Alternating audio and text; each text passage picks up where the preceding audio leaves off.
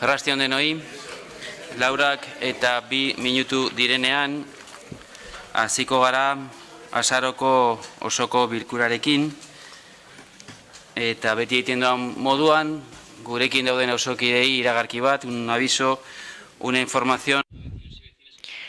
Ohar bat, bizilagunentzat interpretazio zerbitzua daukazue zuen esku eta horretarako behar dituzuen gailuak eskura dituzue.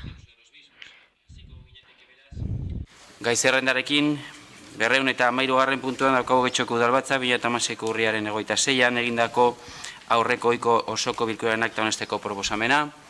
Ez da iradokizunek aurkeztu, beraz, honetzitzat eman dezakegu, inork ez baldin badu zer esaten, eta hurrengora pasatuko gineteke, alkatetzaren esparruaren barruan, 214. puntuan, bozeramaileen batzordearen akordioaren berri ematea, azaroaren 25. udal erakundearen adierazpena, emakumeenganako indarkeriaren aurkako nazioarteko eguna. Idazkari jauna. Adierazpena honela dio. Nazio Batuen Batzar Nagusiak azaroaren 25 izendatu zuen emakumeen aurkako indarkeria ezabatzeko nazioarteko eguna. Eta egun hori kontuan hartuta, bat egiten dugu emakumeen aurkako indarkeria eta etxeko indarkeria prebenitzeko eta horien aurka borrokatzeko 2011ko Europako hitzarmeneko oinarrekin Istanbuleko hitzarmena delakoarekin. Izan ere, emakumeen aurkako indarkeriari buruzko Europako lehenengo tresna juridiko loteslea da. Baita giza eskubideen urraketa larri horren aurrean irizmen handiena duen nazioarteko ituna ere.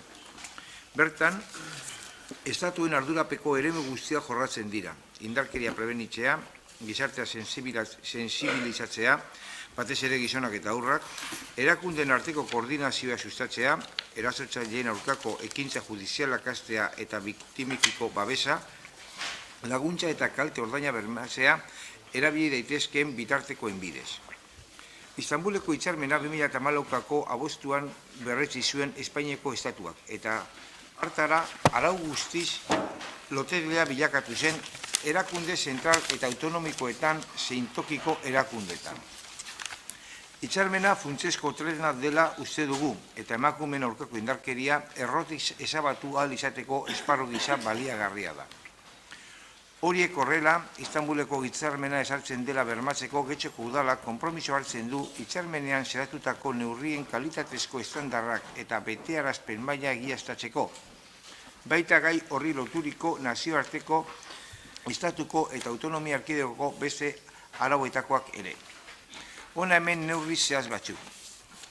Bat, emakumeen aurkako indarkeria giza eskubideen esparrura eramatea. 2, emakumeen kontrako indarkeria, mota desberdinak identifikatzea eta aurre egiteko dinamika bultzatzea normalizazioan ez erortzeko makro zein mikro erasoak salatuz.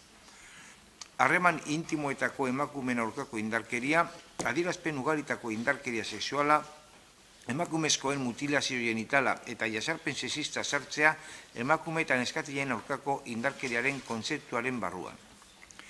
Hitzarmen ezartzeko esparruan sartutako indarkeriaren modu guztiei buruzko gaien inguruko datu estatistiko datu zehe eta bereizleak jasotzea, tarte erregularren arabera. 5. Generoaren ikuspegia eta diskriminazioaren debekoa ezartzea, indarkeriaren esparruko printzipio nagusi gisa. 6. Indarkeriari aurre egiten dioten emakumei rol nagusia esleitzea programen ebaluazioan eta jarraipenean, eskubideen titular gisa. 7. Emakumeen intimitate eskubidea ezartzea arretako bide osoan. 8. Indarkeriaren aurkako aurren eskubidea beraria aipatzea, batez ere neskatileen eskubideak. 9. Arretako langileen prestakuntza derrikorrez aitortzea, eta ez sentsibilizaziorako ekintza soil gisa. 10. Gizarteak emakumeen aurkako indarkeria prebenitzen eta borrokatzen laguntzea sustatzea. Berdintasun politika sustatuz eta eraso matxisten kontrako protokoloak indartuz edo martxan jarriz eta gizartearen erantzun soziala sustatuz. 11. Erakunden arteko koordinazioa bultzatu tokiko protokoloak martxan jarriz, arreta zerbitzuak hobetzeko eta indarkeriari aurre egiten dieten emakumeen birbiktimazioa ekiditzeko. 12. Mugimendu feministarekin eta emakume elkartekin elkarlana bultzatu. 13. Gai honetan beharrezkoak diren neurrien finantzak eta bermatzeko mekanismo zehatzak ezartzea. Bukatzeko, Getxoko udalak bat egiten du azaroaren 25-erako deituak izan diren mobilizazioekin eta jendarte osoari deia luzatzen dio part ardezan.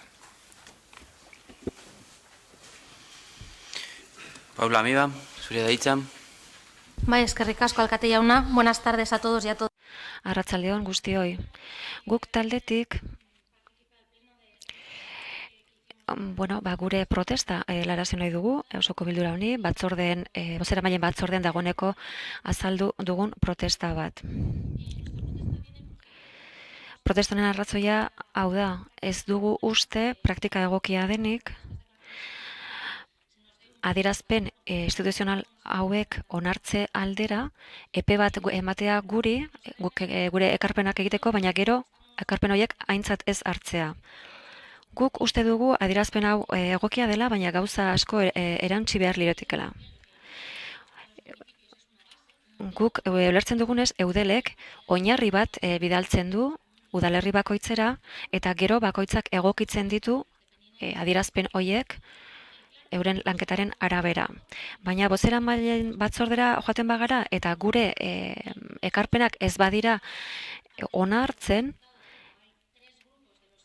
eta aitzakia da eudelen osoko bilkuraren alderdi bat, zati bat, parte bat ordezkatuta dagola, gure ustez ordezkaritza hori ez da nahikoa.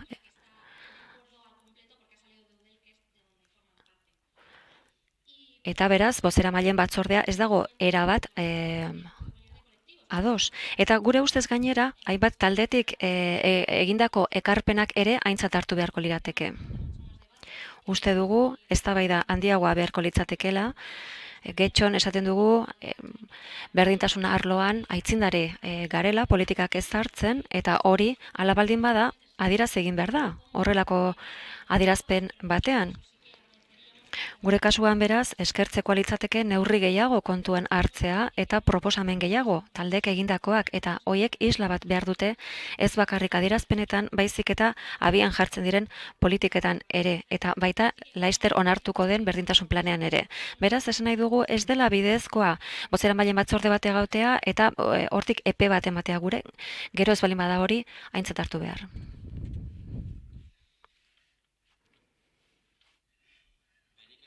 Hartu behar detitza azken batean bozeramaileen batzordearen lehendakari naizen einean, ezta? Eta benetan harrituta nago orain guk Getxoren bozeramaileen hitzak entzuten dudanean, ezta? Hitze esandako hitz guztiak ez datoz bat bertan azaldu eta erabaki izenarekin.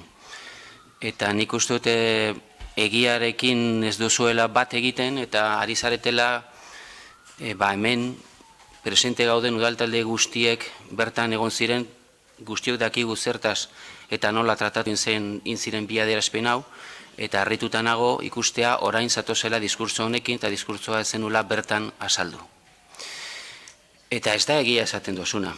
Esaten duzu ez direla proposatzen diren puntua kontutan hartzen. Bai hartzen direla kontutan.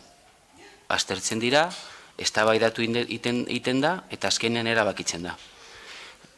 Beste gauza bat da esatea ez direla onartzen, zuk ez duzu hori esan duzu ez direla kontutan hartzen, ez da egia, kontuta hartu ziren, eztabaidatu ziren, aztertu ziren, eta guztiok iritzia eman ondoren, erabaki zen ez onartzea, hori demokrazia da, demokrazian gehiengoak erabakitzen dute. Eta bertan zabaldu zen eztabaidan argi eta garbi geratu zen alderdi guztien aldetik, pleno honetara datorren adierazpena zera minimo komun denominadorea. Zuek nahi zenuten beste proposamen batzuk jarri eta aldatu adierazpen hau, eta beste guztiak esan zuten azken batean adostasuna testu horretan zegola. Orduan, nik eskatuko nizueke demokratikoki onartzeak gehiengoak erabakitzen dutena. Eta esatea egia. Eta egia da, bertan kontutan hartu zirela maigainan jarri ziren proposamen guztiak. Baina ez ziren onartu gehiengoak ez zuelako egokia ikusi.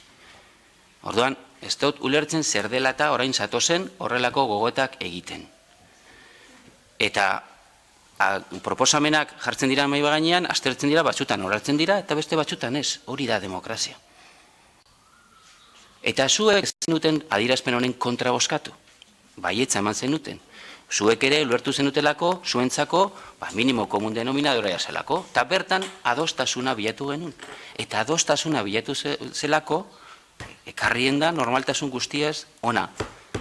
Eta orduan, nik uste dut injustua zaretela alderdi guztiekin, zi guztiok egin zuten alegin importante bat politikoki azken batean adostasuna bilatzeko, eta proposamen hau berdin sarea saretik dator, eta eudeletik dator, eta eudelen adostatukako proposamena da, eta beraz bat egiten dugu eudelen gauden guztiok adierazpen horretan.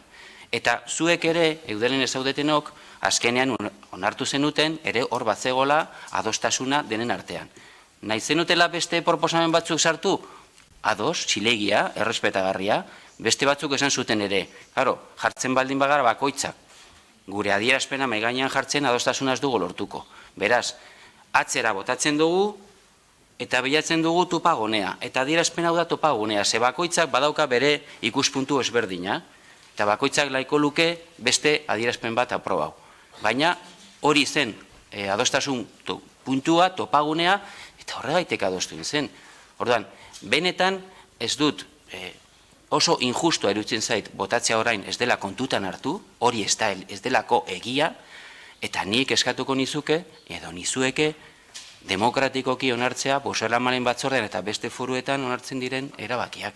Hori bait da demokrazia. Eta ekartzen dituzuen proposamenak egokiak baldin badira, eta guztiok, edo gehiengoak horrela onartzen baldin baute, onartuak izango dira. Naturaltasun guztirekin, beste adierazpen batzutan horrela gertatu da. Orduan, ez dut benetan ulertzen zer dela eta zatozen honekin. Ez dut benetan ulertzen. Eta nik uste dut ari zaretela egiari faltatzen, eta ari zaretela nolabait oso paper txarrean jartzen beste udaltalde politiko guztiak. Ze denak egin zuten alegin importante bat, topagune bat bilatzeko helburuarekin. Orduan, benetan, nik ez dut ulertzen eta harrituten hau zu horrelako diskurtsoa entzuterakoan. Bai, Paula Mieba. Vale, a ver, lo que... Esan duena zera da. Guk egin duguna protesta bozeramaileen batzordean egindako berbera da. Bai, esan nuen ados geundela honekin, baina gutxieneko hau oso gutxieneko iruditzen zitzaigun. Eta gure proposamenak ez ziren aintzat hartu, ez bai ziren bozkatu. Gure proposamenak ez ziren bozkatzera iritsi, eta beste talde batzuek ere egin zituzten proposamenak, eta niri kezkagarri iruditzen zait, beste talde batek proposamen bat egin izatea, baina ez egitea gutxieneko hori badagoelako. Horregatik, guk gure ekarpenak eramaten ditugu, bozeramaileen batzordera, horretarako gaude, baina guri esan ziguten, bai, irakurri ditzakezue, baina ez dira bozkatuko, baina hori aintzat ez hartzea bezala da, ez entzunarena egitea da. Guk, erabilitako metodoa ez dugu zalantzan jarriko, baina behar bada, prozesu honi lehenago eman behar zaion hasiera. Denbora gehiago izan genezan, talde bakoitzak zer sartu nahi zuen edo zer sartu nahi ez zuen erabakitzeko.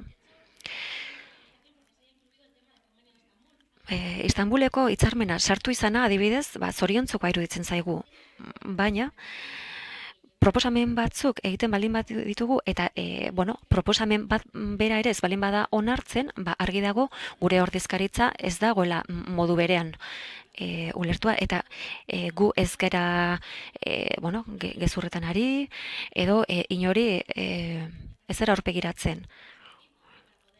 Gure ustean demokrazia horretarako dago, ados egoteko edo ez egoteko, eta bakoitzak bere ekarpenak egiteko. Mila esker. Sartuko eztabaidan, baina gauzak argi usteko. Bozeramaileen batzordean ez dugu literalki bozkatzen. Udaltalde politiko bakoitzak bere iritzia adierazten du, eta nik alkatean izen heinean begiratzen du zelako gehiengoak dauden. Kasu honetan, adierazpen honekin denok bat gentozen.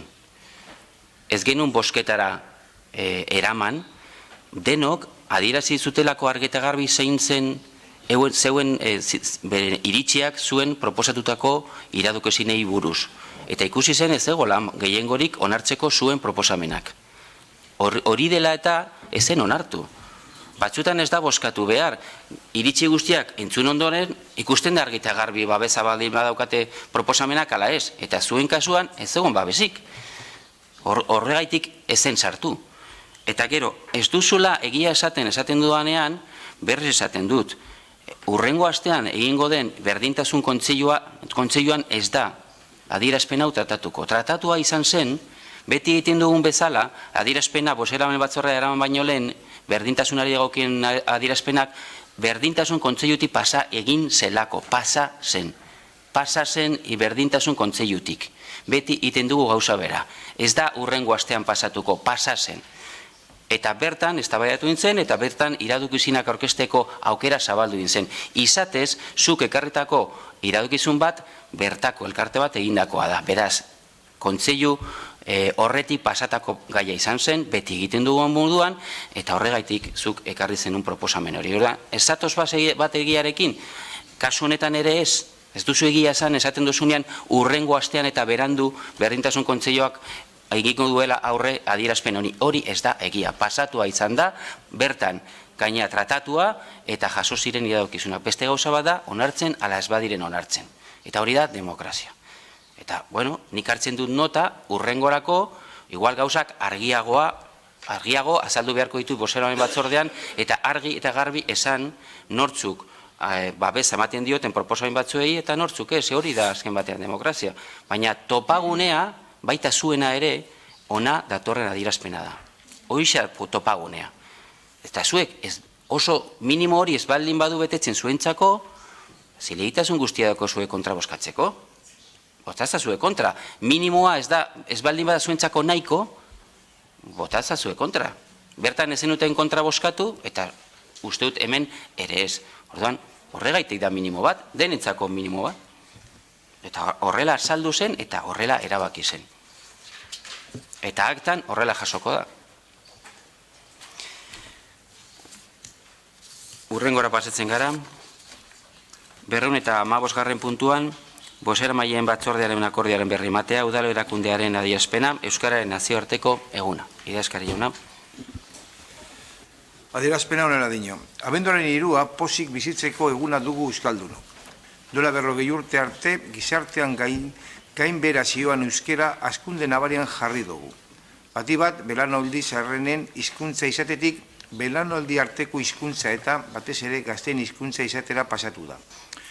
Ingurune jakin batzuetara mugatuta egotetik sekula bereak izan ez dituen esparru sozialetan ere nor izatera.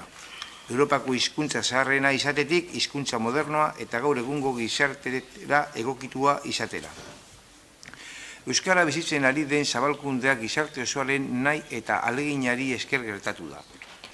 Norbanako askoren eta kolektibo askoren ekimenari esker. Jende askoren eskuzabaltasunari esker. Gizarte osoa proiektu kolektibo gisa bereganatu izanari esker. Konpromiso publiko eta pribatuari esker. Gizartearen adostasunari esker. Hizkuntza elkarbizitza gizarte elkarbizitzaren osagai egin dugu. Gizarte kohesioaren funtsezko elementu. Hizkuntzen berdintasuna eta norbanakoen hizkuntza autua herritar guztion aukera berdintasunaren oinarrian jarri ditugu. Euskararen nazioarteko eguna badugu, baitere indar berritzeko eguna. Izan ere, gaur egun oraindik bi hizkuntza ofizialen berdintasun sozialetik urrun gaude. Euskarak eta gaztelaniak erabilerari dagokionez legezko aitortza berdina dute, baina gizartean egoera desberdina bizi dute. Horregaitik urratsak ematen jarraitu nahi dugu. Bi hizkuntza ditugu ofizialak Euskal Autonomia Erkidegoan. Baina helburu izaten jarraitzen du gizartean oroar hizkuntzen arteko berdintasun sozialera iristeak. Hizkuntza aniztasunaz arro gaudelako eta euskararekin munduko hizkuntza aniztasunari egiten diogun ekarpenaz ere arro gaudelako. Hizkuntza aniztasunak gure gizartea aberazten duelako, euskarak hizkuntza aniztasuna aberazten duelako. Eta beraz, gutako bakoitza aberazten gaituelako. Euskara, etxeparek esan bezala, plazan nahi dugu, indartsu eta sendo nahi dugu bere lurralde guztietan. Euskara hizkuntza erabilia eta bizia izatea. Horra gure helburua. Guztion gogoa eta alegina eskatzen dituen helburua. Helburu ilusionagarria, denoi dei egiten digun helburua. Norbanakoi eta kolektiboi, herri agintei, alderdi politikoi, langileen sindikatuei, enpresari elkartei, kirol, aizialdi, naiz kultura arloko elkartei, gizartearen arlo desberdinetako erakundei eta barri. Gustuko dugun helburua da, gustura hartzen dugun konpromisoa. Horregaitik, herri aginteok eta askotariko gizarte eragileok elkar hartu eta ospatu nahi izan dugu aurten Euskararen eguna. Euskara eta hizkuntza elkar bizitza sendotzeko konpromiso bat hartu nahi izan dugu. Nor bere neurrikoa, nor bere alaren araberakoa. Horretarako, gure buruari galdera bat zuzendu diogu. Zer egin dezaket nik Euskararen alde? Adierazpen honen sinatzaileok galdera horri erantzun propio emain nahi diogu. Gure esparruan Euskara modu edo neurri batean zein bestean indartzeko erantzun bat. Era berean, herritar guztiak eta gizarte eragile guztiak gonbidatu nahi ditugu galdera hori bera egitera eta nor bere neurriko erantzuna hausnartzera. Guztion ekarpena baitira baliagarri eta onuragarri Euskararen bizi berritzerako eta guztion arteko elkar bizitza sendotzeko. Ospa dezagun bada pozik eta harro Euskararen nazioarteko eguna. Eta bizi dezagun aurrera begira Euskara, gure artean eta egunerokoan hizkuntza bizi eginez. Zer egin dezaken nik Euskararen alde, galderari erantzunez eta galdera bera Euskal gizarte osoan zabalduz. Inork ez baldin baitu eskatzen, bai, Nerea Jarrubia. Bai, labur komentatzearen, bozeramaile batzordea, bai, azaroaren 25ean, bai, abenduaren 3ko adierazpenari, bai, eskoa eman genion, eta, azaldu genuen bezala, onargarria iruditu zitzaizkigun testuak, beti ere noski badaude hobetzeko gauzak, baina nahiko onargarriak iruditu zitzaizkigun testu horiek. Eta horrekin batera, eta bozeramaileen batzordean adierazi genuen bezala, interesgarriena guri iruditzen zaiguna da azken finean, ez bakarrik adierazpen hori babestea, baizik eta hizkuntza zein berdintasun politikak martxan jartzea, hizkuntza eta berdintasun politika eraginkorrak martxan jartzea, baliabide guztiak martxan jartzea, benetan bai berdintasunean oinarritutako jendarte feminista bat erdiesteko, baita ere Euskaldunon hizkuntza eskubideak bermatuko dituen jendarte bat erdiesteko, besterik gabe. Horretan jarri nahi dugu indarra. Esker, beste norbaitek. Hurrengo puntura pasatzen gara beraz. Ogasuna kontuak ekonomia sustapenak giza baliabideak hezkuntza gazteria eta Euskararen esparruaren barruan 216. puntua udal diruzaintzaren 3 hileko txostenaren berri ematea 15/2010 legearen 4. artikuluan xehatutakoa bete behar 2016ko 3 hilekoa. Idazkari jauna. Batzordearen proposamen hau da. 23/2016 diruzaintzako txostenaren edukiaren jakitun izatea. Txosten hori bete beharrak ordaintzeko legezko epeak betetzeari buruzkoa da.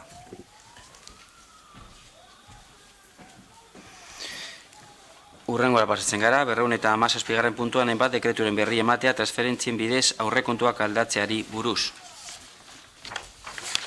Batzordearen proposamen hau da. Transferentziaren bidezko aurrekontu aldaketaren dekretu eta jakitun geratzea. Bertan zerrendatzen dire dekretuak eta kopuruak.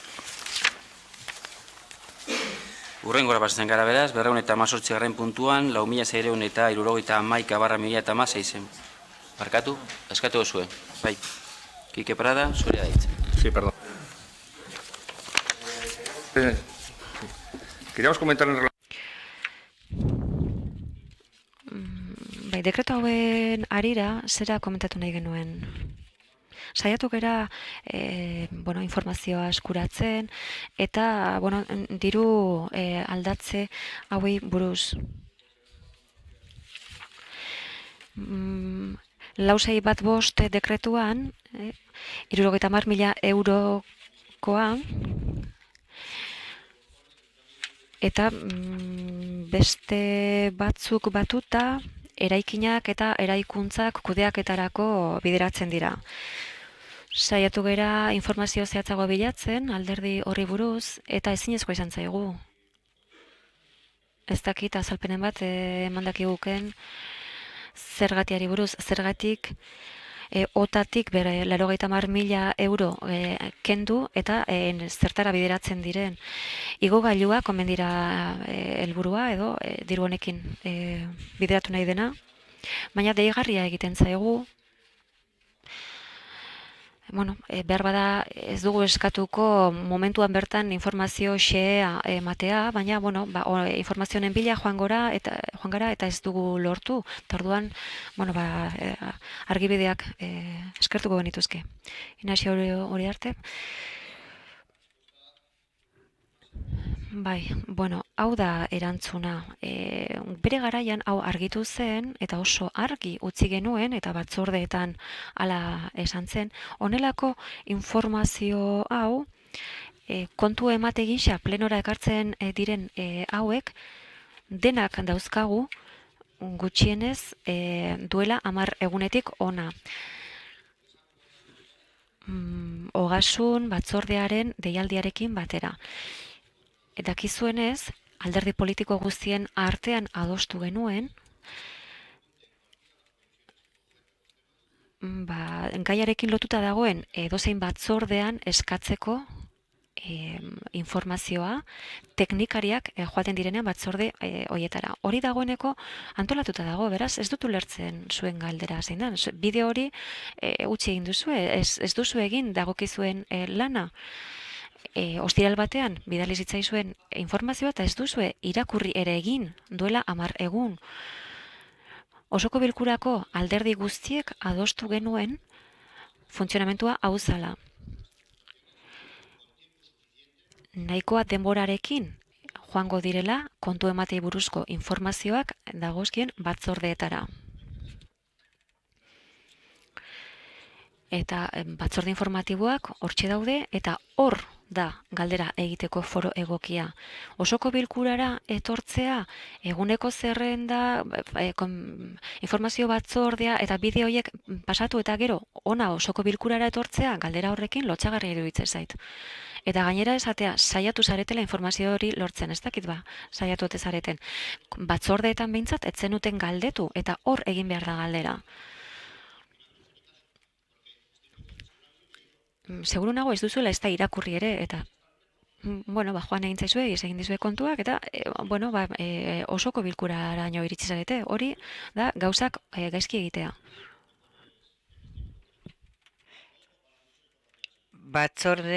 Informazio batzorderak uzten dut gaia. Jatorria da, otaren kontratua, diru kantitate txikiagoa dauka, erabili daiteke, eta udal eraikinetarako lan larriak behar diren ez egin, ez dakit ze eraikinetaz ari garen kasu honetan zehazki, desente daudelako, baina erabaki genuen. Foroa informazio batzordea dela. Iez egin dizue. Atzor arte edo gaur arte ez duzue puntua begiratu eta orain osoko bilkura zatoztera galdetzera. Hori da egia. Gauzak horrela dira. Geratu ginen alderdi guztiak berriro errepikatzen dut. Osoko bilkura honetako denok erabaki genuen, gai ordenan azaltzen dira 10 egun lehenago kontu emateak ostiral batean urrengo asteazkenean informazio batzordeak nahiko denbora daukazu irakurtzeko eta galdetzeko.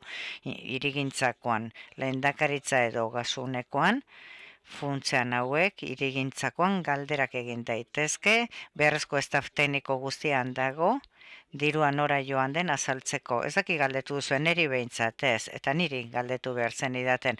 Gaur goizan galdetu izan bazen idate, erantzungo nizuen, baina orain osoko bilkuran galdetzen badidazue, buruz ez dakit zehazki nora joan den, baina egun batzuk pasatu dira galdetzko aukera eduki zenutenetik. Hori da dagoen azalpan bakarra. Harritzen hau, kontu honekin ona etortzeak. Kike Prada. Inazio, zure ausardia lotsagarria da. Edukazio gutxikoa, ustezko kontuak besteen ahotan jartzea eta arrastorik ez daukazu. Dekreto ez da zu irakurri ez da zeuk ere. Orain ari zara irakurtzen eta ezakizu zertaz dijoan oso larria iruditzen zait. Seguruenik ogasuneko arduraduna da etxeko lanak egiten ez dituena. Informazio hau nun dago. Teknikoen buruan ez dago espediente batean. Norbaiten buruan zu zeu ere etzara gogoratzen. Dekretua orain 30 segundu irakurri duzu. Eta gainera beste hoi leporatzen diguzu lana ez dugula egiten. Zuk oraintxe bertan, getxo bezalako ogasun arduradun batek lotsagarria iruditzen zait eronetako azalpenak ematea. Beste kritikatzera mugatzen zara inolako oinarririk gabe. Ausardia, lotsagarria, zure jarrera, eskerrik asko. Ignacio, berriro diotzut. Hau azaltzeko foroa batzordea da. Horrela erabakita dago, gai ordena badaukazue. Ni sinatzen dut beraz irakurtzen dut. Gai ordena daukazue eta ogasun batzordean irakurtzen dut. Garbi dago, galdetzen dut zalantzarik bai, ez duzu ezer esaten orain, 7 egun galdetu nizuen. Zalantzarik bai, esan zenuten ezetz. Eta zalantzekin orain zatoz. Jatorria, bai, badakit buruz. Ez dakit, ordea, ze eraikinetara zehazki, baina jatorria oso garbi azaldu dizut, baina berriro esaten dizut. 10 egun, eta informazio batzordean galdetzen dizuet, irakurtzen dut gai ordena eta galdetzen dizuet. Zalantzarik esan, inolako zalantzarik esan. Eta bestela han zehazki azalduko nizuen, urrengoan noski azalduko dizuegu. Si. Kike Prada. Arrazoizkoagoa iruditzen zait azken parte hartze hau, baina aurrekoa, berriro diot, kontrolatu ezazu zure ausardia. Eta lotsagarritzat ez jo besteak.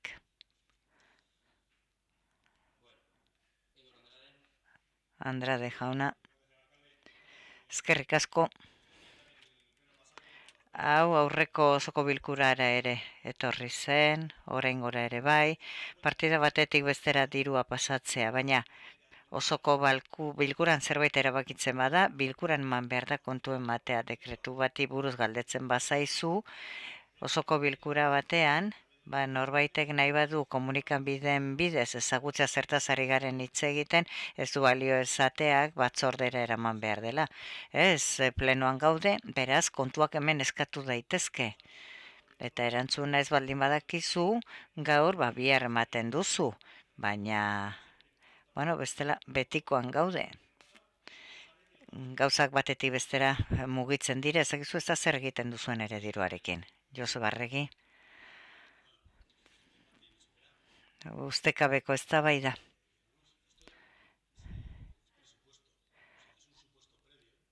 Hau ustezko kasu bat da. Partidak eduki behar dira, sortzen diren beharrei erantzuteko. Funtzionamentua garbi geratu dadin, kasu honetan, ogasunetik aurrekontuetatik esaten digute udal eraikinetarako partida agortzen ari da, eta beste ez dakit, saneamentuetarena, eta esaten digute,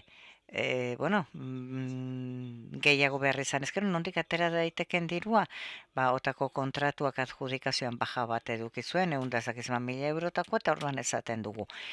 Diru hau, hemen, soberakin dena, beste partida honetara pasatu dugu hor motz geratu garelako.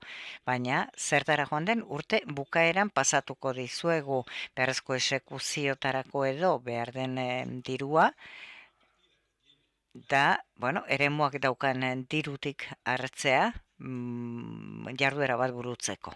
Kike Prada, último turno. Gracias, Joseba. Kontuak eskatu eta, zinegotzi baten astinaldia entzun ondoren, zure entzun eta arrazoizkoa eskerrik asko, Joseba. Jarraitzen du orduan, urrengo puntura, 218. puntua, kasunetan bai, 4.671/2016 zenbakidun dekretuaren berri ematea, kreditua prestatzearen bidez egindako aurrekontuaren aldaketari buruz. Batzordaren proposamen hau da, kreditu prestatzearen bidez egindako aurrekontuen aldaketaran dekretu honen jakintzat ematea. 4.6/2016, zenbakidun dekretua 6.292,47 euroko zenbatekoa, Getxo Kirolaren artxiboa digitalizatzea. Lanbide 2016. Eduardo Andrade. Gracias, señor alcalde. Nuestro partido va a apoyar, como no va a ser de otra manera, esta propuesta de aprobación de este crédito adicional por importe de 32.000 euros para realizar el pilotaje del Getxo proyecto Bizkai Digital Market. Parkatu, Andrade jauna, aurrekoan gaude, da berri bat ematea aurrekoa, eta aurrengoan bai dela ja proposamena onartzea edo ez onartzea. Bai, 219. puntuan, hori bai, gehigarrizko kreditua ematea onesteko proposamena. Diru laguntza izenduna, Zekobiri ematea Getxon piloten ezarrera Bizkaia Digital Market proiektuaren arabera burutzeagatik. Bai, idazkari jona. Batzarren proposamen hau da. Honesteak gehigarrizko kreditua emateko espedientea, aurtengo 58, 72.810 euro duela. Aurrekontu partia hori lotuta dagoena, Zekobira ekonomia sustapena, eta ateratzen da diruzaintzako gerakina gastu orokorretarakoa. Bai, Inazio Uriarte. Bai, alkatea ona, eskerrik asko, arratsaldon guztioi berriro. Pasadan astean, ogasun batzordean, orain dela 7 egun, proposamen hau zehatz bat azaldu egin zen, gaur osoko bilkura horretan, gaizerrendako puntu honetan ekartzen dugun proposamena eskematikoki azalduko dizuet. Batez ere, zer, nori, zertarako, zergaitik eta zelan. El punto, el que se propone...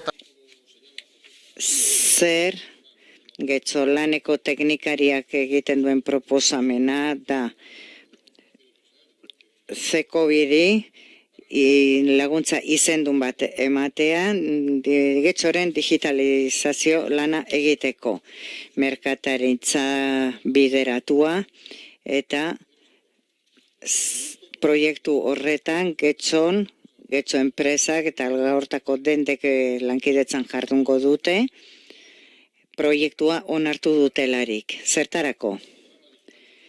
Den digitalizazioa lortzeko Getxon, errazteko, bultzada gehigarri bat oso garria, Bizkaiko Foru Diputazioarekin, merkataritzarekin, Getxoko zerbitzu enpresekin lankidetzan, irisgarritasun erraza edukin dezaten, merkatu virtual, lokal indartsu, zabal eta eskuragarri bat egon dadin. Getxoko merkataritza virtualaz ari gara eta pilotajea lehenengo esperientzia, lehenengo sartzen dena nahi dugu Getxon izan dadin. Zergatik, denda txiki eta ertainak zerbitzu autonomoak direlako merkataritza zarea osatzen dutenak, baita ere internetek ematen dituen abantailetatik urrunen daudenak, eta denbora eta baliabide gutxien dituzten pertsonak bakarka lan hori egiteko eta berdintasunean leian aritzeko. Indarrak batzea elkarren probetsuan aritzea da gure herri administrazio bezala egiteko bat. Bretza digitala gainditzea merkatu bakar bezala funtzionatzea da baita ere gure udal bezala egitekoetako bat. Denda txiki ertainei, zerbitzu txiki ertainei eta autonomoi laguntzeak Getxoko udalaren betiko lana da. Eta Zekobik Bizkaia digital bidean lanean jardungo du, aipatu den diruaren bidetik. Zehazki, Bizkaia digital marketekin lankidetzan jardungo du. Barkatu testua irakurtzen ari da eta ez daukagu testurik eskuetan eta ari den abiadan ezin diogu jarraitu. Que se interesen por formar parte de este proyecto colaborativo. Mila esker.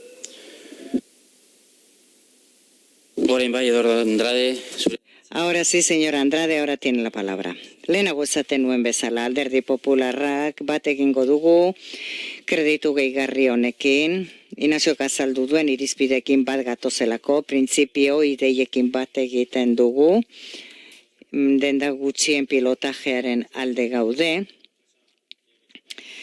Zekobike kudeatuko duelarik eta Alderdi Popularrean beti esan dugun bezala, bat egiten dugu, Osoko bilkura honetan denda txikien alde egiten diren proposamen guztiekin eta beti bezala eskatzen dugu baita ere gobernu taldeak kontuan arditzala merkataritzaren alde beste taldetatik iristen diren proposamenekin. Eskerrik asko, Susan Andoio.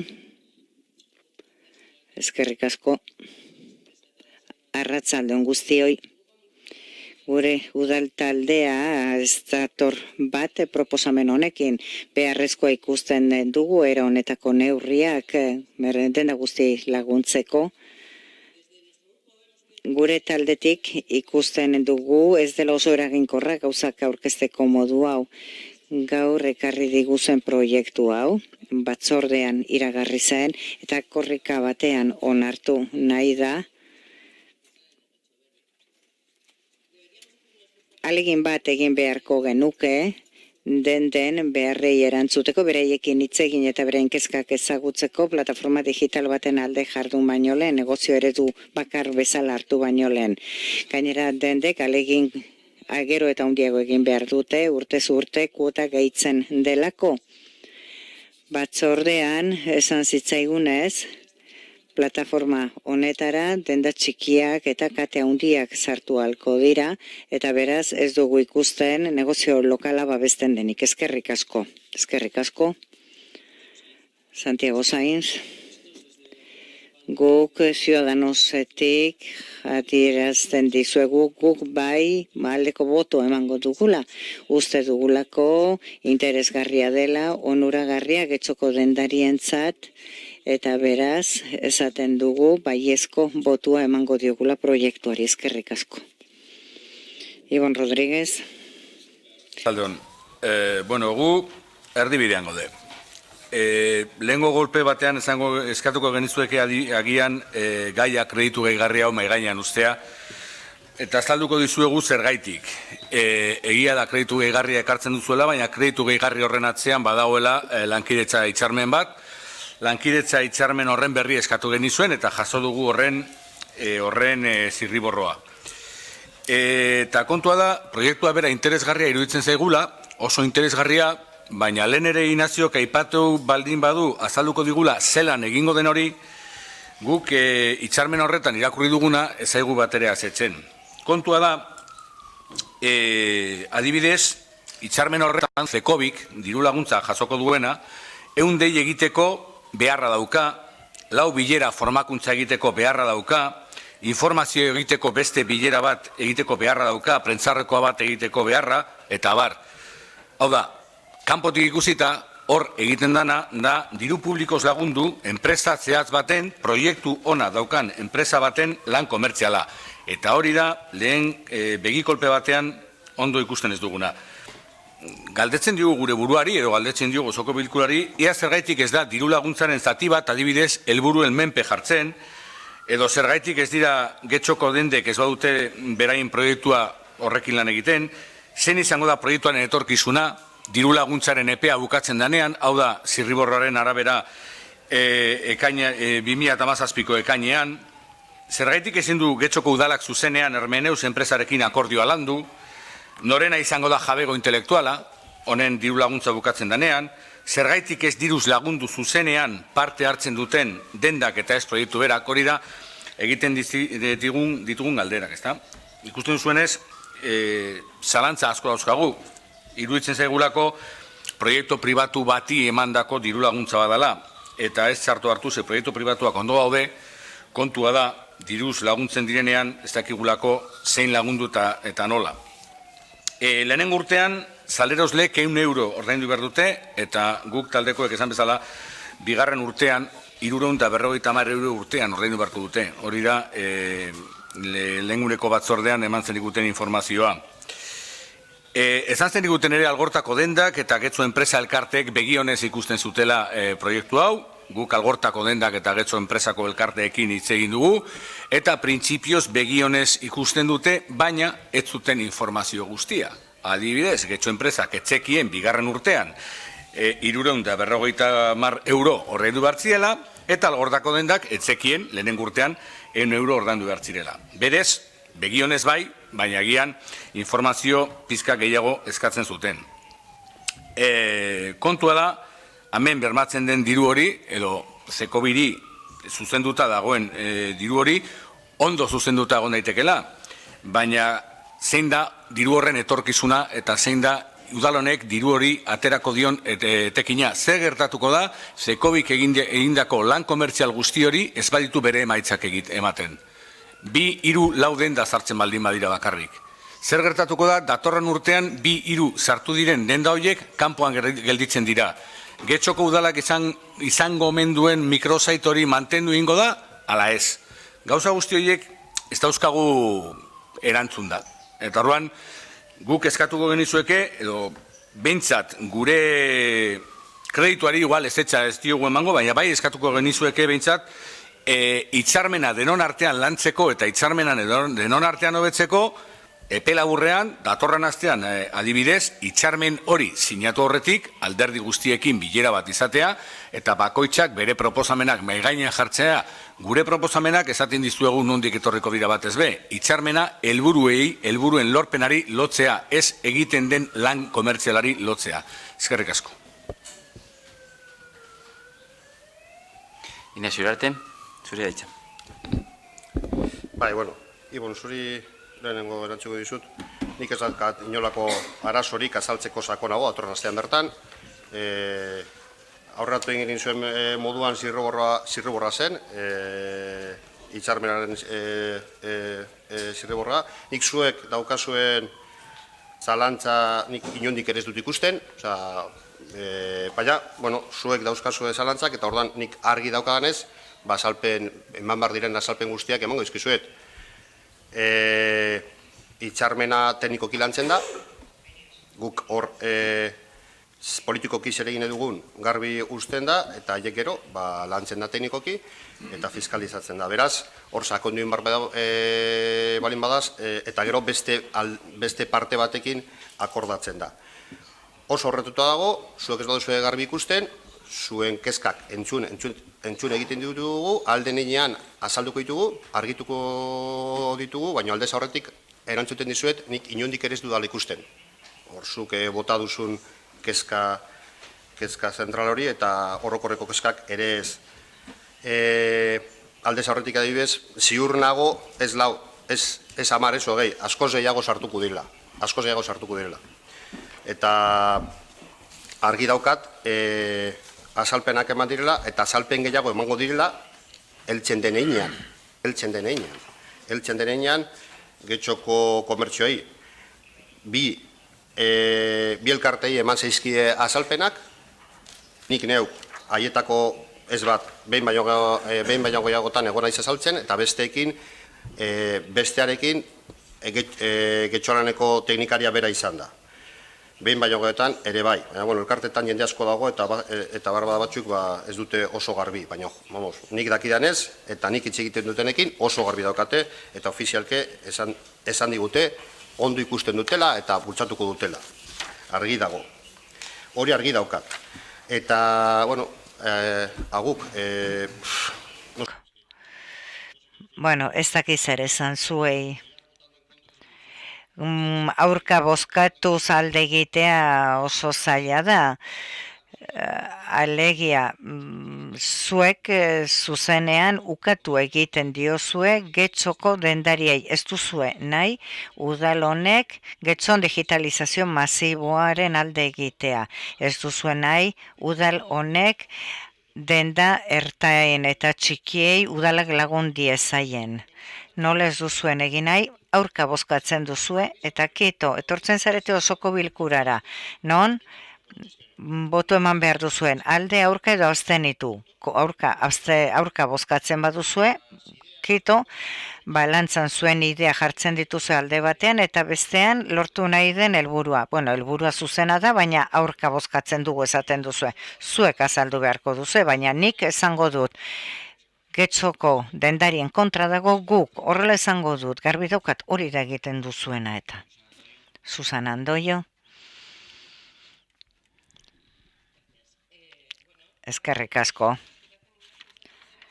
Zuk zeuk esaten duzu erosleri gehiago erraztuko diola negozioa.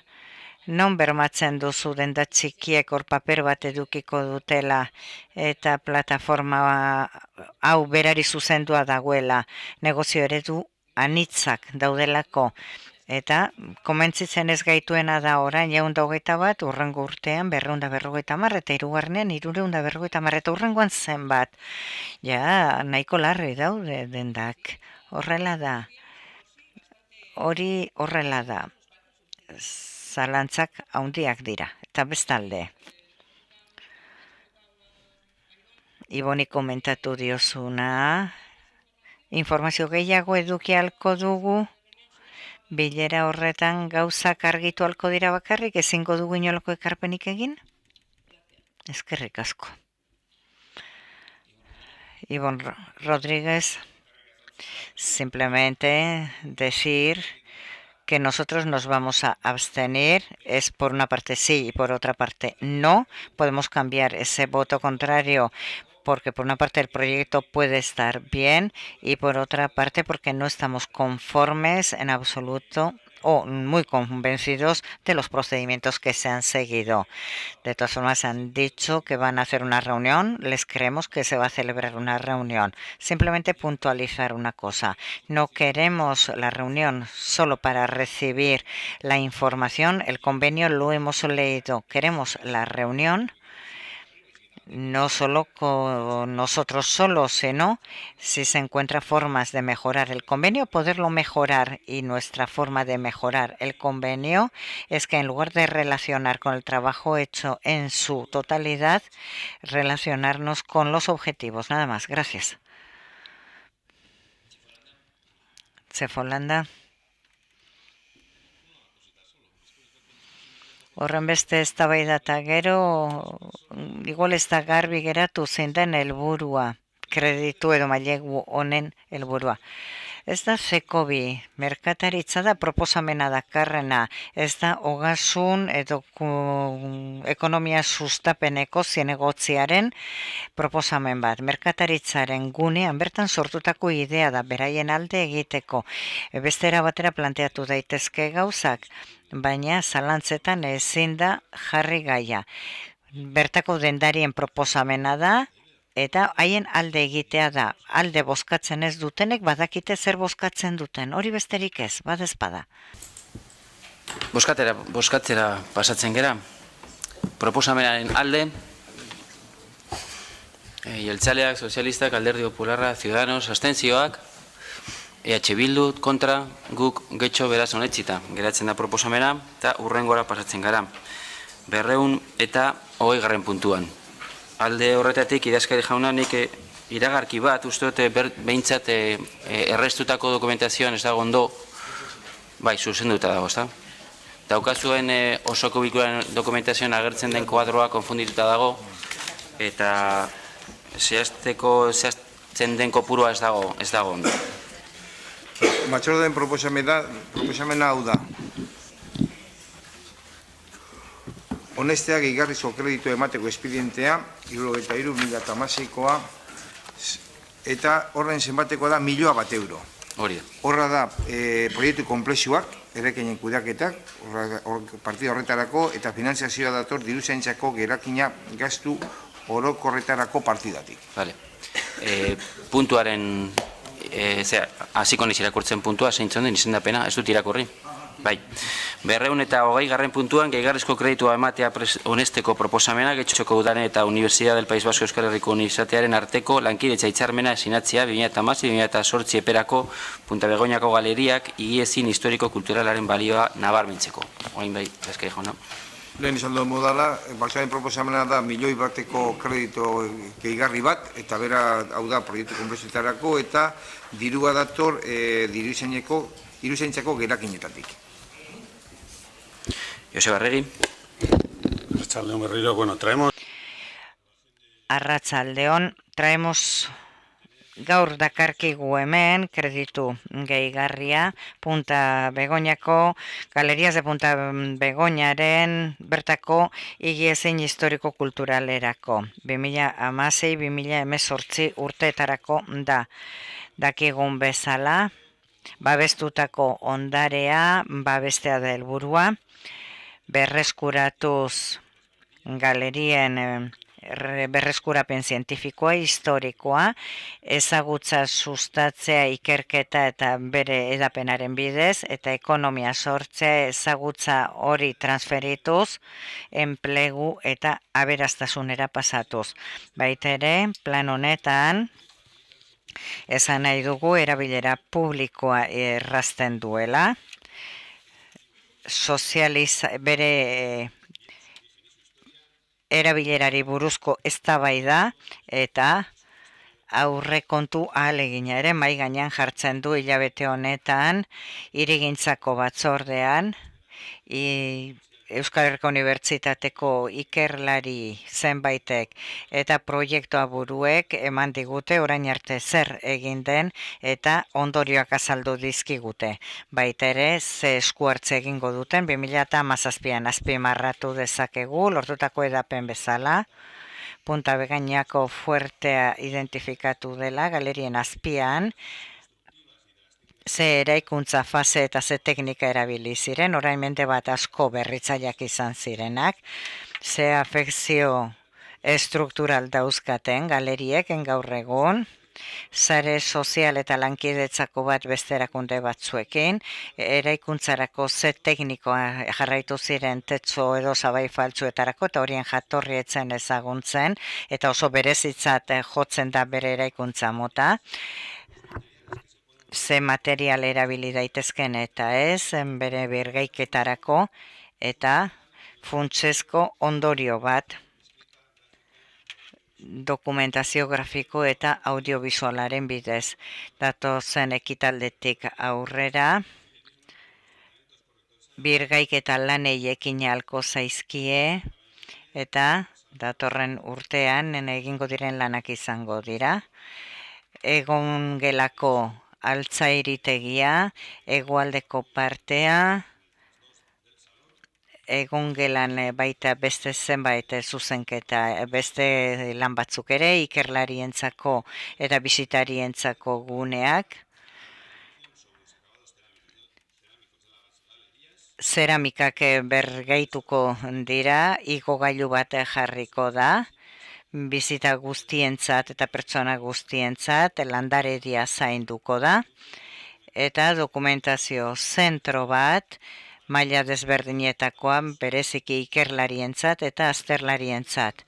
Baita ere azpimarratu behar da, zer nolako zabalkundea lortu dugun, eta horri buruz datu hobek eman zizkiguten galeriak, 2.300 pertsona inguru bizitatu dituzten, nazioarte mailan erreferente zientifiko bezala sendatu da, babestutako ondarean, eta aurkezpenak egon dira nazioarteko kongresuetan eta artikulo zientifikoetan, mazera maierako 7 lan, eta 5 doktoreko tesi egin dira, eta 2 unibertsitate masterretan tratatzen da gaia, ondareko Europako jardunaldietan parte hartzen da, Donostiako erronka katalean parte hartu da, zientziaren astean, eta UNESCO katedrako topaketa batean. Gainera, bukatzeko esan behar da, proiektu hau Euskadiko zientzia teknologiako 50 planetako baten dela, 2020 iragarri direnetan, zientzia industrial kulturalen barruan. Eta bukatzeko, hori ere eman digutelako, mahai gainean daukagu erakunde bezala,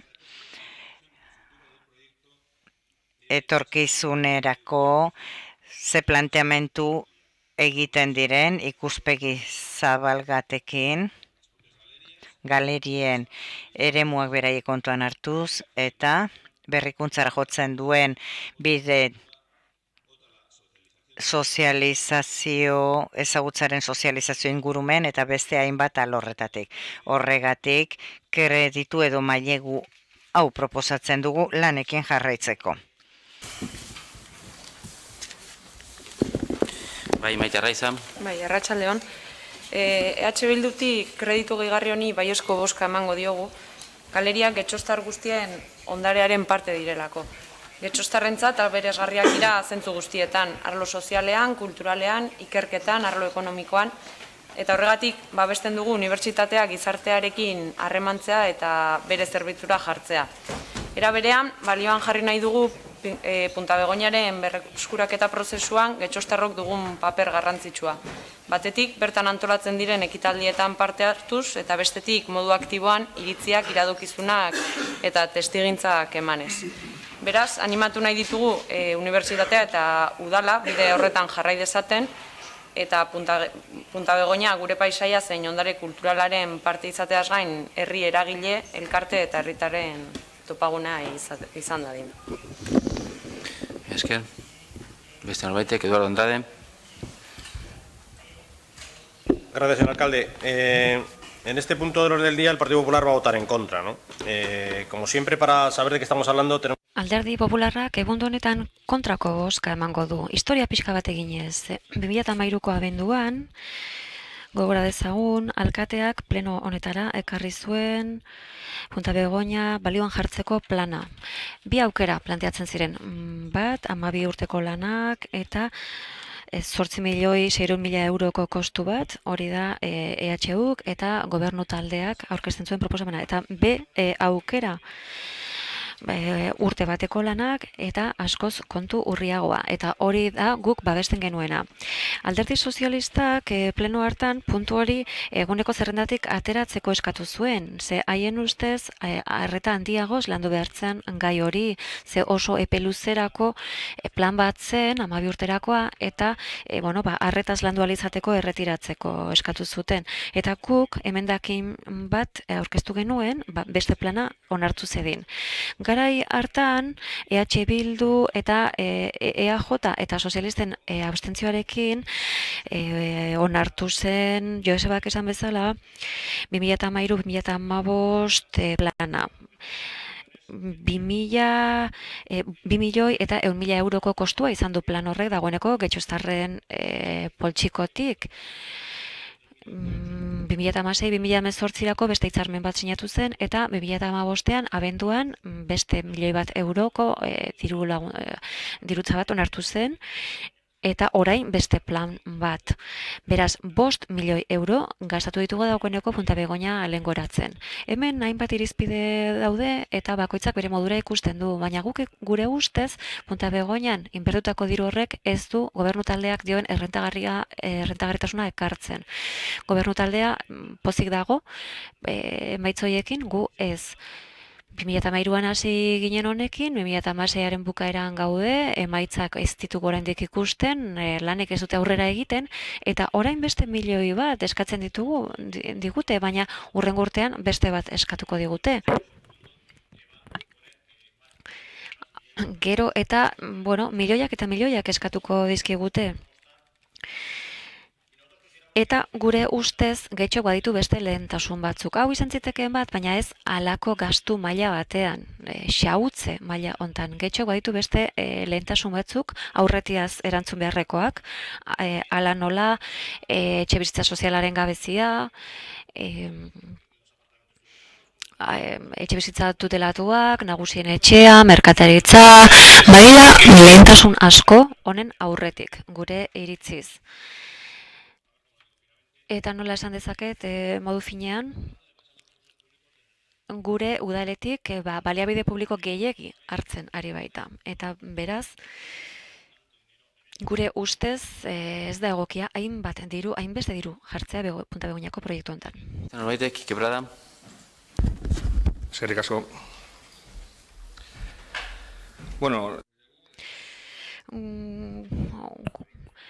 Gu Punta Begoñaren lehengoratzearekin ados gaude, aspalditik gaude honen garrantziarekin ados, baina oraingoan ere abstentziora joko dugu. Gukek ez du eraikin horren lehengoratzea oztopatuko, baina egia da, hainbat alderdi kritiko badituela lan honek, eta xehetu egingo ditugu. Iaz esango nun eta uste dut hurrengo urteetan ere esango direla. Gure ustez ikusita desglosia nolako eden publizitatea eta beste hainbat alorretara diru bat bideratzen da, eta gure ustez ez da beharrezkoa edo behintzat ez hainbeste diru. Inbertsioa gehiegizkoa iruditzen zaigu, bai diruari, bai epei dagokienez. Eta gainera, eta EHUko teknikariek azaldu ziguten bezala, ziurrenik 12 urtez gora luzatuko da proiektu hau. Gure ustez, galeria hauen errehabilitazioa hain luze jotzea, bizkate disparetetik ere badu. Ez zute zaigu hau bihurtuko Egiptoko piramideen pare. Beste aldetik, koherentzia falta edo inkongruentziak aurkitzen ditugu. Gure ondare historikoaren rekuperazioari dagokionez, eta hemen beste kritika bat egin nahi dugu, EAJaren politika bizkat harrigarria iruditzen zaigu. 30 urtez, EAJak erabat ahaztuta utzi ditu galeria hauek, gero, zorionez, aurrera egin ez zuen hotel baten eraikuntzaren proiektua ikusi genuen, eta gero, beste hau, hainbeste milioi eskatzen dituen proiektu honek. Badira, beste eraikin batzuk, balio historiko handikoak baita ere, baina ez zaie hainbesteko garrantzia ematen. Ez hori bakarrik abandonatuta daude eta eraiste arriskuan, adibidez, Nagusien etxea, Portu Zaharra, eta bar. Alkateak esan zuen eta gu ados gaude, hala esan baitzuen aurkezpen batean, eta saiatuko naiz, zehaztasunez hartzen zuk esandakoa. Egia da, oroimena galtzen duen herriak bere izatearen funtsa galtzen du, baina izan gaitezen orekatuak guztiarekin. Ezin dugu Punta Begoñako galeria rekuperatu, Neguriko tren geltokia erortzen utzi, eta Nagusien etxea ere bai. Horiek ere balio historiko handikoak diren, beraz, hori gertatzeko arriskuan dago, eta guzti dut neko argia azaldu dugula gure jarrera zein dan, eta urrengo ekitaldietan ere diskurtso honekin jarraituko dugu. Joseba Jeforanda. No, yo creo que Joseba... Nik uste Josebak ederki azaldu duela, baina Andrade jaunak aipatu du Alderdi Sozialistaren jarrera duela 3 edo 4 urte. Kontra egin omen genuen hasieran eta gero abstentzioa. Abstentzioa nahi bezala interpretatu daiteke. Gaur Senerren proiektua, ez zuk esan bezala, askoz merkeagoa zen, beste alternatibaren aldean, baina Josebak azaldu duen bezala, uste dut oso ondo azaldu duela. Ez du, horrela esan, baina ondoriozatu daiteke Senerrek errehabilitazio fisiko eta material bat soilik aurkezten proposatzen zuela. Ez dago gaizki, baina orain egiten ari den proiektua asko zurrunago doa. Ez da bakarrik errehabilitazio materiala edo lehengoratze arkitektoniko bat, beste alderdi batzuk ere sartzen dira hor, eta Josebak oso ondo azaldu du hori. Eta, azaltze arren gure jarrera zein den Alderdi Sozialista erabat alde dago. Baina, ez dela izango langilea etorri obra amaitu eta agur, orain know-how ikaragarri bat lotuko zaio proiektu honi ezagutza saltzen saiatu. Horiek, onura horiek kuantifikatzen zaila da, baina hor daude. Hori bakarrik esan nahi nuen, mila esker. Bueno, yo creo que en este... Nik uste dut ez genukela gehiegi polemizatu behar gai honi dagokionez. Baina, 3 argibide emanen dituzke. Udal honek sinesmen osoa dauka unibertsitatean eta haren ikerketa lanean. Eta proiektu berritzaileetan apostuak egiteko ideia babesten du. 2020-rako Euskadiko Zientzia eta Teknologia plan batean sartuta gaude, eta gu gera udalerri bakarra hori egin duena. Eta gero, jakina, gizarte kohesioa sortuko duen baliabide gisa ulertzen dugu gure ondarea.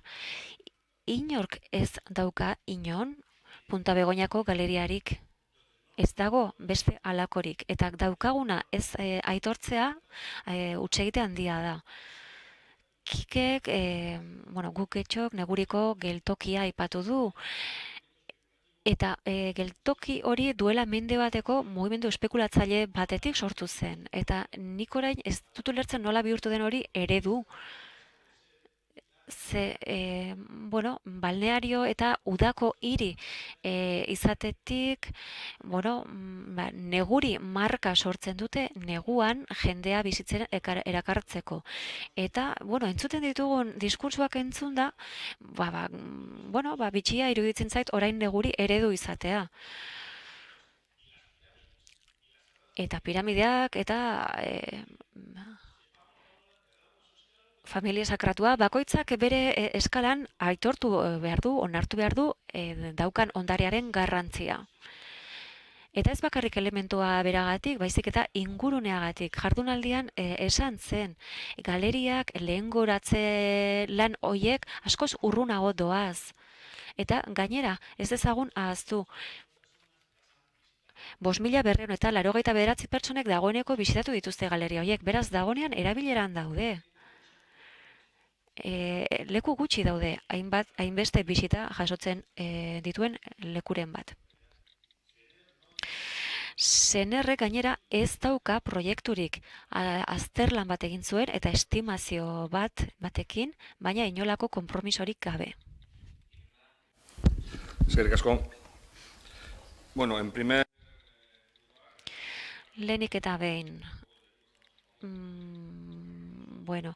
Guk erabat alde dago EHUrekin horrelako harreman bat izateaz, baina berriro diogu, oreka falta izugarri antzematen dugu proiektu honetan. Zenbat eraikin ezin ditugu erabat abandonatuta utzi, naiz eta balio historiko ikaragarria izan, zenbait auzotan aipatu ditugu batzuk. Eta gero beste kontu bat, Joseba, erraz jarri didazu eta EAJak espekulazioaz hitz egin digu. Neguriko tren geltokiaren eraikinaz eta espekulazioaz hitz egin digu.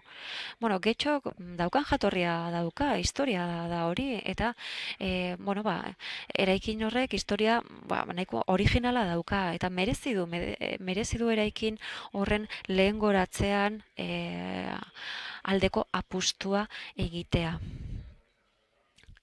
Inori, teila bat buru gainean erori baino lehen, jabeak lehengoratu egin beharko luke. Eraikin hori. Horazio Etxabarrieta monarkiko republikanoa zen, zer nahi, eta hainbat gauza izan zana. Eta, galeria horren atzean, historia ugari daude eta interesgarriak. Eta, ez zait oso egokia iruditzen zuk espekulazioarekin lotura egitea. Ze hor atzean zer egon zen, enpresa gizon industrial handi bat eta bere nahiak. Historiaz pixka bat dakienak, badaki zer dagoen horatzean. Nola nahi ere, poztu egiten gara galeria hoiek lehengoratzeaz, baina berriro diogu ezin da halako desoreka bat onartu. EHUko teknikariak egon ziren lehengoan, aipatu zuten egiten ari diren lana jendeak horren garrantziaz konturatzea zaila dela. Eta, normala iruditzen zaigu, ze 30 urtez abandonatuta egon da eraukin hau, eta badirudi etzuela piperrik balio, eta orain berriz halako atentzioa ematen zaio, normala jendea harritzea. Lehen etzuen ezer balio, eraikin honek, eta orain milioika euro inbertitzen ditugu. Berriro diogu, pozik gaude lehengoratze lanez, baina ez gaude ados hartzen ari den muntarekin, eta batez ere eraikin honi eta besteei egiten zaie tratamentua desberdintasun horretan. Mila esker. Don Andrade. Gracias, señor alcalde. Mila esker, alkate jauna.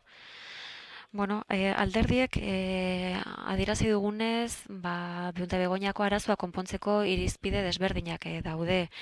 Alderdi sozialistas egin dudan aipamena zera da, esan zen bezala, 12 urteko epe horretaz eta gehiago eztabaidatu behartzen. Gainera zetorkiguna oso serioa zen eta etzen horrela onartu behar. Orduan, abstentziora jo zenuten, orain babestu egiten duzue, bueno, ondo iruditzen zait, zuzena iruditzen bazaizue, baina guri ez, iruditzen zaigu diru gehiagiari garela xahutzen eta aurrera egiten ari ez den proiektu batean gainera.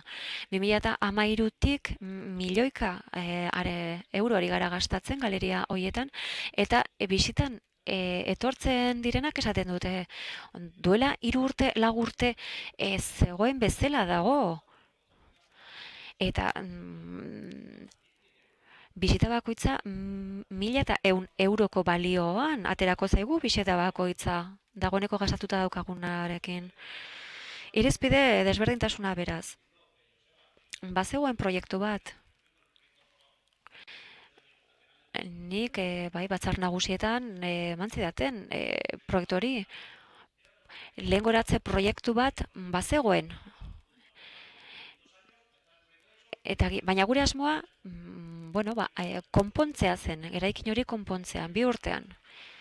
Ez dauka zerikusirik honekin, argi dago, baina guk nahi genuena hori zen, denbora gutxiagon, diru gutxiagorekin, galeria horiek dagoeneko funtzionamentuan edukitzea. Eta orain zer daukagu, 12 urte eta gehiago izango direna, eta 1.000 euroko gastua honetan, xahutze bat iruditzen zaigu.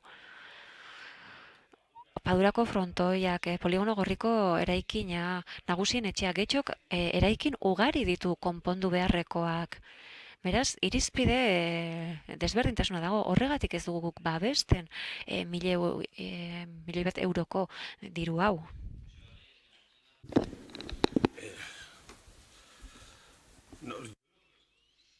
Nik ez dut uste irizpide kontua denik, ezagutza kontua baizik. Eta alde nabarmena dago. Eta ezagutza ez dago hori ulertzeko behar den ezagutza ez dago hemen, gure taldeetan, osoko bilkura honetan, zientzialaren artetik dator eta ikertzaileen artetik. Eta horrela egiten du aurrera ezagutzak. Zergatik daude orain sendabideak aurretik ikerketa ordaindu duten erakundeak egon direlako. Hori da guk aldezten dugun eredua. Gukek ez dauka eredurik. Ez du sinesten ZHU-n, ez dakit zer. Baina galeria ez bai gozatzen duzu ez. Ikusi zaituztet ben baina gehiagotan. Horacio Etxebarrietak, haien ondorengoek entzuten badizute monarkikoa dela esan duzunean, ez dakit zer esango zuten. Errepublikarra zan, baina errege baten laguna. Eduardo Andrade, último turno. Ezagutza aipatu duzu. Baina zuek hotel bat egin behartzen duten, hori zen zuen asmoa. Eraikin hori eraitsita hotel bat egin. Luxuzko hotel bat. Eta orain berriz zer da, eta oso azkarra izan beharra dagola, proiektu hau aldeztu alizateko. Niri oso ondo iruditzen zait EHUren proiektua, baina ez dirutza horrekin. Ez urtean 1.000.000 bat gastatuz, ideia oso polita da, baina ikus dadila evoluzio bat badagoela eta muga bat dagoela diruan. Zore iruditzen zat, sariak, ikerketak eta bar, baina 1.000.000 bat euro urtean, 1.100 euro bisita bakoitza, gehiagizkoa iruditzen zaigu, muga bat jarri behartzaio honi. Horregatik gaude irizpide honen kontra. Horregatik bakarrik. Sí, bueno, señalar por... Behar bada ez naiz ondo azaldu. Nik lehen ere esan dut EHUrekiko harremanaren alde gaude, baina ez dut berriz errepikatuko lehen esan dudana inbertsioa desorekatua eta gehiagizkoa iruditzen zaigu. Eta Horacio Etxebarrieta behar bada errege baten laguna zan, baina niri iruditzen zait, berdin zaitzola gauza bat edo bestea, eta han ituzala eta okerreko banduan egontzala, gerran eta horrelako gauzak.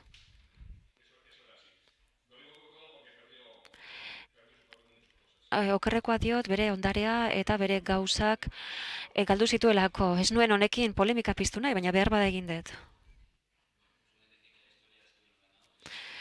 Historia garaileek iradazten omen dute be, hala diote. Proposamenaren alde, jeltzaleak, sozialistak, EH Bildu, abstentzioak, guk Getxo eta Ciudadanos eta kontra Alderdi Popularra onetsita geratzen da proposamena. Hurrengo puntura pasatzen gara. 221. puntuan, gehiegizko kreditua ematea onesteko proposamena diru laguntzak gizarte zerbitzuen lankide diren zenbait elkarteri emateagatik. Batzordearen proposamena da, onestea gehiegizko kreditua emateko espedientea 2013 zenbatekoa 52.000 euro. Eta da, irabaziko zeherik gabeko erakundei gizarte ekintza eta gizarteratzea eta ateratzen da diru zaintzako gerakina gastu orokorretatik.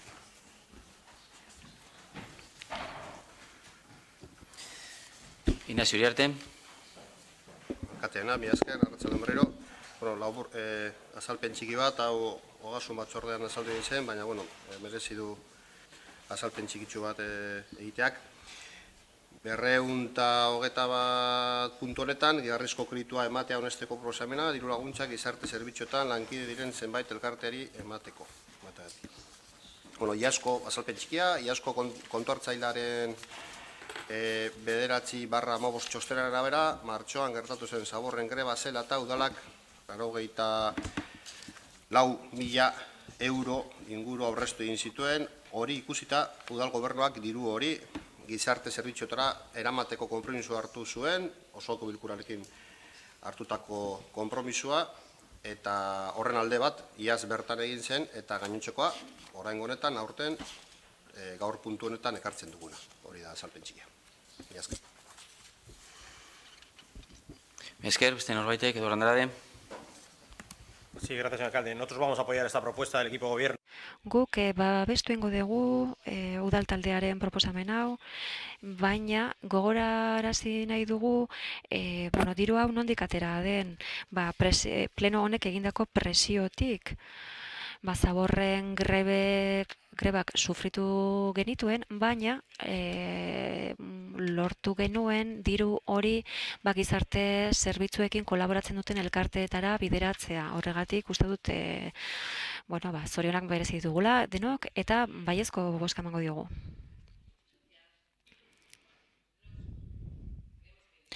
Guk uste dugu egoera txarrenean dauden pertsona horiei laguntzera bideratzen den dirua, ondo bideratutako dirua izango dela, baina zalantza bat daukagu zer gertatuko da datorren ekitaldietan diru hau ez dagoenean, baliabide hau ez daukagunean. Espero dugu udal taldeak aintzat hartuko duela eta hainbat partida onartuko dituela pertsona hauei zuzenduak. Baiezko bozka emango dugu. Zela bozketara pasatuko gineteke, proposamenaren alde. Jeltzaleak, hau batez, onetsita, beraz, onetsita geratzen da puntua, eta hurrengora pasatzen gara, 222. puntuan Getxoko udaleko eta erakunde autonomoetako diru laguntzen plan estrategikoa 2016-2019 aldia onesteko proposamena. Aldez aurretik esatea bozeramaleekin adostua izan dudala nolabait puntu honen eztabaida ordenatzeko formula bat, eta adostasun horren arabera nola aurkeztu direin 7 zuzenketak sartu ingo dugu eztabaida orokorrean, hain zuzen ere aurkeztu dituztenek eta besteak edukiko ditugu ohi denez 5 minutu hasiera emateko eta defendatzeko enmiendak eta puntuari dagokion posizioa adierazteko, gero beste bi txandei dagokienez 2 minutu, eta gero jungo gara bozkatzen zuzenketaz eztabaida zabaldu barik. Horrela, geratu ingara guztiok, eta beraz, jungo gara lehenengo puntuaren azalpena ematen, idazkari hitza emanez. Batzordearen proposamen hau da. Proposamen honekin batera aurkeztu den Getxoko udalaren eta haren mendeko erakunden 2016-2019 laboraldiko diru laguntzen plan estrategikoa izeneko dokumentua onestea, beraren edukiaren batera eta erazkinat. Abat erazkina 2016 urtea azaroaren 18, hemen aribideko ekitaldiko aurrekontu gordeioaren xehetasuna erakusten da informazio emateko asmoarekin. A3, erazkina, hildo estrategikoa fitxak, planeko 18 hildo estrategikoa bakoitzerako bat. 2, erabaki hau eta Getxoko udalaren eta bere erankunde autonomen diru laguntzen plan estrategikoa 2016-2019 denboraldirako Bizkaiko aldizkari ofizialean eta udalaren webgunean argitaratzeko agintzea. 3 erabaki hau udal arlo guztia eta beraren mendeko erakunde autonomi jakinaraztea. Bai, hasiko gara txandekin lehenengo puntua bera aurkestera abiatuko gara, kasunetan Koldo Iturbei dagokio aurkezten hori egitea. Koldo Iturbe. Arratsalde on guztioi. Diru laguntzen plan estrategikoak lortu nahi diren helburu eta ondorioak jasotzen ditu. Plan honetan aurreikusitako kostuak eta horien finantzaketak agertzen dira. Konkretuki 18 ildo nagusiak eta 73 helburu espezifiko. Beraien kopuru osoa 5.500.000 euro delarik gitzi gora bera.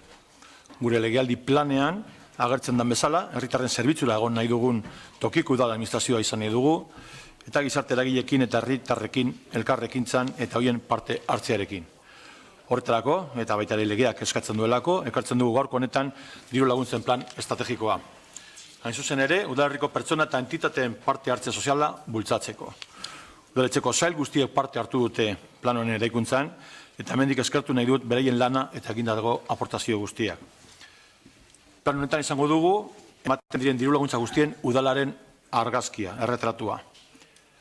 Onartzeko eskuduna osoko bilkura izan behar da, bere iraupena 3 urtetako izango da, 2016-tik 2019 arte, urtero plana eguneratuko da, gardentasunari erantzunez, plan beraren onarpena eta argitaratzeaz gain, diru laguntzen datu base nazionalean eta webgunean argitarakutuko dira, bertan jasotzen diren diru laguntza motak, konkurrentzia, izendunak, zuzenean emateko diru laguntzak legediakin bat datozenak, lege mailako agindu baten ondorioz eman beharkoak, eta hor txostenen jasotzen den moduan, urteko txosten bat izango du osoko bilkura honek aztertzeko gai. Guk oso garrantzitsua ematen dugu gaur hemen ekartzen dugun plan estrategikoai, oso garrantzitsua. Balorean jarri beharrekoa. Gure herrian dagoen aberastasunaren erretratu bat islatzen duelako. Quisiera remarcar y poner en valor el trabajo del mundo asociativo. En un municipio del que se ha dicho muchas veces que es un municipio dormitorio, y este plan y el tejido asociativo de Getxo demuestran que esto es falso, que Getxo es un pueblo vivo y dinámico. Diru laguntzen plan estrategikoak ezinbesteko baliabida da, besteak beste herriko elkartegintzarik behar dituen errekurtsoak bermatzeko. Ez dugu ahaztu behar, bertan zehaztu egiten direla herriko elkartek bere urteko egitaraua eta funtzionamendua aurrera eramateko behar dituzten diruak. El plan estratégico contiene los dineros que se van a proporcionar al mundo asociativo del municipio para sus actividades y funcionamiento, y aquello que se va a destinar para las diferentes políticas en temas como vivienda, empleo, igualdad, etc. Nada menos que casi 6 millones de euros. Plan estrategiko honek beharrezkoa den adostasuna ere eskatzen du. Este plan estratégico también necesita de acuerdo, porque como no podía ser de otra manera, es necesario el consenso y diálogo para dirigir una política de subvenciones que ayuden a mantener el tejido asociativo del municipio e incidir en las políticas de vivienda, igualdad, cooperación y empleo, por ejemplo, de una forma ordenada. Exigencia que, por otro lado, nos hace la ley que también insistentemente nos reclaman los técnicos y las técnicos de este ayuntamiento. Acuerdos que, a su vez, se han dado con otras fuerzas. Akordio hauek beste indar politiko batzuekin eman dira, Euskadiko alderdi sozialistarekin, alderdi popularrekin legegintzaldi aldean, 2016an EH Bildurekin, alderdi popularrekin, musika eskolari dagokionez, gukekin eta barrekin. Akordio horiei eusten jarraituko dugu eta hori nahita nahi ez, jende arduraduna garelako hitzekoa eta etorriko dira beste akordio batzuk ere eta horretarako gure borondatea azaltzen dugu. Eta orain komentatu nahi dizkizuet zer erabakiko dugun aurkeztu dituzuen emendakinen aurrean. Eta esango dizuegu zer egingo dugun akordio bilaketari da begira erabaki hauek onartu ditugu. Eta alderdi popularraren emendakinean alkatetzaren eskuduntza kontuan harturik diru laguntzak emateko 50.000 eurotik gorakoak ez diren kasuan, eta guk ere hori aurkezten du, bere emendakinetako batean, onartu egingo dugu, bi emendakin horiek onartuko ditugu, beraz, alkatearen eskuduntza hori mugatu egingo dugu, 50.000 azpitiko kantitate hori, eta muga eliminatu egiten dugu. Onartuko genuke baita ere Alderdi Popularraren emendakina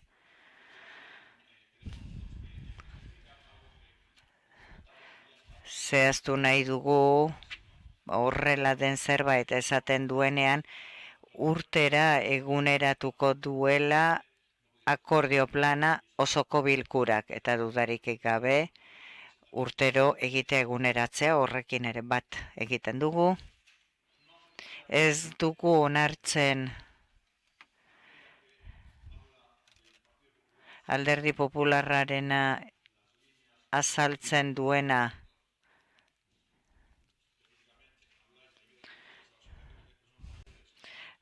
adineko pertsonei jarduerei zuzendutako laguntzena ez dugu onartzen, bilak jasota daudelako, gizarte zerbitzuen oinarrian eta adineko pertsonen parte hartzeari dagokionean, jarduera preventibo, kultural eta errekreatiboena, zerbitzu emakida eta bar 52.000 eurotako kantitate batekin. Eta bi horiek beraz, gizarte zerbitzuetatik egiten dianietan jasota daudelako eta hirugarrenak ez du inolako zentzurik gure ustez nagusien etxearen kudeaketa edo konservazioa udal zerbitzuetan hori ja jasota daukalako udalak dagokion zailean. Horiek dira onartuko genituzken hemen zuzenketak, eskerrik asko. Esan bezala, alderdia aurkeztu diren alderdi guzti emango dietitza, azaldu dezaten zeintzuk diren zuzenketa horiek, defenda dezaten edo ditzaten zuzenketa horiek, eta ere adierazi dezaten plenoetara datorren puntu honekiko euren posizioa. Beraz, hasiko gara taldez-talde, Alderdi Popularrari dagokio lehenengo hitzartzea, azken batean eurak aurkeztutako zuzenketak aurkezteko eta defendatzeko. Mila esker, Eduardo Andrade. Gracias, señor alcalde.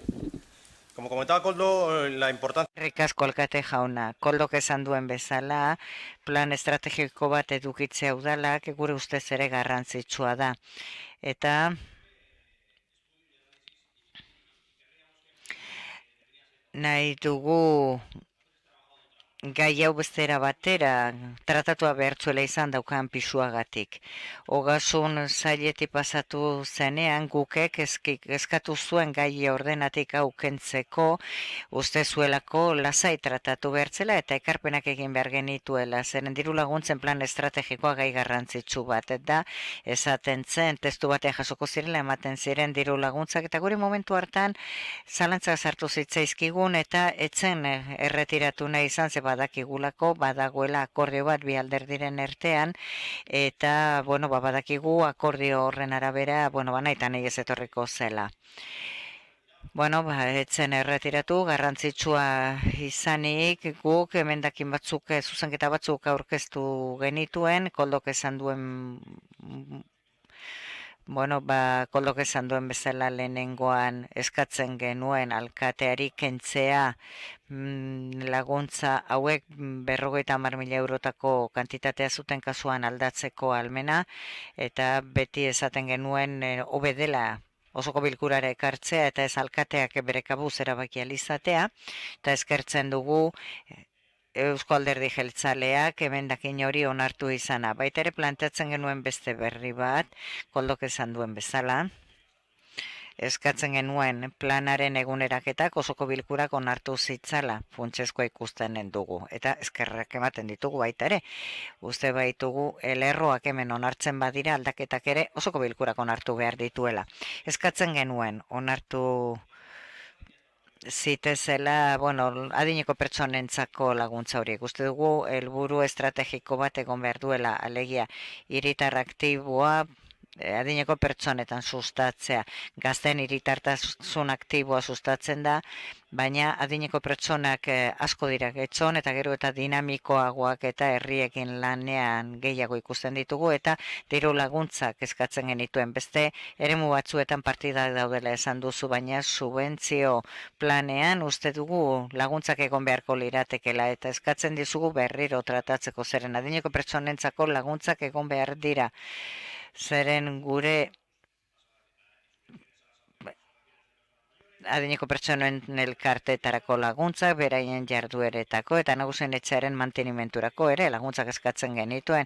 Zeren Romoko nagusien etxean beraiek esaten digute, ez dutela aldatu nahi eta esaten dute etzaiela nagusien etxea birgaituko.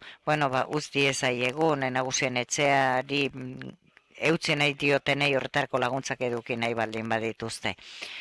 Zeren teknikoek gizarte teknikariek ematen dituzten bezala laguntza horietan guk eraginik ezin dugulako eginen. Guk egindako proposamenetan esaten dute, alkatearen esku ez uztea, pleno honi dakozkion eskuduntzak alkatearen esku uztea, beraien emendakina onartuko dugu eta onartuko ditugu baita ere Ciudadanos taldearen proposamenak orain tratatuko ditudan gaietan. Lerro estrategiko hauetan eta koldo esan duzuna esan da ere, lerro estrategiko batzuk aurkezten dira lehenago jasotan etzeudenak. Eta presoen familiei zuzendatakoak daude. Orain urte asko emateari utzi zitzaion, presio sozial politikoari esker eta PNVk horiek emateari utzi zion. Ez dugu ulertzen, zergatik plan estrategiko honetan erabaki duzuen, lerro estrategiko bat jaso duzen 2017tik aurrerako, 3 urteetarako, beraz, iraunkor bihurtzen ditu segura delen, eta ez dakigu 2016irako ere zergatik onartu diren pleno honi ezer jakinarazi gabe zuen legegintzaldi planean, ez aurrekontuetan ez duzu ezer esan, eta orain lerro estrategiko bezala gehitu duzu hemen Ciudadanosek ere, zentzu horretan badu emendakin bat, eta noski horren alde egingo dugu. Eskatzen dugu lerro estrategikoetatik subentzio horiek erretiratzeko. Datozen 3 urteetan presoen familientzako diru laguntzak kentzeko eskatzen dugu, 2016irako alkateak dekretu gehigarri bezala onartu duen laguntza hori kentzeko. Gure ustez, presoen familientzako laguntzek pake askatasun eta elkar bizitzarako planteamentuak bortzatzen ditu. Presoen familiariko laguntzak etikoki eta politikoki terrorismoarekin bat egitea da. 2016ko Elorrioko udal plenoak Bildu eta Podemosen kontra egin du presoen laguntza hauekiko eta hemen aldiz bazuek alde egiten duzue. Covidek exigitzen dizkizue etaren biktimentzako familientzako laguntzak. Eta partida honetan elkarrizketa falta da, sentiberatasuna biktimen familiekiko eta jarrera partidistak sobratzen dira. Lotsagarria iruditzen zaigu presoen familiei ematen zaizkien laguntza hauek. Etaren terrorismoaren biktimeak sufritu arazten ditu. Uste dugu, alkate jauna, ezin dela terrorismoaren biktimentzako laguntza hauekin horrela jokatu. Gaur 40.000 euro biktimen familiei eman, presoen familiei eman, eta plan estrategiko bat 3 urteetarako onartu, eta bihar zuk deitzen diguzu etaren biktimen omenaldi batean lore batzu jartzera gonbidetzen gaituzu. Gauza bataren eta bestearen artean 40.000 euro batean eta lore erramilete baten bestean. Zergatik ez eman terrorismoaren biktimei laguntzak eman hildako guztien hilobiak bisitatzeko? Zergatik ez gure atzerriratutako gure familiei bisitatzera joateko? Horri buruz ez da hitz egiten. Zergatik ez dira ematen terrorismoaren biktimen elkartei laguntzak ematen? Badago hemen ordezkatua laguntza behar duena, dirua behar duena, bere lana ongi egiteko. Alkate jauna, ez gatoz bat azken laguntza lerro honekin, eta egonezina eragiten digu, ezin dugu plan estrategiko hau onartu, naiz eta zuek hainbat emendakin onartzen dizkigu zuen, eskerrik asko. Zu genuen bezala, Alderdi Popularretik hasiko gara, gero guk Getxori dagokio, bere zuzenketa aurkeztea eta puntuari dagokion posizioa asaltzea, eta gero bai, Ciudadanoseri emango diogu hitza, amaitzeko zuzenketan aurkezpena. Paula, Mieba. Bai, eskerrik asko alkate jauna. Bueno, no queda mucho por añadir en... Ez dago askorik gehitzeko, talde bakoitzak aurkeztu ditugun emendakinei buruz esateko, eskerrak ematen ditugu, alkatetzaren ordezkaritzaren emendakina kontuan jaso delako, puntu horretan ados egin dugu peperekin, eta gainera gu ados egongo ginake adineko pertsonentza laguntza horiekin ere, eta orain esan den egonezinarekin ere ados egon gaitezke presoen familiartekoen subentzioengatik.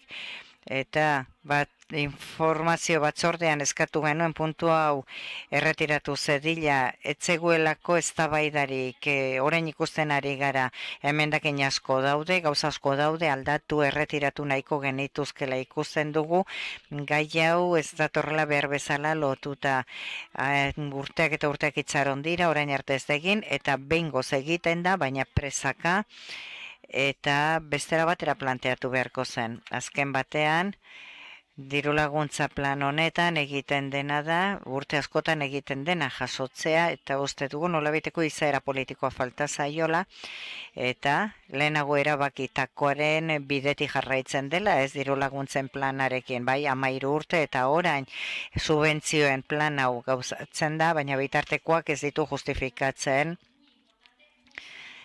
helburuak. Plan zabal bat beharko genuen, batzordean erretiratu behartzen, puntu hau, uste dugu oso ondo dauela zenbait markatzea, beste batzurekin ados ez gaude, baina egiteko modu honek ikusten dugu zer nolako desadostasunak eragiten dituen taldeen artean. Onartu edo ez onartu, baitere oso denbora gutxi geratzen zaigu, hainbat gauza aztertzeko kanpoan geratuko direnak, eta hori ez litzateke gertatu beharko, Koldok esan du, 3 urtetarako dela, 19. urtera arte, 2019 arte. Erretiratzeko eskatu genuenean, baiter uste genuen aukera bat zela, hilabeteko epe bat hartzeko, zeren diru laguntzen plan horren barruan 2016-19 bitartean egiten da, baina uste genuen datorren hilabeteko osoko bilkurara ekarri izan balitz, epea beteko genuela, eta ez genuen ezer aldatu beharko datei dagokionez, 2017 ez ginelako pasatuko. Noski, gauza asko daude, ezin gara postu adibidez, alokerarako laguntzekin gutxi iruditzen zaigu CPMS-ek, milioi asko eduki ditu atzean urte askotan, eta guketik behin baino gehiagotan eskatu dugun bezala, ez dira erabili lehentasunetarako. Kasu honetan ideia ona iruditzen zaigu,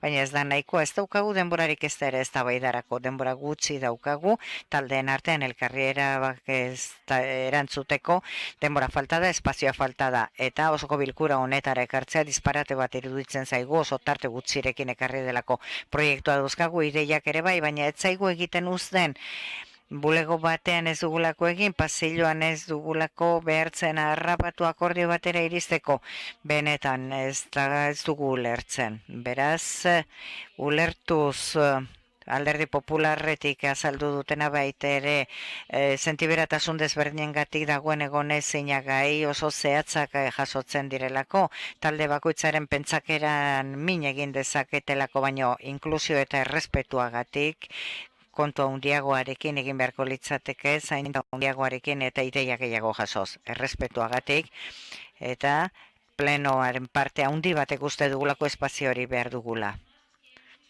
Gainera, ikusi dugu,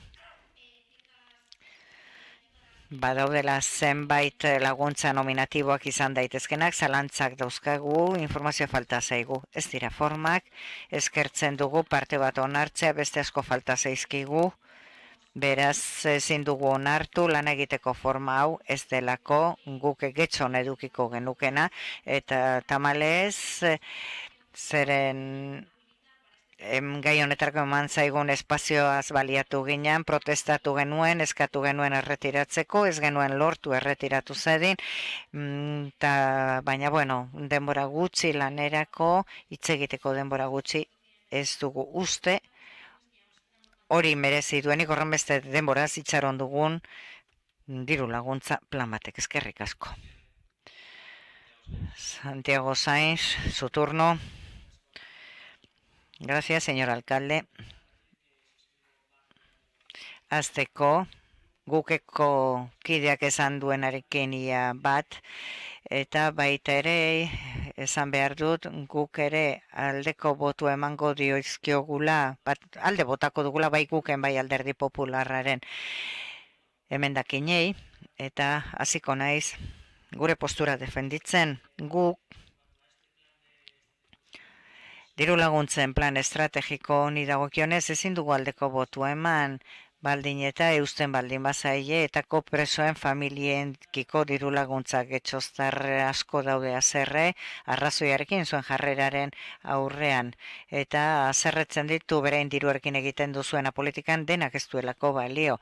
Harritzen ikusteak baliabide publikoak batzuk nola erabiltzen dituzten, bilatzen zuten gauza bakarra, hemen eserita gauden ordezkatzen dugunaren kontra jotzen zutenen familiei diru laguntzak emateko, hemen eskoltekin ibili ziren asko, hemengo askok biktimak dira, eta preso horiek eskuak odolez zikinduta dauzkate askok terrorismo aukeratu zuten, banda batean aukeratu zuten, berei bezala pentsatzen ez zutenei, buruan tiro bat edo lehergailu bat jartzen zietelako, eta preso bukatu zuten beraien nahi izan zuten. Bizitzan pentsatu zuten, giza eskubideen kontra jotzea, hiltzea, zuzena zela beraien helburuak lortzeko zenean eta berdin zien. Horregatik zen mezu ematen dugu udal honetatik, ze jarrera sendotzen ari gara, ze irudi ematen diogu munduari. Hau ez da, guk getxoren irudi hau nahi, beste zerbait hobeago bat ematen nahi dugu gobernu talde honek, presoei, familiei emandako laguntzekin ematen dugun irudi ez dugu nahi. Beraz, asko sentituz, guk diru laguntza hauen kontra bozkatuko dugu, hasieran esan dudan bezala. Eskerrik asko. Gracias. Dituzten udal talde politikoen txanda maitun dugu, beste taldeak ere badaukazue aukera orain eztabaidan sartzeko nahi baldin baduzue, noski hau boluntaria da. Beste norbaitek beraz? Ibon Rodríguez? Bai, arratsalde on. Planari dagokionez, egia esateko guk zuzenketak ikusi ditugu, aztertu ditugu, eta printzipioz, igual boska aldatuko dugu eta hain azten ditu ingo gara. Batez be, adibidez, alkatearen eskumena 50.000 euroko gehienezko diru laguntza emateko, ez dakigu hori asko ona edo gutxi den, baina beti defendatu dugu nolabait, eskumen edo maniobrabilitaten neurri bat egon bar dela. Baina, zentzu horretan, PNV-ek baietza ematen badiogu aztenituko gara baita ere Alderdi Popularrak esaten duenean plenoak egin behar dituela aldaketak, gure ustez hori berez ulertzen genuelako, plenoak egiten dituen akordioa plenoak aldatu behar dituelako. Aztenituko gara nagusien inguruan planteatzen diren gaietan batez be gure ustez sartuta odelako, eta egia esateko guretzako plan estrategiko hau ez da suspatzeko esalatzeko zerbait, azken finean da guk ikusten dugu tramite bat bezala, eta nolabait hor zerrendatzen dira udalak ematen dituen diru laguntzak, eta egia esateko, gero bakoitzak pentsatu dezake, diru laguntza batean edo bestean gutxiago gehiago ematen dela, baina diru laguntza ematen zaie arlo gehienei. Bai ordea, sartu behar gara presoen inguruko bota direnak. Pentsaten egon gara, edo pentsaten egon az niontxe bertan, Ciudadanos taldeak Bizkaian duen ordezkariari erantzutea ala ez, baina pentsatu dut ez duela asko ekarriko diru laguntza hauen helburuekin Ciudadanos taldea planteatu dituen terminoetan eztabaida zabaltzea. diru laguntza hauek azken finean sufrimenduak arintzera datoz, bidegabeko sufrimenduak arintzera datoz. Gure ustez argi izan behar duguna da, presoen familiak ez dutela ezer egin, presoen familiak ez dituela inork epaitu, eta presoen familiak gortu duen bakarra, izan da gobernua. Eta diru laguntza hauen kontra doazenak azken finean egiten dutena da, bidegabeko zigor hori sakondu.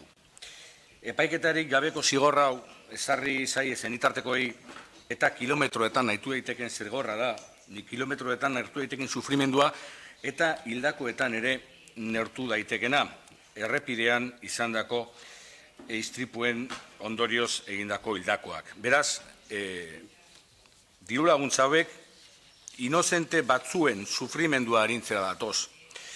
Eta lehen, Andrade jaunak esan dau, les importa poco lo que digamos los demás. Hori esan dau zuzenean, hitzak apuntatu ditu zuzenean. Eta egia zateko, esan barri hori ez dela egia.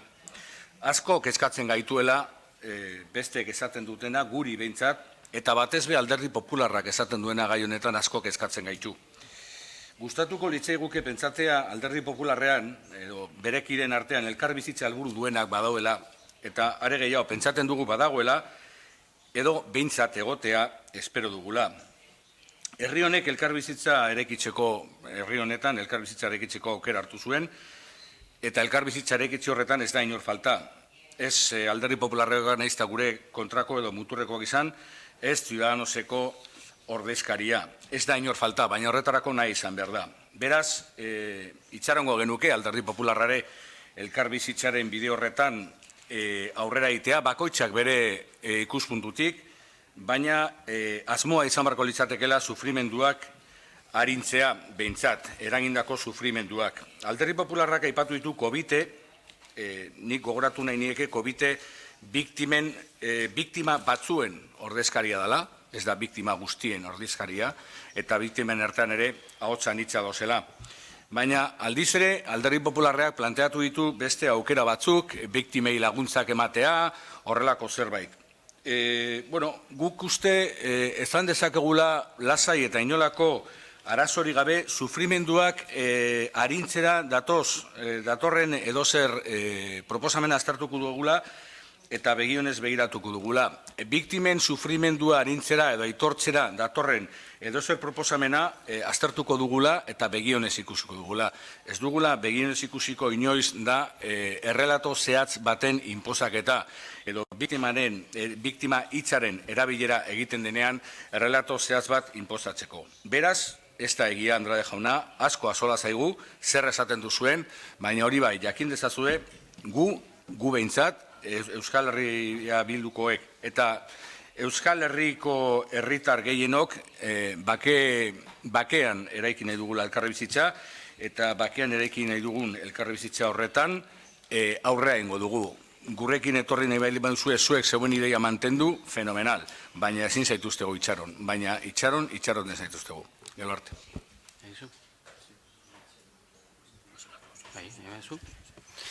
Mila esker.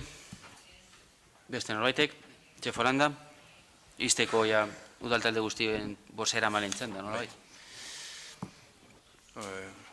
Koldok, ondo baina beto aurkeztu egin du plan hori, plan estrategiko hau.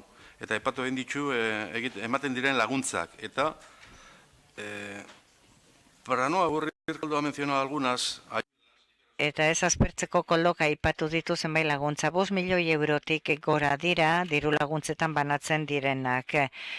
Gizarte eragile, elkarte eta era guztietakoak daude eskola materialerako, alokerak ordaintzeko gaztentzat, adinekoentzat egoitzetan sartzeko, emergentzia larrialdi sozialetarako, Sahararako, Down sindrome, euskararen sustapena dendarientzat lanbiderekin lankidetzan, lanerako, kirola, antzerki eskolak, eta bar luze bat. Eta badirudi, inor ez dagoela bat bakarraren kontra, salbu Alderdi Popularrak eta Ciudadanosek aurkeztu dituztenetan salbu.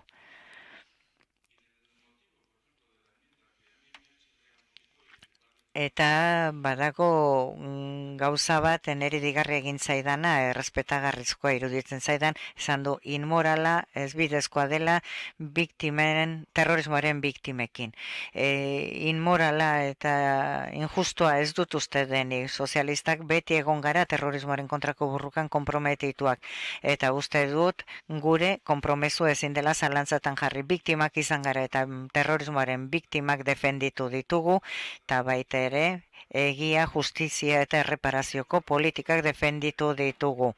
Edozein terrorismo motaren deslegitimizioaren alde jardun gara. Uste baitugu ez dagoela argudiorik, etaren indarkeria justifikatu dezaken argudiorik, eta beti esan dugu, etaren disoluzio eta behin betiko desagertzea nahita eskoa dela. Konprometiturik gaude, egiatik konprometitzeko, memoria eta justiziatik. Gogoeta plural bat, anitz bat sustatuz, ez dadin konfliktuaren teoriarik baztertu egon, ez bandu enfrentatuen tesirik, ez da ere estatu arrazoirik. Eta uste ezagun atzegea alde batera diote batzuk, ezin da gutxietzi etaren indarkeria, ez giza eskubiden beste dozein bortxaketarik ere. Beste gai baten da presoen urrunketa, hori dispersio politikaren fruitua dena.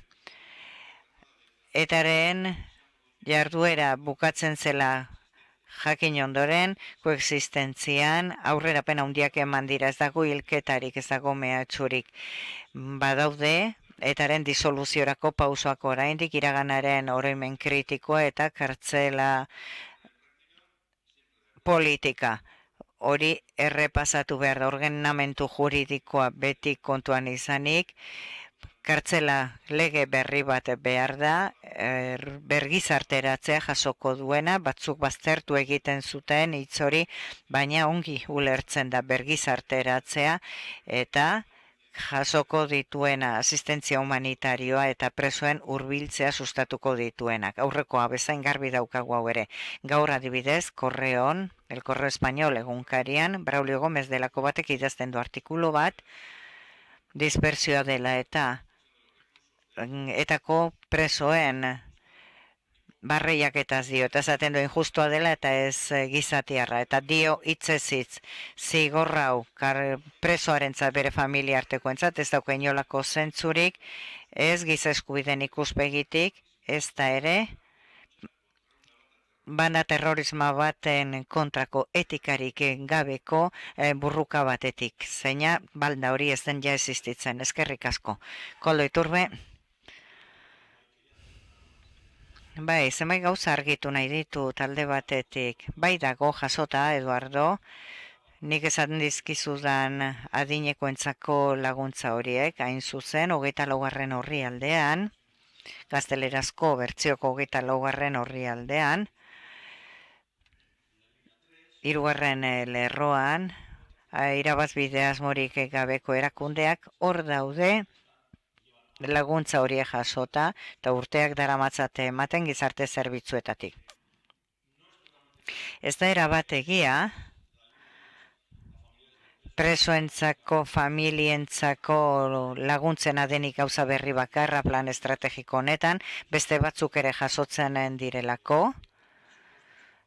EH Bildurekin iritsitako akordioaren ondorio, etxe bizitzetarako laguntzak, gazteen emanzipaziorako laguntzak ere, hor daude, eta presoen familiakoentzako laguntzak. Esan behar da, presoen familiartekoentzako laguntzak direla, familiartekoentzat.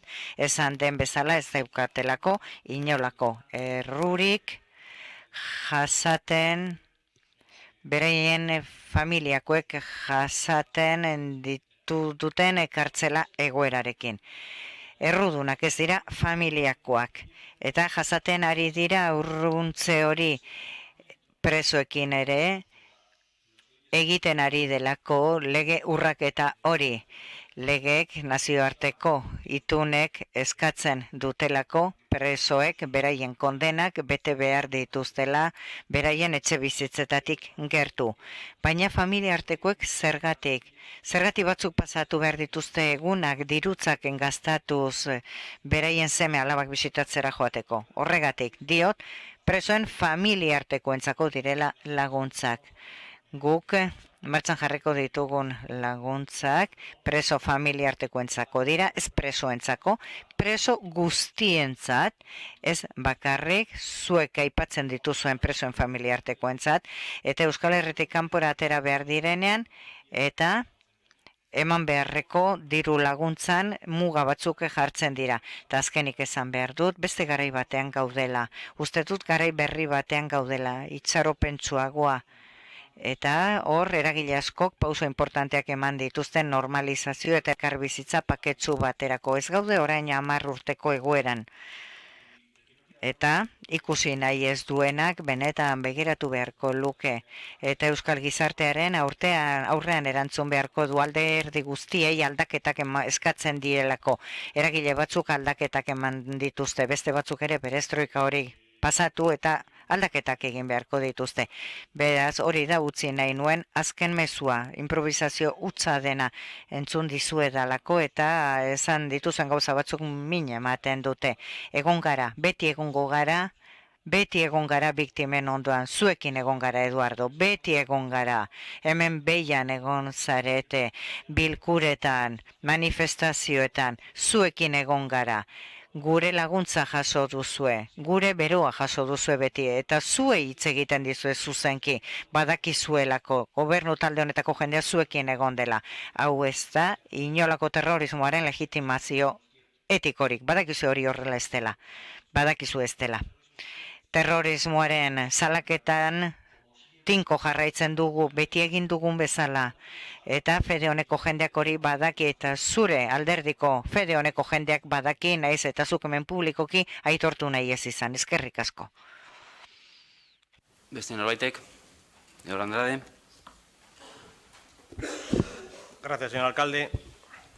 Mila esker alkate jauna, nire buruari agindu diot, ez naizela alteratuko, ez naizela nire honetik aterako, ea lortzen dudan. Nik sufrimentuaz ere hitz egin dezake, denok egin dezakegu, sufrimentuaren gaia atera da, presoen familien sufrimentuan. Nik ez dut nahi gai hortaz hitz egin eta haien sufrimentuan sartu, baina hildakoen familien sufrimentua ere hor dago, era hildako hoien familien sufrimentua, eta inork ez die sufrimentu hori aitortzen, sufrimentu handia egon da, ideia batzuen alde egiteagatik hildakoak. Exiliatutako ere milaka pertsona daude, talde terrorista batek etzielako uzten enpresa bat garatzen edo sortzen edo ideia batzuk defentzen. Milaka exiliatu. Eta jende hori ere joaten da, hilerrietara, hildakoak ikustera, edo kanpoan bizi diren exiliatu horiek bisitatzera ere juten dira familia, baina haiei inork ez die diru laguntzarik ematen. Ez dago bat ere diru laguntzarik horretarako. Horretarako ere jartzitekeen diru laguntzaren bat horretarako, baina ez, horretarako ez dago ezer. Biktimen elkartetarako ere ez dago diru laguntzarik hemen. Biktimentzako kaleren bat ere ez da jartzen. Ez da biktimentzako lore sorta bat jartzeko dirurik ere onartzen hemen. Gero dispersioaz, sakabanaketaz hitz egiten hasi gara. Eta lehen ere esan dut ez daukagu aski denbora. Gukeko kideak ere esan du luze jolezake gai horrek. Sakabanaketa aipatu duzue eta etako presoen sakabanaketaz hitz egin duzue. Dispersio politika onartu zen eta mantendu eginda alderdi sozialistak eta popularrak elkarren adostasunarekin. Eta helburua zein da? Eta taldeak, bere presoak ez ditzan kontrolatu. Eta ahaztu gabe, eta talde terrorista horti dago oraindik ez da disolbatu. Eta batzuek oraindik jasaten dugu sufritzen dugu. Ez da disolbatu, ez ditu armak entregatu, hori egiten duenean behar bada orduan bigarren fase horretaz hitz egin genezake. Baina dispertsioaz hitz egiten duzu, baina bakarrik etako presoei buruz, nik, ezagutzen ditut, preso batzuk biolatzaileak, bortxatzaileak, pederastak, Kadizen daudenak adibidez. Eta hoien familiak ere Kadizera joan behar izaten dute bisitatzera. Haientzat badago diru laguntzarik? Dispersioa hor dago eta desagertu arte edo gobernuak erabakitzen duen arte.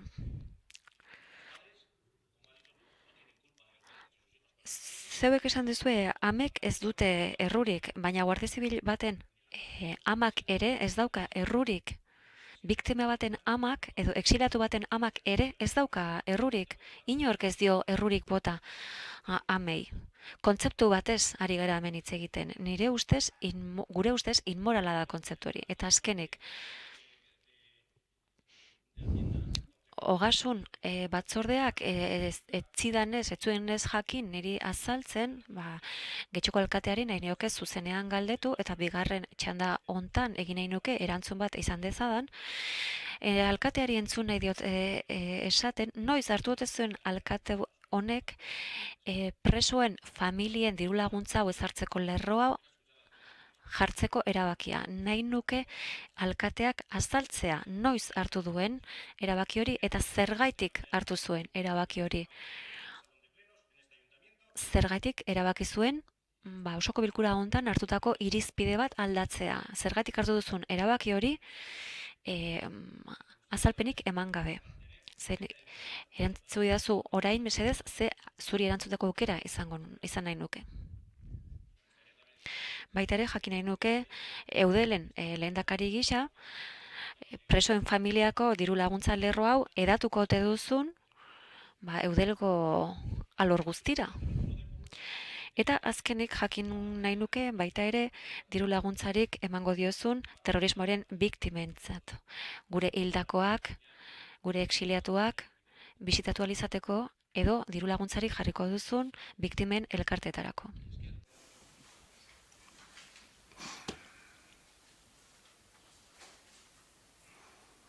Bueno, nik hartuko dute txanda gauza batzuk argitzeko, ezta?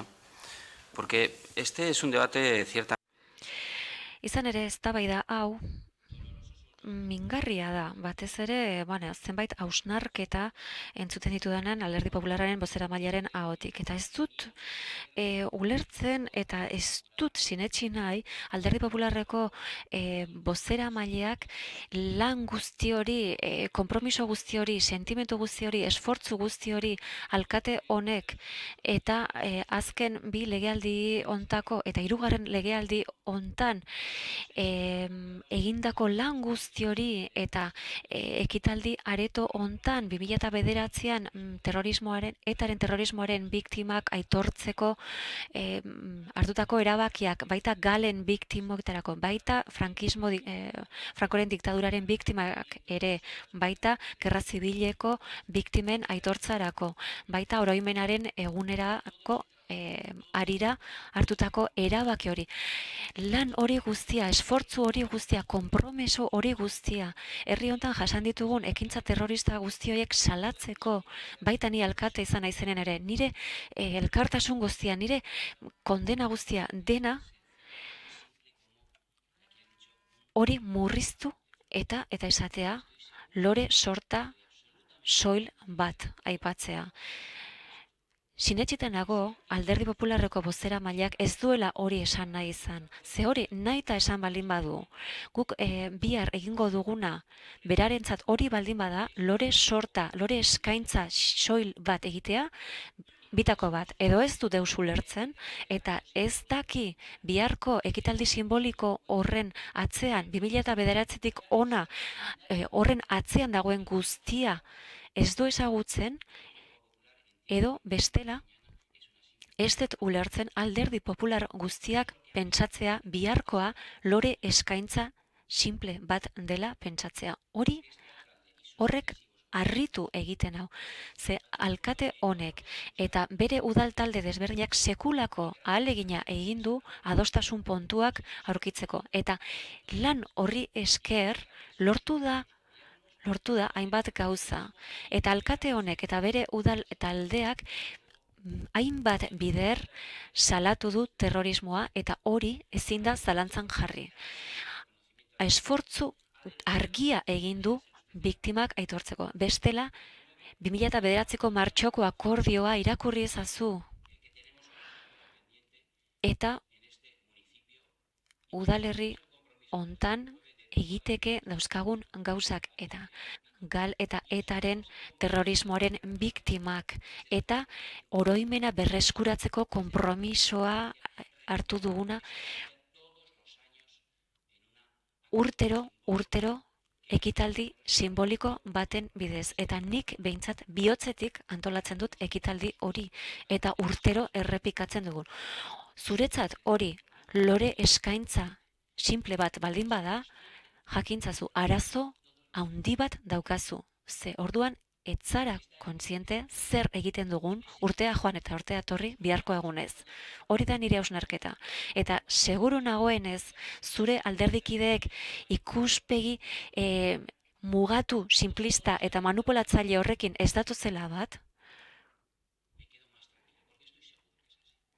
hori pentsatu nahi dut, eta horrela lasaiago gelditzen naiz. Eta gai hauekin, mesedez, manipulazioak ahalik eta gutxienak, ze denek ere, 2009ko akordio zabal horretan daudenak, ados gaude, eta nik akordio hori errespetatu nahi dut, zaindu egin nahi dut. Klabe horretan lanean jardun dezagun nahi dut. Besterik gabe. Azkenengo txanda.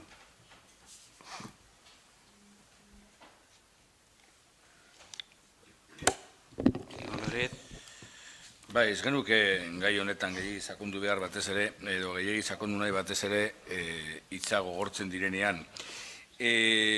Gogora ekarri nahi dugu hor txefok aipatu memoria kritika eratu behar dela, eta ados gaude, baina memoria kritika eratzeko anitza izan behar da, eta ez bat zuen inposaketa.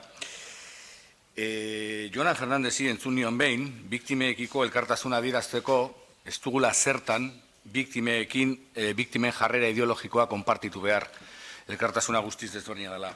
Eta horren inguruan hitz egin dezakegu asko, baina usten bai azo irakurriko dizuet artikulotxo baten zatitxo bat, nire ustez nahiko esanguratsua dela eta nahiko onargarria. Hola bukatzen da artikulua, mina eta sufrimendua ez dira inorenak eta guztionak dira. Biktimak exinei dira berdindu, jakina nola ba, baina desberdintasunak subjektiboak dira. Eta hala ere, guztion memoriarekin osatu behar dugu memoria kolektiboa.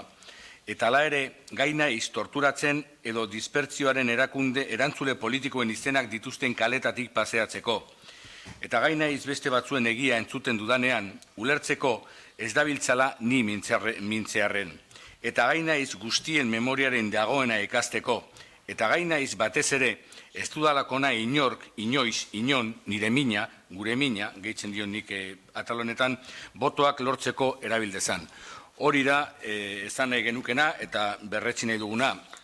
Guztio gara beharrezkoak aurrera begiratzeko, iraganean gertatutakoa ahaztu gabe eta bakoitzak iraganari egingo dio bere begiradara, bere interpretazioa eta bere sufrimendua jarriko dio iraganari, baina aurrera begiratzeko prest gaude eta ez begiratzeko bakarri baizik eta abiatzeko. Guztio gara beharrezkoak eta edonor lagundu badezakegu, lagunduko dezakegu, baina ezin gara inoren zain egon. Eskerrik asko.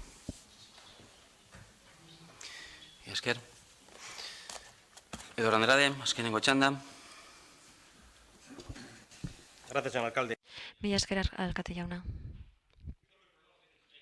Nik uste dut arazoa zuk daukazula, ez guk. Nik hitz egiten dudanean nire talde osoaren izenean hitz egiten dut, eta nik esandakoa erekin ados dago nire taldea. Arazoa zuk daukazu. 2009an akordio hori onartu zenean antxenengoen biktimekin negozio hori negoziatzen. Akordio hori negoziatzen. Udalak une hartan jarrera bat hartu zuen. terrorismoaren biktimak babesa ematen. Eta hor sartzen zen presoen familiei laguntzarik ez ematea. Osotasun bat onartu zen han. Tristea da, eta arazoa zuk daukazu, aurrekontu pakto xume batengatik kapaz izan zara aurreko adostasun hori guztira pikutara bidaltzeko. Aurrekontuak lortzeko paktu batengatik bakarrik. Horregatik aldatu duzu zuk iritziz. Ze oraindik ez didazu azaldu, ez dizkidazu erantzun nire galderei. Noiz aldatu duzu irizpidea eta zergatik aldatu duzu? Ez duzu azaldu. Eta hirugarrenek, emango aldiozu zuk diru laguntzarik biktimei. Zuk aldatu duzu irizpidea eta 2009ko paktu hori apurtu egin duzu, zuk apurtu duzu eta ez guk. Orduan, eman behar diezu dirua biktimen familiei eta elkartei edo bakarrik presoen familiei bakarrik emango diezu. Azaldu idazu, ez diezu azaldu, ez noiz eta ez zergatik. Guk jakina beti egongo gara biktimen ondoan eta bihar lore sorta bat jartzera joango gara biktimekin batera. Baina, egingo dugu hori jakinik gaur 40.000 euro onartu direla, bihar omenduko ditugun hoien hiltzaileen familiai laguntzeko izango dela diru hori. Eta hala ere joango gera bihar, nola ez gera ba joango? Eta ez dugu gutxik egingo jakina. Baina 2009ko konsensu hori zuk apurtu duzu, ez guk. Zuk erabaki arbitrario bat hartu duzulako, inor informatu gabe, adostasunik gabe, elkarrizketarik gabe, gutxienez, gurekin ez, behar bada, bildurekin bai, 40.000 euroietara iristeko, baina gurekin ez. Zeteretarik hitz egin daiteke, luz eta zabal hitz egin dugu legealdi honetan, horretaz ere bai, eren egun dekretu bat onartu zenuen, arrapaladan batzorde batetik bestera, inori informatu gabe eta halako gai sentikor batean inorekin hitz egin gabe. Horregatik eskatzen dizugu presoen familiei diru laguntza hau kentzeko. Bai, kreditu gehigarri horretan eman dituzunak, zuk onartutako horretan, baita hurrengo urteetan onartu nahi dituzun horiek ere. Mila esker. Beste norbaitek. Beraz, jungo gara zuzenketaz bozkatzen, adostu dugun bezala. 8 zuzenketa daude, lehenengoa Alderdi Popularrarekin hasiko ginateke. Dakizuenez, zuzenketak numeratuak daude, segun registroan sartu diren momentuan, eta ez konfunditzeko jungo naiz aipatzen ze zenbakia daukan.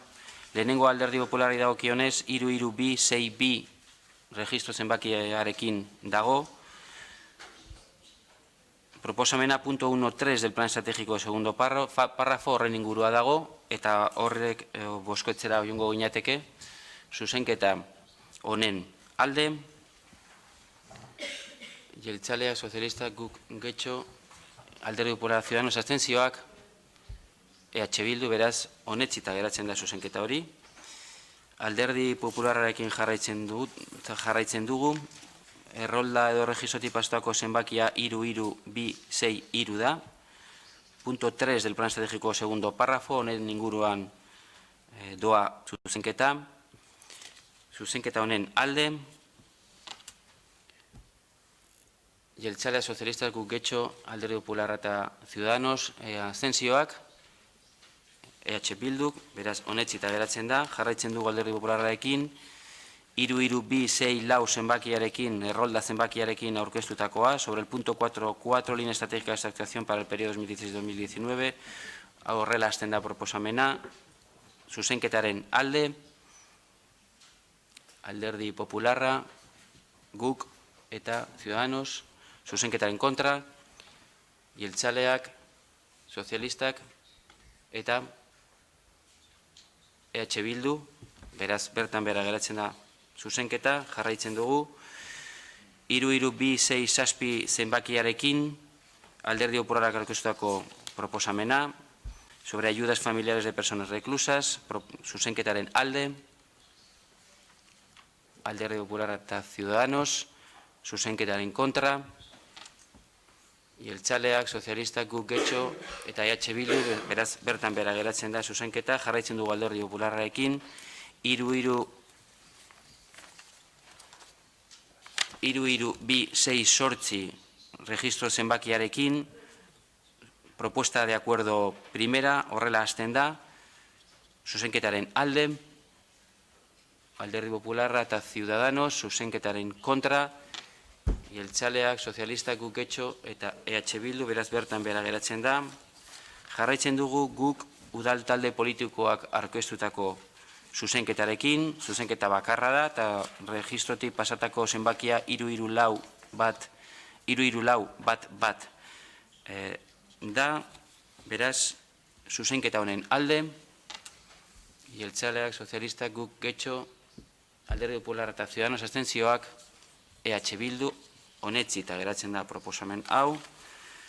Ciudadanos udal talde politikoaren zuzenketara pasatzen gara, errolda zenbakia 3-2-2-9, zuzenketa modificar el anexo A1 de la propuesta de plan estratégico, suprimir 2.4 de ayudas familiares personas reclusas, zuzenketaren alde, Alderdi Popularra eta Ciudadanos, zuzenketaren kontra, Jeltzaleak, sozialistak, guk getxo eta EH Bilduk, eta Ciudadanosen azkenengo zuzenketa 3-3-0 zenbakiarekin, modificar propuesta del plan estratégico de subvenciones, suprimir el 2.4 de ayudas familiares personas reclusas, zuzenketaren alde,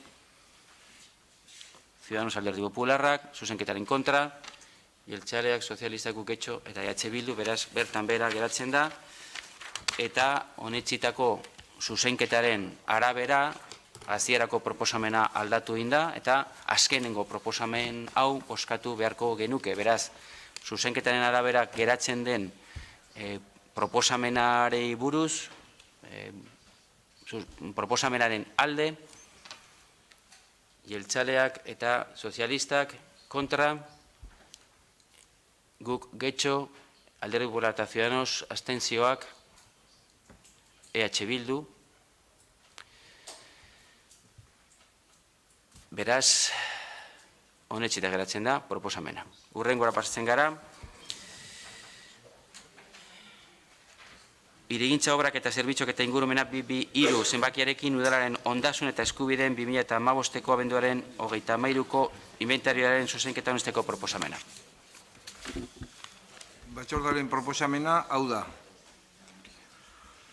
Lehenengoak etxeko udalaren 2015ko abenduaren 31ko udal inventario honestea erantzitako zedean azaltzen diren baldintzetan.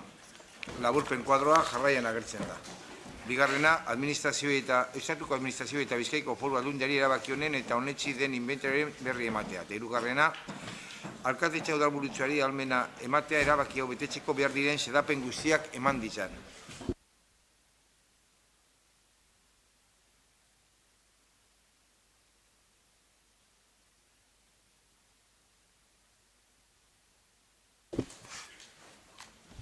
Beraz, bai, inorkiz baldin badu itxaskatzen, bozketara pasatuko ginateke proposamen honi dagokionez. Idazkari jaunak, kontutan harturik, Alderdi Popularren hainbat kide jundirela, eta baita ere Ciudadanoseko borseara mala ez dagola. Bai. Bueno, proposamenaren alde, Jeltzaleak, sozialistak, guk getxo, abstentzioak, EH Bildu eta Alderdi Popularra, eta Ciudadanos ez dagolako, ez du daudenak zeinbatuta. Bai. Eta mozioak eta interpelazioen esparruan sartuz, 224. puntuan PP udaltaldeak aurkeztutako mozioa, udaltalde politikoek aurkeztutako mozioak lotesle eta bete beharreko.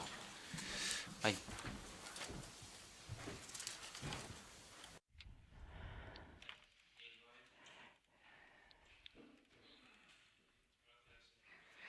Eskerrik asko alkate jauna, arratsalde on guztioi. PP udal taldeak aurkeztutako mozioa, udal talde politikoeko aurkeztutako mozioak lotesle eta bete beharrekoa. Udal batean egoten den udalbatza toki administrazio baten gobernuko organo gorenena da. Bertan batzen dira talde politiko guztietako zinegotziak eta alkatea eta burua zinegotzi guztiak ordezkatzen dituen organoa, sentsibilitate ideologia eta udalerriari buruzko ikuspuntu guztiak batzen dituenak kide bakoitzaren bitartez. Udalbatzari buruz hitz egitean ardura lana, udal ikuspuntua eta bizilagunak hartu behar dira kontuan. Gure udalerriaren orainari eta etorkizunari buruz hitz egitea da. Baina planteamendu hori oso urrun dago Getxoko realitatetik non osoko bilkuran honetzitako talde politikoen ekimenak alkatearen tiraderan pilatzen diren, baztertuta irakurri aztertu eta bete gabe. Zoritxarrez Eusko Alderdi Jeltzalearen jarrera tradizional eta zaharkituak eta bere gobernu batzarrak ez dute egiten osoko bilkura hauek parte hartzeko adierazpen demokratikoa izaterik eta udaleko ordezkaritza organo gorenak ere ez du hori lortzen. Getxoko udaleko udalbatza demokrazia eta parte hartzearen adierazpenaren kontrakoa da. Gobernu taldea parte hartze hori saltzen saiatu da auzoz auzo eta Getxo txukun bezalako ekimenen bitartez. Getxoko udal talde popularrak uste du udalbatza parte hartzailea izan behar dela eta talde politiko bakoitzak aurkezten dituen mozioak osoko bilkuran honetzitakoak lotesleak izan behar direla Getxoko bizilagun gehienen ikuspuntua islatzen dutelako. Horregatik guztiagatik udal talde popularrak ondoreko erabaki proposamena aurkezten du. Lehena, Getxoko udaleko udalbatzak erabaki du gobernu taldeari exigitzea osoko bilkuran honesten diren mozio guztiak betearazteko, bigarna mozio hau udaleko hedabideetan jakinaraztea. Eskerrik asko.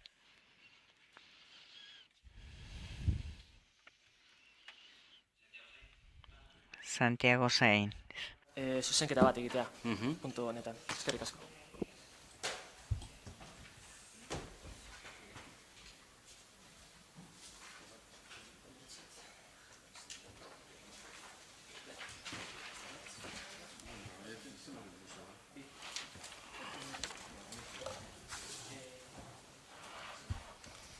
Bai, badeko.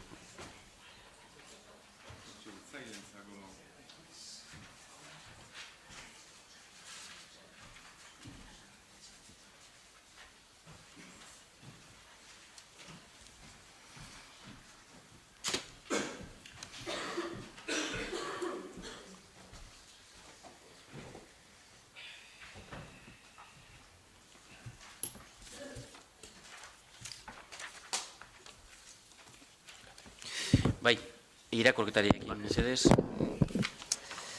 Enmienda transaccional. Ciudadanosetik uste dugu, praxi municipal eta demokratiko on baten simbolo bezala, gobernu taldea kontutan hartu beharko lukela, hemen gauden guztiak, engarela Getxoztarren ordezkari gorenak, eta horregatik hemen osoko bilkuran iniziatiba bat aurkeztu eta onartzen dugunean, hiritarrok beraien boto eman zigutenean, eskatu zigutena egiten ari gara. Beraz, ezin gara, mozioen balio testimonialean babesteak ez betetzeko. Horregatik, ondorengo akordeo proposamena egiten dugu lehena. Getxoko udalak, udal batzarrak exigitzen dio gobernuari, teknikoki bideragarriak diren, puntu guztiak onartzen direnak bideratu ditzala. Baita ere, memoria bat egin dadila, urte bukaeran, ze akordio bete diren eta zein ez.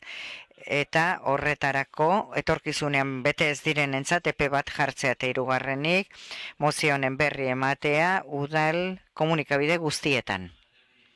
Dagokio onartzeala ez, bideretatuko zuzenketa hori. Entendemos que la enmienda de Ciudadanos. Uste dugu Ciudadanosen emendakinak teknikoki bideragarriak diren mozioen gehitzen du, oso ondo iruditzen zaigu, baita ere memoria bat egite urtero, beraz onartzen dugu Ciudadanosen mozioa. Jarraituko dugu eztabaidarekin, beste norbaitek, Susana Andoio.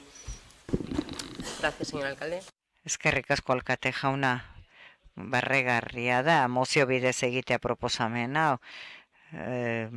Ze hau bera, testimonial utza izango delako urtebete dramagu udaletzean eta gobernu taldeak erregularki ikusten dugu lan batzorea proposatzen dizkigula komeni zaion edo ez. batzuoi elkarrekin edo banaka-banaka hitzarmenak akordioetara iristeko aurrekontuak aurrera ateratzeko. Eta gobernuak berak ekarri eta onartutako proposamenak ez dira martxan jartzen. Batzorde berri emailei eta batzorde edo pleno honi dagokien garrantzia ematea eskatzen dugu. Eta talde batzuen artean, bulegoetan egiten diren akordioak egin dituz. Eskerrik asko. Barkatu. Teresa Escalante, barkatu zaitut ikusi. Mi esker. Buenas tardes a todas y a todos. Arratsalde on guztioi. Gure aldetik mozioa eta hori aldatzen duen transakzionala hitzen alako nazketa batean oinarrituta daude eta ideia batzuk argitu nahi ditut. Badago adostasun bat administrazio doktrinan esaten duena mozioaren helburua dela gobernu taldearen eskuduntza diren gaietan nola jokatu behar den erakustea dela. Eta bere ondorio juridikoak, hitzez hitz esaten irakurtzen ari da legedia. De medidas para la modernización del gobierno local, promovidas precisamente por gobiernos del Partido Popular. Hain zuzen Alderdi Popularrak sustatutako legeak dira, hain zuzen alkatetzaren eskuduntzak azpimarratzen dituen mozioak bizkortasuna, arintasuna lortzeko eta plenoaren esku utziz kontrol eskuduntzak zentsura mozioa ere hor dagoelarik. Mozioak onartuz bakarrik ezin da gobernatu, are gehiago aurkezten direnen helburua propagandistikoa denean. Eta Alderdi Popularrak ez digu esaten nola artikulatu bere proposamena. Ze jarrera izan behar du aldez aurretiko tramitazio prozedura jasotzen ez diren kasuetan, ze prozedura jarraitu ez da ezer esaten mozioan. Bestalde Alderdi Popularrak 3.000 alkatetza dauka Espainian, esango digu, mesedez, nora eraman duzuen antzeko beste proposamen bat, eskerrik asko. Eskerrik asko, alkate jauna. Parece curioso. Bitxia da, ados jartzea zuek eta Mariano Rajoy atzo eta gaur gai hau aurkezteko gizarteari. Ez dakit eta kizuen atzo aurkeztu zirela Estatuko Parlamentuan zenbait mozio baita gaur ere eta Mariano Rajoyren erantzuna denak galdu dituelako. Mariano Rajoyren erantzuna izan da derrigorrezkoak direnak aplikatuko ditugu eta eskatu du. Eta Pablo Iglesiasen mozio baten aurrean. Gobernuaren eskuduntzei errespetua eskatuz. Lei Mordaza deiturikoaren aurrean, esan zuen onartu zen mozioa etzela ezargarria. Beraz, ez zuela kontutan hartuko. Gai honi buruz, aspertu arte eztabaidatu dugu osoko bilkura honetan. Eta auzitegiek, informe teknikoek, erabakiak hartuak dituzte ekintza juridiko ugarik ere batzia dute. Eta oso garbi dago, akordio mozioen aurrean dauden erabakiek diote mozioen onarpenarekin amaitzen dela ez daukatela ondorio lotezlerik ez exekutiborik. Bakarrik deklaratiboak direla. Eta ematen diren arrazoiak lege izaera kontuan izanik, zuek beti dozein egokitasun irizpideren aurretik jarri duzuna, arrazoiak dira. Ez dagoelako, dagokion batzorde berri emailearen diktamenik, ez dagoelako abiapuntuko prozedurarik, ez lege izaerako txostenik, ez da ere lege izaerarik, ez azterketa ekonomikorik ere aurkeztutako gaiak ez egituko baluke. Horregatik guztiagatik, espediente osorik ezin delako egon gai hauen aurrean, eta zentzu horretan irakurri ezazue, zuzenbide administratiboko bi katedradunek idatzi zuten txostenak, eta esaten zuten hitzez hitz.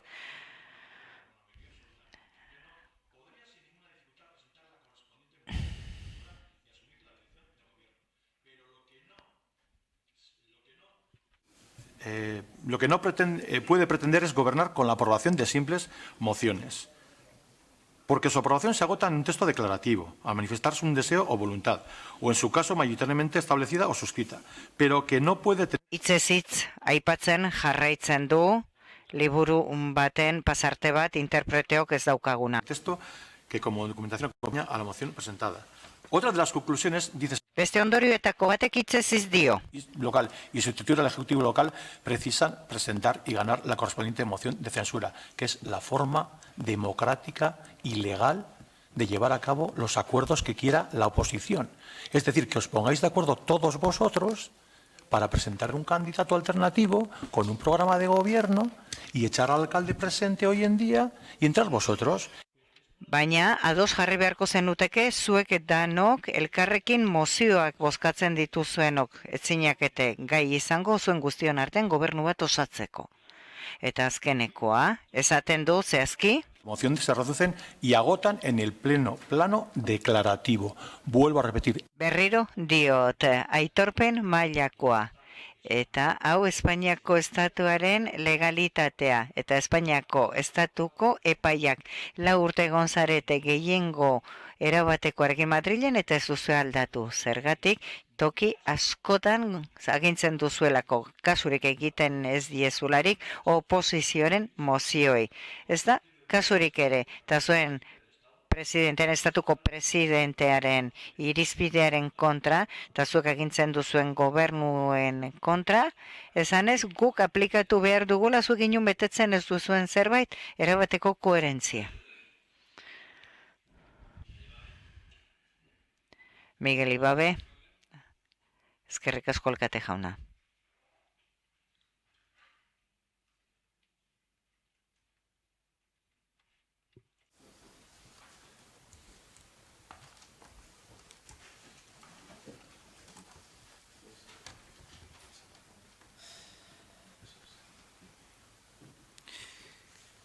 Iba jauna, zer... Sí, me estoy expresando, no se preocupe, señor alcalde. Estoy en mis 5 minutos de expresión. Nire adierazpeneko 5 minutuetan ari nahi. Hartu beharko du. Perdone? Ez baldin baduzu hitza hartzen, beste bati emango diot. Txandak dira hitza hartzeko, bestela ez du balio. No, estoy expresándome, es decir, actualmente... Adierazpen bat egiten ari naiz. Momentu honetan berdin dio hitz egin edo ez hitz egin, azken batean implikazio berbera izango du. Nere 5 minutuetako 40 segundu erabiltzen ari naiz. Adierazpen ez berbala ere, adierazpen mota bada. Barne araudiaren arabera txanda dira hitza hartzeko, ez gorputzaren adierazpenak adierazteko. Beraz, ez duzu hitza eta Maite Arraizadeko hitza eskatu du berak. Ez baldin baduzu hitza hartzen? No, tengo la palabra yo, señor alcalde. Ez hitzanik daukat. Ez dauka zentzurik. Maite Arraiza zurea da hitzan. Veo que no entiende el sentido de las cosas. Bai, ulertzen dut, noski ulertzen dudala, baina txanda eskatzen baldin bada, da hitza hartzeko, ez da isil gune bat egiteko. Barne araudiak horrela esaten du. Beraz, ez baldin baduzu hitza hartzen, pasatuko hitza beste bat. No se preocupe, señor alcalde, creo que debería volver. Hitza hartzen dut, berdin dio hitz egin edo ez. Azkenean ez dagoelako akordiorako borondaterik gobernu taldearen aldetik, mozioak bezalako gai garrantzitsu baten aurrean. Gaur egun, udalerri honetan, eta hori jasorik dator, udalaren Getxoberri aldizkarian, nola joan den eguneko osoko batzarraren ondoren, esaten da 3 mozio onartu zirela. Uste dut, hemen gauden taldeetako zinegotziok, ez garela testimonialak, eta horrela deitzen zaie gure mozioei. Guk ordezkatzen ditugun hiritarrak batzuk etxetik ari dira hau ikusten, ez dira testimonialak, eta uste dugu hemen Alderdi Popularra eta gobernu taldekoak ez diren beste zinegotziak lanean ari gara, hiritarren onerako, eta ez badira kontuan hartzen, udal batzarrean onartzen diren mozioak eta gobernu taldeak ez baldin badauka borondateri kontuan hartzeko, gaur osoko bilkura orain 15 minutu bukatuta edukiko genuen joan den hilabetean, arratsaldeko 5:04 bukatuko genuen. Ze uste dut azkenean badagoela atzetik jendea eta beste zentzu baduela. Bestalde, eta baitere mozioaren testuan esaten dugu, saltzen ditugu parte hartze politikak, eta implikatzen ditugu getxoztar guztiak proiektu jakitunetan eta egiten dugu auzo, 6 urte beranduago proposamenak beteaz, getxo txukun egiten dugu eta ikudugu zer nora eramango gaituen, eta ez da kontuan hartzen, talde politikok udal batzarran esaten duguna, legegintzaldian onartutako mezioetatik, ez da 10% ere ez dira praktikara eraman eta ez naizari gobernu kongresuaz ez eta 40.000 ematen dira etako presoentzat, eta ez dira 10.000 euro erabiltzen, ez dakit ze hiri ondasunetarako hori da, udal politika, eta horregatik ejatzen gara.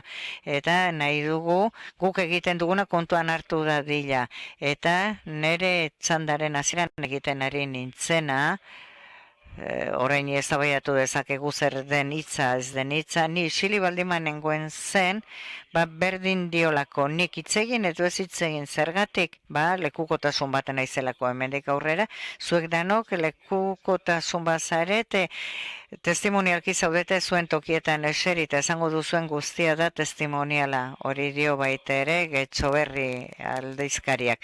Beraz, testimonioak nola garen, lekukotasun bat garen ez dugu zertarako balio. Baina, Koldok hitz egiten diguzu, hor kanpoan zer egiten den, nik hemen eskatzen dudan bakarra da, borondate egon dadila gobernu taldearen aldetik neurriak aurrera ateratzeko. Teresa, eskertzen dizkizu zure ezagutza juridiko guztiak, uste dut hilabete area handiagoak direla hori ondo dago, sakotzen jarraitzen duzu, eta propaganda gutxiago. Ez guk proposatzen dugun ez da propaganda errealitatea da. Eta kalean dagoen jendearen borondatea da, eta ikusten gaituzten ona ere bai, ikusten da nola errodiloak, nola lortzen duen hemen gauden beste talde politiko guztiok, ez ahots boturik ez edukitze ezertarako. Ez gara adierazpen testimonialak, nahi dugu borondate bat eduki dezala gobernu taldeak gure mozioen aurrean, hiritarren borondatea erakusten dutelako. Alkate jaunak 214. puntuan pleno hasieran esan du demokrazian gehiengoak erabakitzen duela. Getxoko udaleko demokrazia ez da beraz demokrazia. 214. puntuan baitera alkateak esaten zuen uste dut gukeko gure kidei esaten ziela demokratikoki onartu behar dugula gehiengoak erabakitzen duena. Baina hemen gehiengoak ezin du bere iritzia erakutsi eta beraz, onartzen da. Gehiengoak izango dira, unilateralki egiten diren dekretuak gehiengo izango dira, Andradek zioen bezala trileroetara jokatzen diren erabakiak. Demokrazia eta gogoeta bat da gehiengoak erabakitzen du, baina osoko bilkura honetan gehiengoan undago, eskerrik asko. Jarraize bai, horrein bai.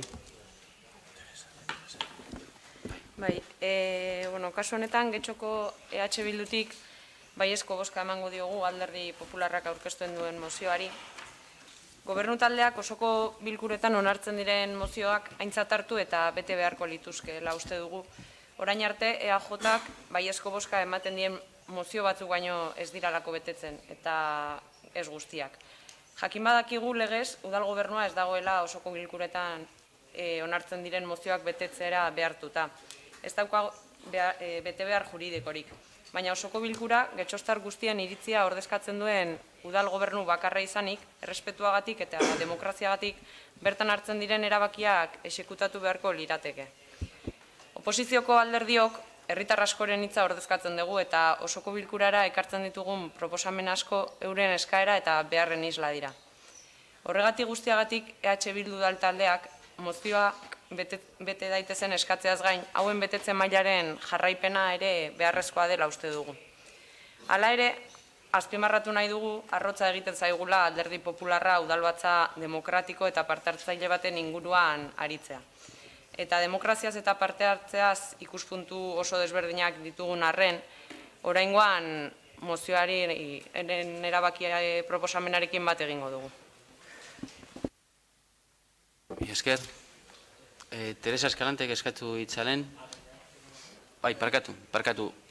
Santiago Sánchez du hitz hartu igual, errespetatu induko dugu ronda, pixkat bozeramen ronda, eta gero zabaltzen dugu garantzen da, bai. Santiago, zain. Bueno, para... Azteko, esan nahi diot gukeko ordezkariari esaten zuen, ja zezentzu zeukan mozio aurkezteak, baita ere izaera transakzional bat izango bazuen. Esan nahi dut, testimoniala barkatu. Bueno, gesto bat bezala hartu dadila, beraien aldeko botuarekin ere agian lortu dezakegu gauzak aldatu daitezela udaletxe honetan, jakin dezatela oposizioak ez dugula pentsatzen beraiek bezala. Baita ere ordezkari sozialistak esaten zuen termino nazketa badaukela, eta niko nazketa sozialaz hitz egingo nuke, zaren udaletxe honetatik atera eta hiritarrekin hitz egin, eta esaten badioto onartu dugu mozio bat, bidegorri bat egiteko edo mozio bat, hor behian daukagun enparantza konpontzeko edo ezakit zekale konpontzeko, salziru bururatzen zait. Adibidez, jendeak engero ez du lertzen, era honetako mozioak ez betetzea, hemen gaudelako,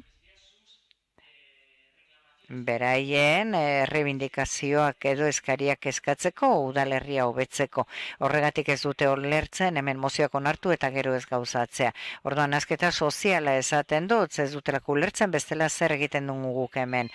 Horretaz aparte, guk esaten dugu transakzionalean urteko memoria bat egin dela onartu diren eta bete ez diren mozioi buruzkoa. Baita ere gobernu taldea kontuak eman ditzan bere kudeaketaren gainekoak era honetako mozioen aurrean egin duten gestioaz. Uste dugu baita ere politika responsable baten dela. Azaldu dezatela zergatik ez diren mozioak bete edo zergatik bai. Horretaz gain,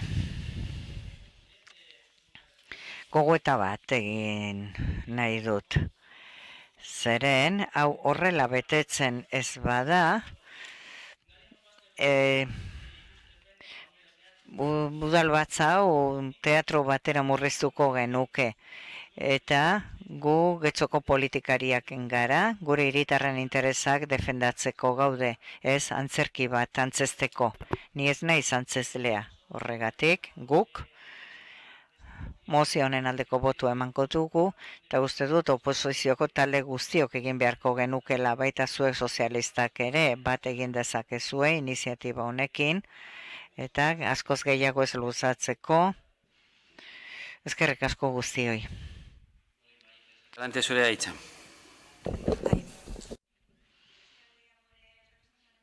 Alderdi popularrak aipatu nauen eskero, bakarrik esan, kontua baldin bada, duintasuna ematea udal batzarrei, agian hasi beharko genuke,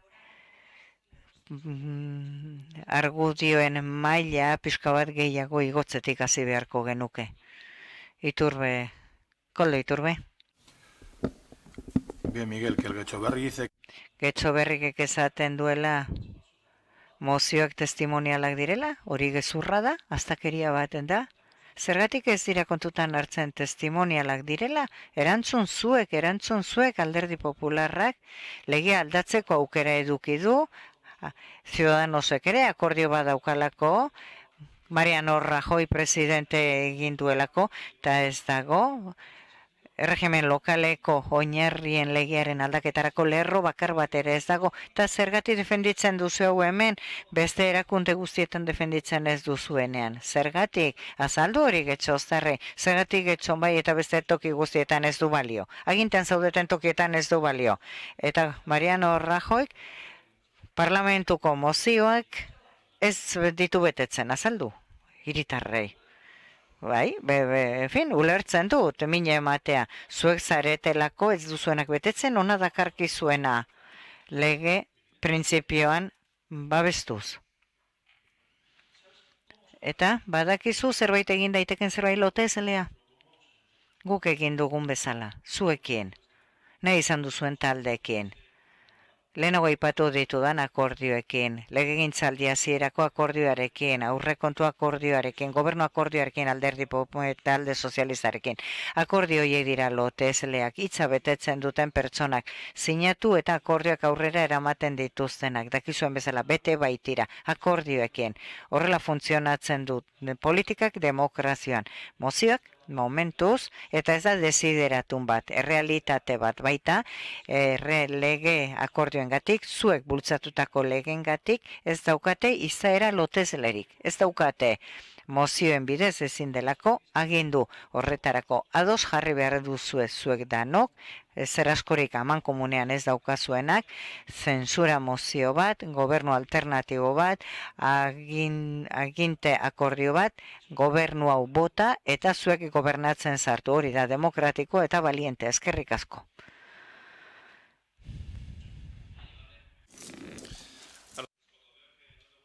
Eskerrik asko, Koldo, ikusten dut mozio betzaizula bat ere gustatzen ez edukia eta ez honekin zer ikusia daukan ezer ere.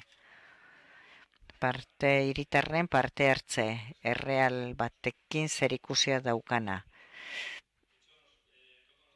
Gu getxon gaude, hau getxo da. Eta getxoren alde, getxoztarren alde egiten dugu lan.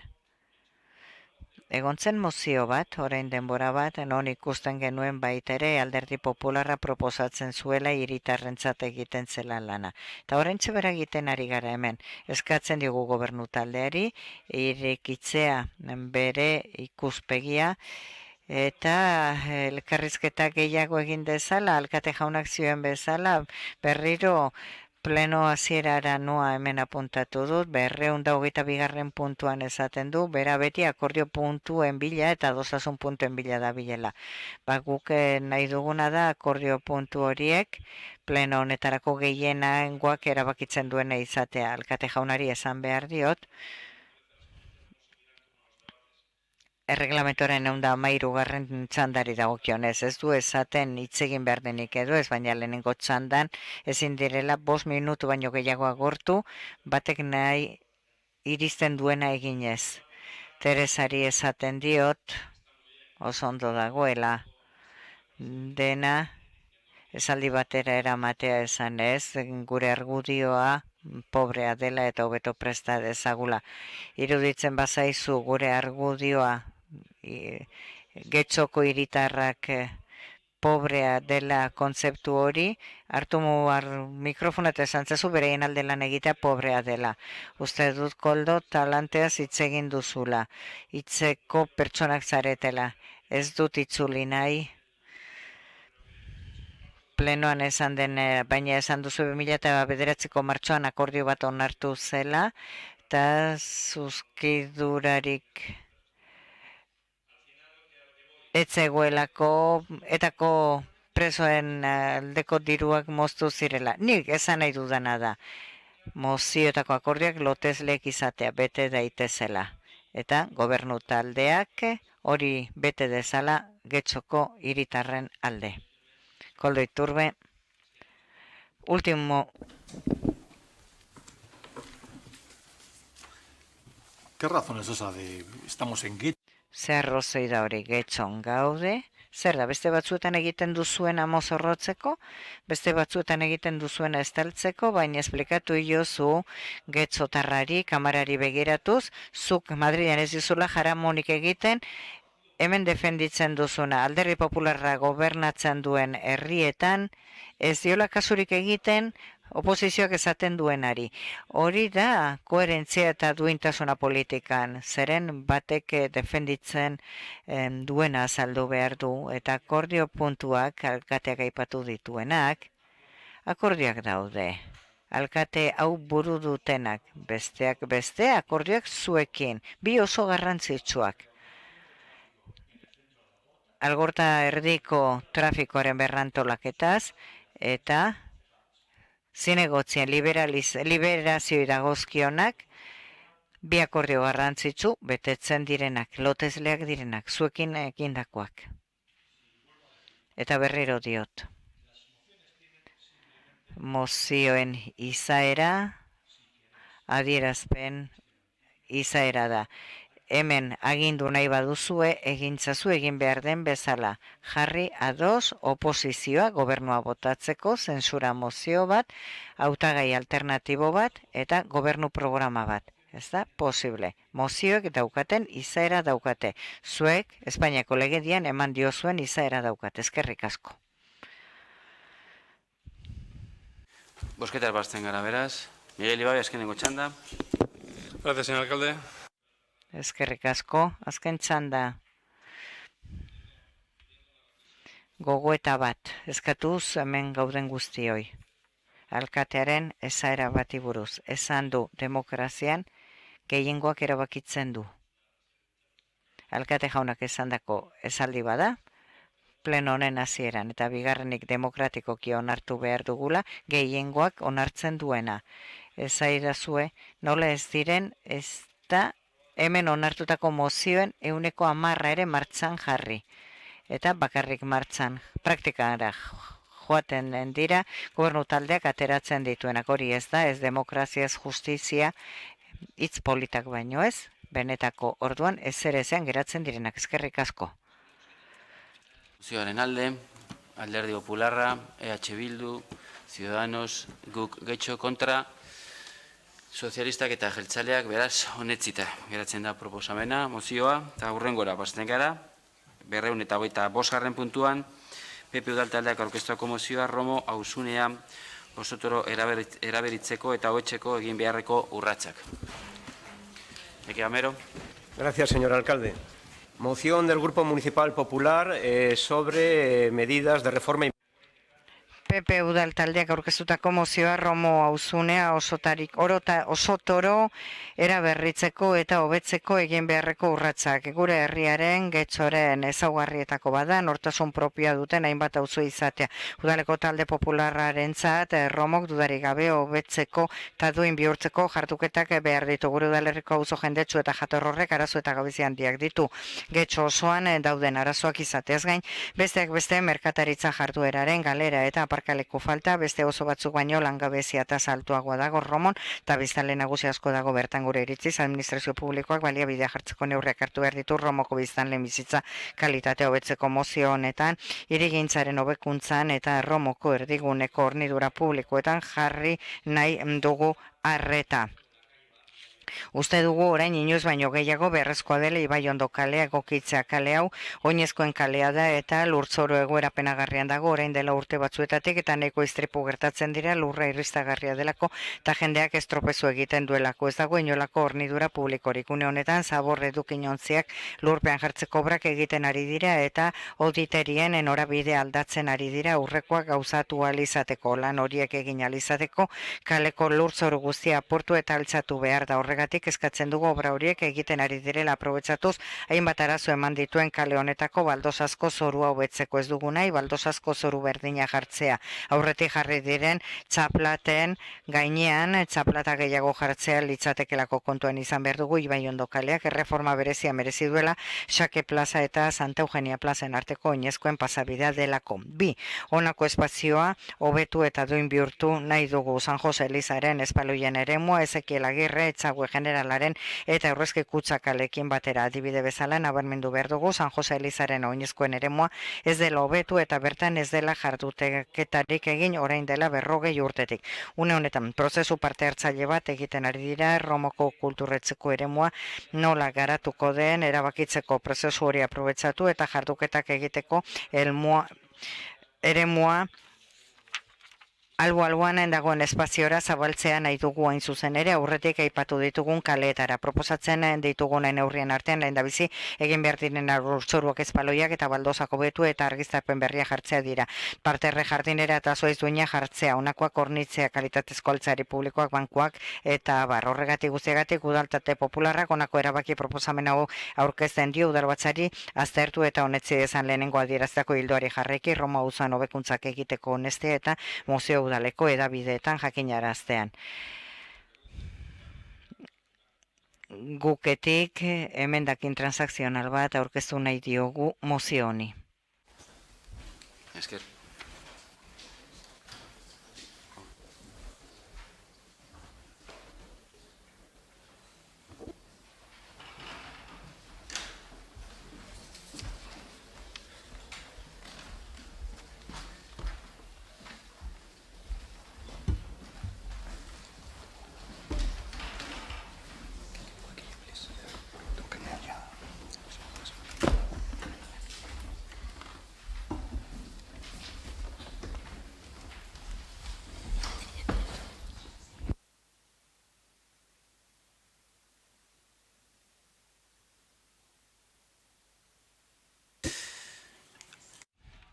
Alderdi popularrei dagokio getxotik bideratutako zuzenketa hori onartzea ala ez. Beraz, Iñaki Gamer zurea hitza.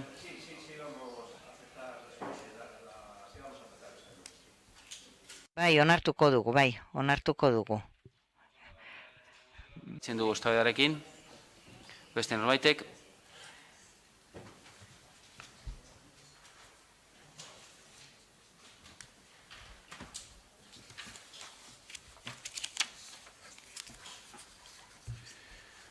Eskatu duzu hitza, Oier.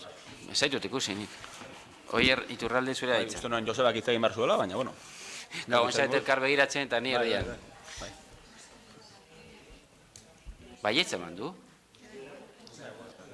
Ah, bale. Bai. Barkatu, Kike. Bai, irakurtzea beharrezkoa da, bai. Alerna. Guken getxok Romoko auzorako Alderdi Popularrak aurkeztutako mozioaren aurrean. Guken getxok proposatzen du talde popularraren mozioan ondorengo puntua sartzea. Auzoko kideak parte hartzeu dezatela kulturretxearen ingurunearekin erlazionatutako eremu horretan ze hobekuntza sartu erabakitzeko. Duen zuzenketa beraz mozioa parrafo hau batu egiten du eta horrela geratzen da. Jarraitzen dugu eztabaidarekin beraz, Oier Iturralde. Eskerrik asko arratsaldeon. Bueno, beste bari. Buenas tardes. Gatozela mozio honekin, mozio honen edukiarekin, testuarekin, planteatzen diren ideia guztiekin, eta hala ere ez nahiko bat jarri nahi diogu, izan ere parte hartzaren alorrean espaitu aipatzen, orain egun gutxi abiatu den plataforma berri hori ez da aipatzen, nolabait agian behar bada ez dakitelako, baina bueno, dena dela, plataforma berri bat badago sortua Getxoko nagusien etxearen, Ermoko nagusien etxearen lekualdatzaren kontra, eta erekin horretan egin behar denaren inguruan eztabaida sustatu nahi da. Guk haien hitza gure egiten dugu, ona dakargu, eta nola nahi ere bat egiten dugu mozio honekin eta gure aldeko bozka izango du. Eskerrik asko. Esker, beste norbaitek. Kike Prada. Eskerrik asko. Mozio honen gainean zera esan nahi dugu, babestu egingo dugula, baina uste dugu egokia dela alderdi batzuk argitzea.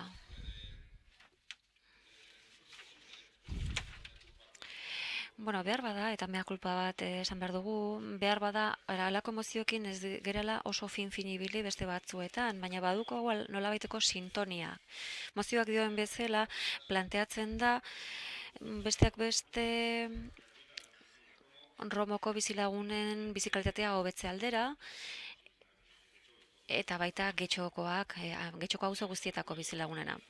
Beste emendakinen bat ere sartu zitekeen mozio honetan, baina komeni da gogoan izatea aurreko hilean guk taldeak mozio bat aurkeztu genuela eta Getxoko bi zonalde hartzen zirela barruan, Urkizu plaza, Santa Eugenia kalea, Romon, eta harritzekoa da, baina Alderdi Popularrak kontrako bozka eman zuen. Egia esan, harrituta gauzkatzue.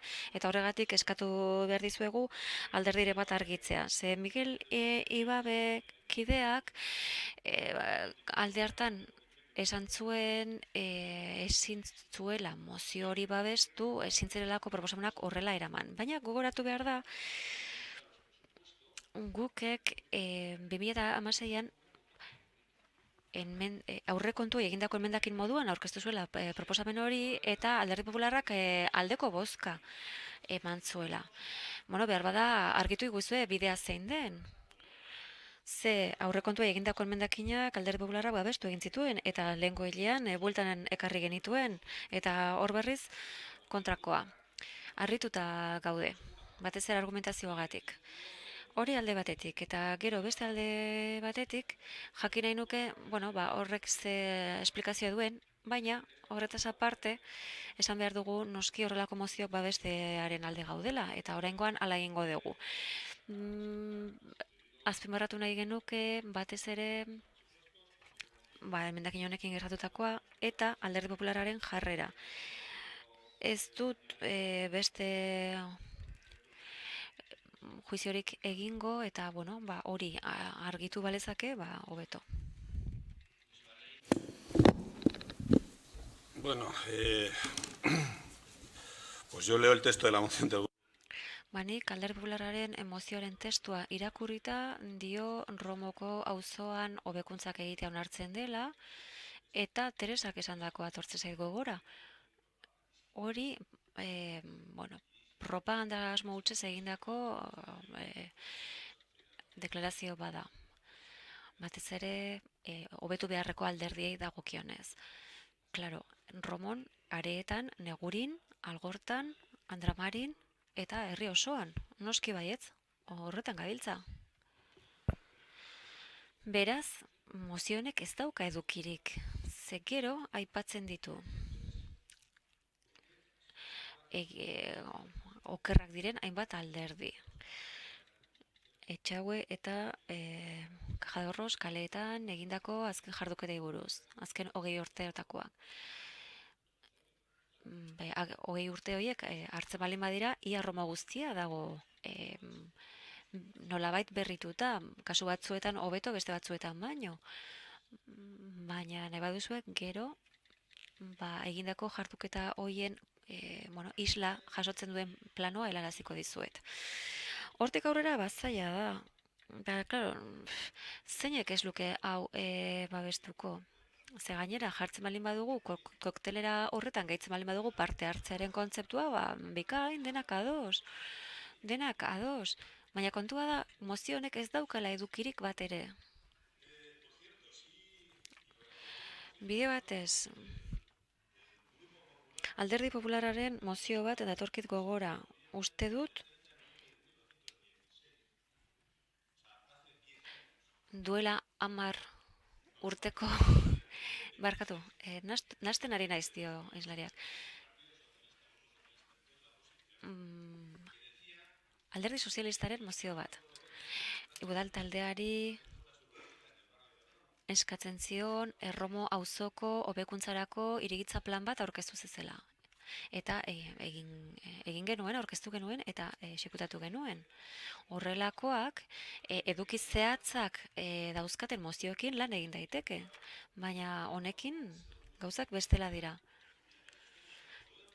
Karo, Romo hobetzen arituko gara, bihartik aurrera eta horretan dudarik ez daukagu. Iñaki Gamero, mila esker alkate jauna.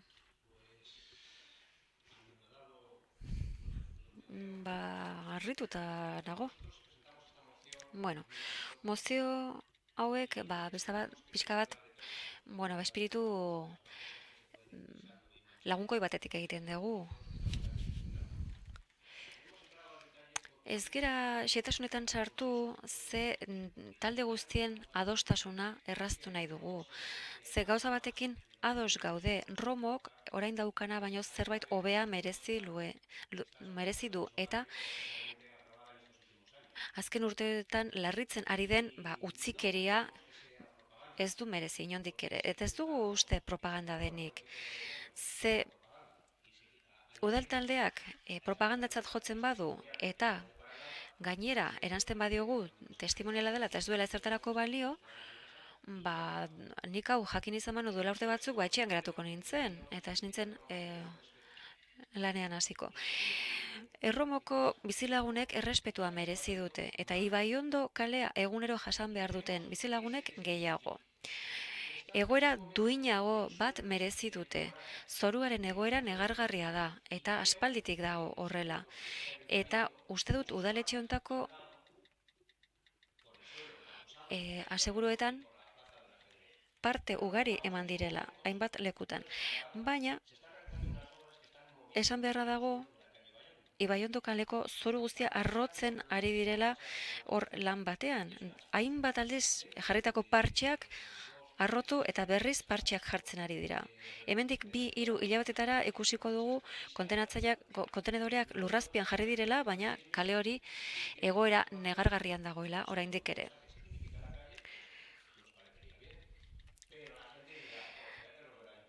Jendeak esango du, udalekoek arlauza guztiak altxatu dituzte eta zergaitik ez aprobetxatu une hau lanak behar bezala egiteko. Eta Joseba, esan dudanean 40 urtean ez dela ezer egin, leku zehatz batez ari nintzen hitz egiten.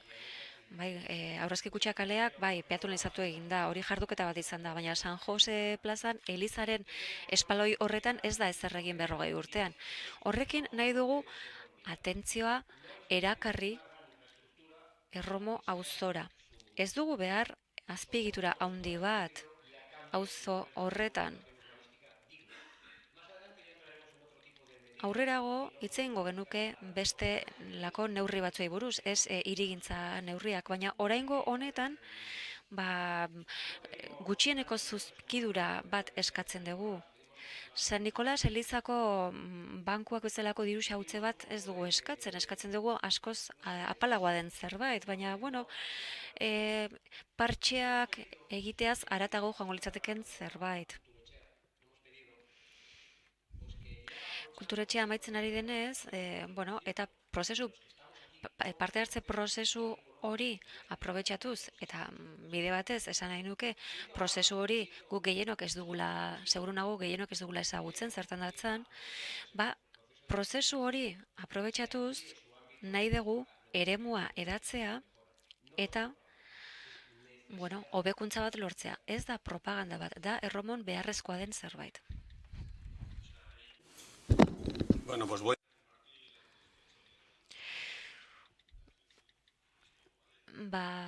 Eskuetan daukan dokumentazioa banatuko dut, aurrera jarraitu aurretik.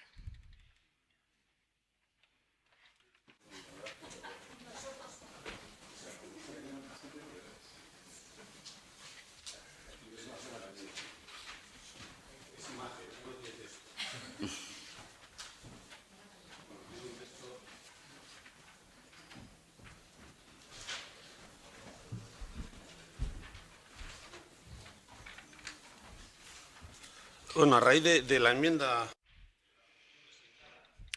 Aurkeztu den mozioaren harira, egindako jarduketen plano bat egiten hasi ginen.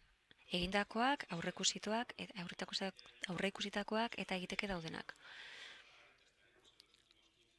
Azken 15 urteetara etorrita, kolore berdez daudenak gaur egun egikaritzen ari dira. Adibidez, Erromoko polikiroldegia eraikitzea. Erromoko polikiroldegian parkina egokitu da. Eta urdinez jarri ditugu jarduketarik gabeko zonaldeak. Eta behar bada hoietan zerbait egin beharra izango dugu. Nahi balin badezue proiektuak azaltzen hasi naiteke, baina ez dakit denbora izango genuken.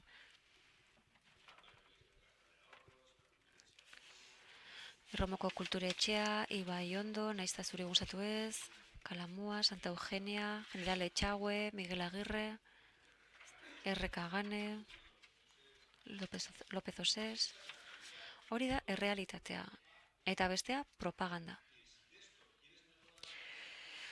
Eta zerbait hobetu nahi balin baduzu, esaiguzu zerbait zehazki. Ez dakit zergaitik etzaizun gustatzen Ibaiondoko zorua, material noble batekin egina da. Labrastekoak gertatzen direla, bai, eta herriko beste lekuetan ere, bai. Gogoratzen dizuet, proiektu horretan, Alderdi Popularra ere egontzala, aukeratu zen aditu talde horren aukeraketan. Oker ez banago, 97an izan zen. Eta akordatzen naiz Alderdi Popularraren ordezkaria nortzen. Beraz, mesedez, hori da gaur egun Erromoko errealitatea. Esku hartze zehatz bat egiten nahi balin badezu, hitz egin dezakegu horretez, bestela propaganda egin nahi balin badezu, zuen esku.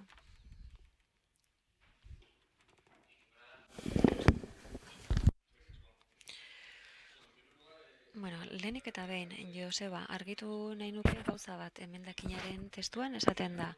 Aprobetxatuz, parte hartze prozesua kulturoetxearekin lotuta egiten ari den hori, nik uste dut nahiko ondo definitu dugula parte hartzearen kontu hori. Ulertzen dugu, behar bezala definitu dugula.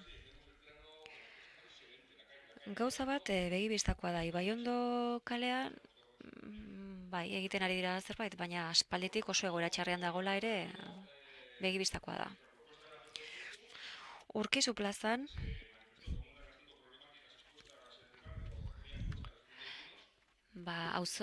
bizilagunen auzo elkartean egindako inkestan, puntu gatazkatsu moduan agertu zela, Joseba Arregiren erantzunean da, egiten ari dela. Hala izan dadila, esaten den bezala, eskerrik asko.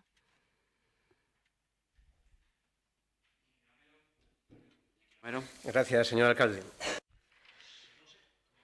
Iñaki Gamero, ez dakit, propaganda besterik egiten ez dugunez eta gainera ez duenez ezertarako balio, ez dakit merezi duen jarraitzeak. Guk, pentsatzen duguna eta sinisten duguna aldezten jarraituko dugu, Joseba, errespetuz diotsut. Niretzat plano hau erosketa zerrenda bat bezala da. Ez dut inora zerrarazi nahi, baina hau duela 20 urte erosi genituen gauza batzuen erosketa zerrenda da, eta oilasko bularkiak eta esnea erosten baduzu, eta ez badezu behar bezala mantentzen, 3-4 egunetan zaborretara bota behar da.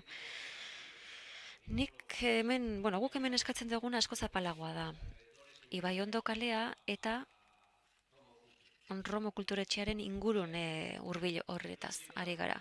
Adibidez, Lope de Vega kalearen eraldaketa. Lope de Vega eraldatuko zenuten, baina lehen bezalaxe dago. Hor, zorua asfaltatu da, margotu da, baina ez da besterik egin. Behar bada, oditeria basatu da, zertxo duinago egongo zen. Baina, Erromo abandonatuta dago. Eta hango bizilagunek hala ikusten dute eta hala helarazten digute. Eta ez da propaganda, ez da oportunista izatea. Da, besterik gabe ez dugula baliabide publikorik xaotu nahi. Eta berriro diogu. Ibaiondo kalearen zorua altxatzen ari denez, eta badirudi, ez dakit urtarrilerako edo egitekoa dela, aprobetxatu daiteke lan hori saneamentua egiteko. Eta horrela egoera duinagoan jar dezakegu kale hori, ez bakarrik arlautzak jarrita, baizik eta argiztatze egokio bat, landaredia zainduta, nolabiteko kalitate bat eman. Guk nahi duguna da Erromo ez ustea abandonatuta, naiz jarduketak egin. Ez ustea Romo abandonatuta. Badakigu, borrokaren poderioz lortzen direla gauzak, adibidez, Sarajevoren aparkalekua asfaltatzea lortu zen, asko borrokatu ondoren. Eta badakit, Badakigu alderdi popularrak nahi dugun bezalako zerbait lortzeko asko borrokatu beharko dugula, baina jarraitzeko asmotan gaude. Joseba Arregi. Bueno, hablas de Santa Eugenia eta Lope de Vega aipatu dituzu. Zer dago, hor aparkalekoa linean edo baterian dago? Zer egingo zenuteke aparkalekuekin, kale horietan? Espaloiek ez daukate arazorik. Kale horietan arazoa da espaloien zabalera, ez arlauzaren kalitatea.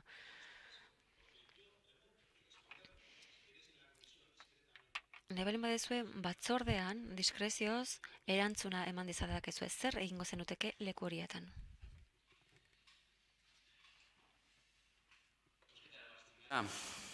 Mozioaren alde, Alderdi Popularra, Ciudadanos, EH Bildu eta guk getxo, abstentzioak, jeltzaleak eta sozialistak, beraz, onetsita geratzen da mozioa eta horrengora pasatzen gara. Urrengo mozioa, Alderdi Popularraena ere, PP Udaltaldeak aurkeztutako mozioa, bai? Getxo antzokiaren kontuen ikuskapena. Eduardo Andrade, zurea da hitza. Gracias, señor alcalde. Orain dela ez asko gobernu taldeago dokumentu bat aurkeztu digu, non laburtuta kuadro batean zehazten den orain arte Getxo antzokia kostatu digun dirua, edo zenbat kostatuko duenaren aurreikuspena.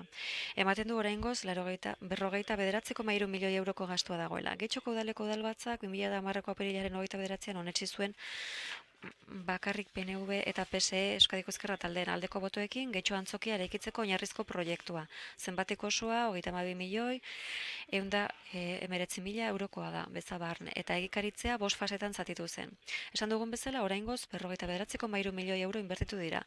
Non dago gainontzeko dirua, non daude gastatu diren gainontzeko 17 milioitik gorako eurokoak, nola leiteke osoko bilkuran onetsitako proiektua 153,77an hasi izana, alferrikako gastuak dira plazako bankuak bezala, arkitekto aholkulariak aurrekusi zuten bezala faseetan egin den zatiketa eta azpi zatiketa dira. Uste dugu Getxoko herriak azalpen bat behar duela eta uste dugu udalbaltza honi dagokiola azalpen hori eskatzea. Horregatik beharrezkotzat jotzen dugu enpresa ditu batek auditoretza bat egitea. Egindako gastu guztiak berrikusi ditzala eta desbideratze horren arrazoiak zehaztu ditzala, eta era berean jarduketa horien legezkotasuna baloratu dezala. Horregatik guztiagatik Udaltalde Popularrak ondorengo erabaki proposamena aurkezten du. Lehenengoa, Getxoko udaleko udalbatzak auditoretza bat kontratatzea ebaztea, idazki honen azalpenetan adierazitako galderei erantzun emango diena. Bigarrena, mozioa udaleko edabideetan jakinaraztea. Antzokia hitz egin genezakeen gaur, bere dimentsioez, neurriz gaineko tamainaz, plazaren diseinu txarraz, eraikinaren egoera txarrez, bankuez, edo inguruaz, baita inaugurazioaren aurretik ere eraikin horretarako proiektu ezaz, bideragarritasun ekonomiko ezaz, baina nik diruz hitz egin nahi dut, ze harrigarria iruditze zait, nola Getxo antzokiari buruz planteatu genituen azken kontuetan, desbideraketa oso handia da. 17 milioi euro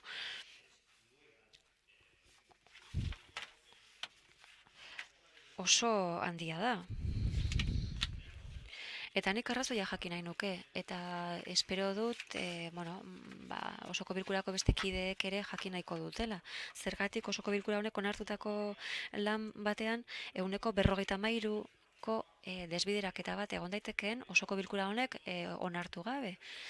Uste dut, esplikazio bat behar dugula, eta gustatuko litzaidake kanpo auditoria bat egiteak, beste enpresa batek, eta azaltzea zergatik desbideratu garen hainbeste eta bide batez desbideraketa hori legezkoa den edo ez Euskal Kontu Auzitegiak esan izan duen bezala.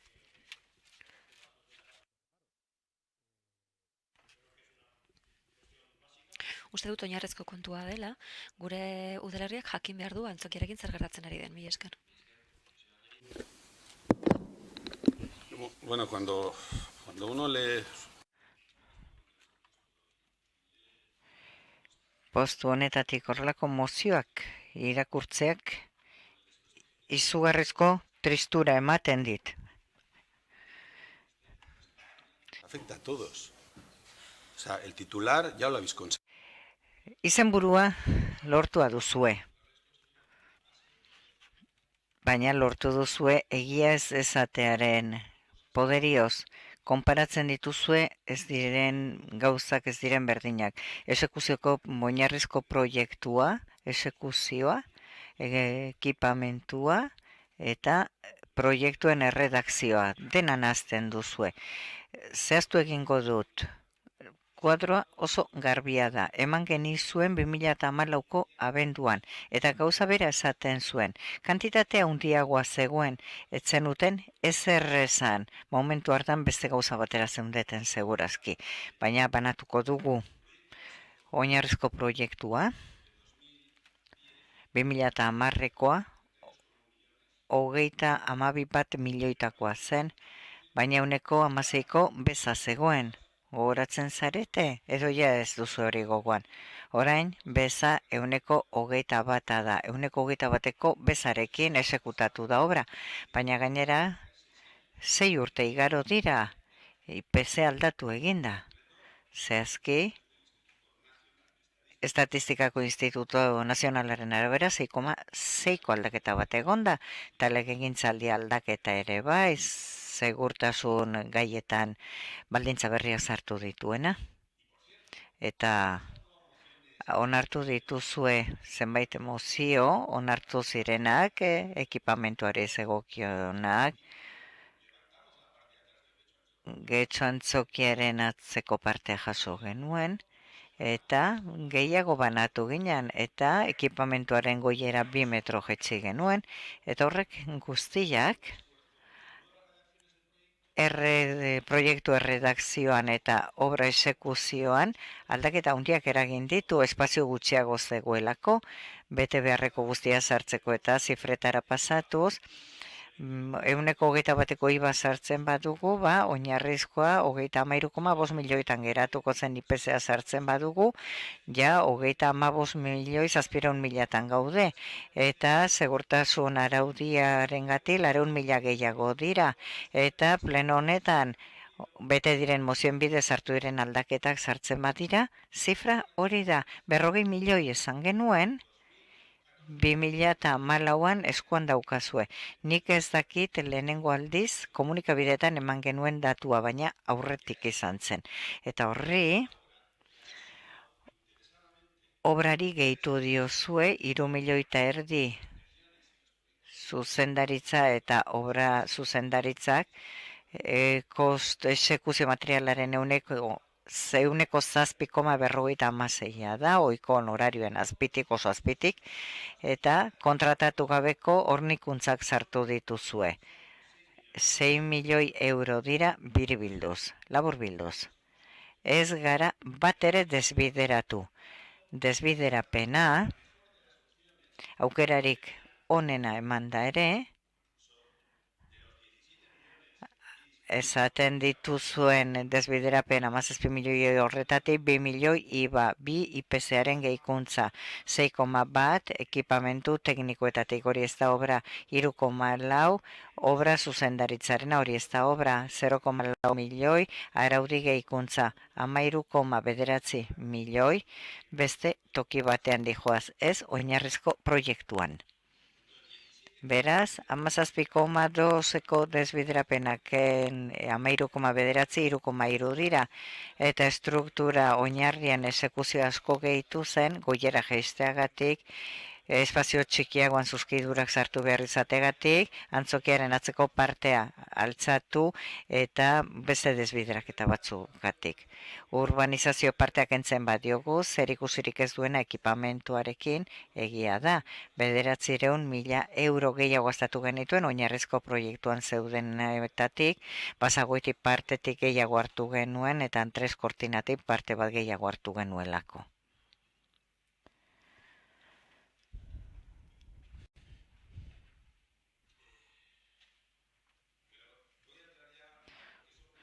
Baina edukietara pasatuko naiz. Esan duen bezala, mina ematen dio, baina ez gobernu honi.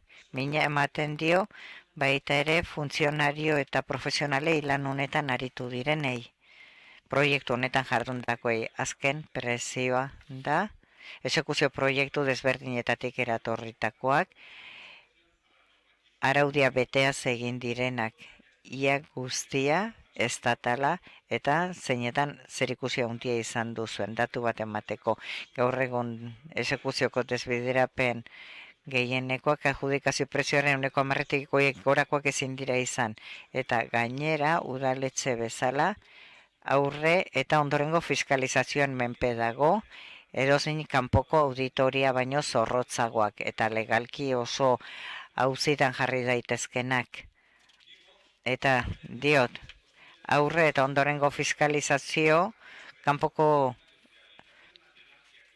auditoria baino zorrotzagoak eta era guztiz independientean egiten direnak. Ez naiz, habilitazio nazionalak udal honetatik aten daudenak. Horiek die estatua montatutako organuak fiskalizatzeko eta kontrolatzeko administrazio publikoetan.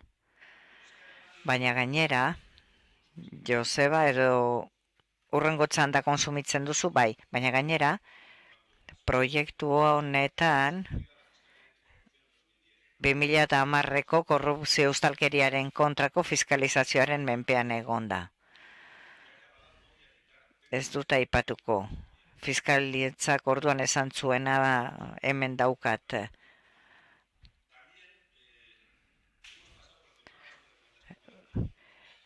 Kontuen Euskal Auzitegiak ere fiskalizatu zuen, ez zuen ezer esan. Eta zifra zehatzak ematearren 40 milioi obran esan genuen orain urteak eta horri eusten diogu. Zuzkidurak 18.000 metro dauzkak, 4.000 metro urbanizazioan. Guztira, 22.000 metro karratu. Zatik eta egiten baduzue 1.500 euro metro karratuko esekutatuan. Konparagarria edo azpitik bere mailako beste edozein zuzkidurarekin konparatuz, besterik ez. Kiki Prada. Gracias.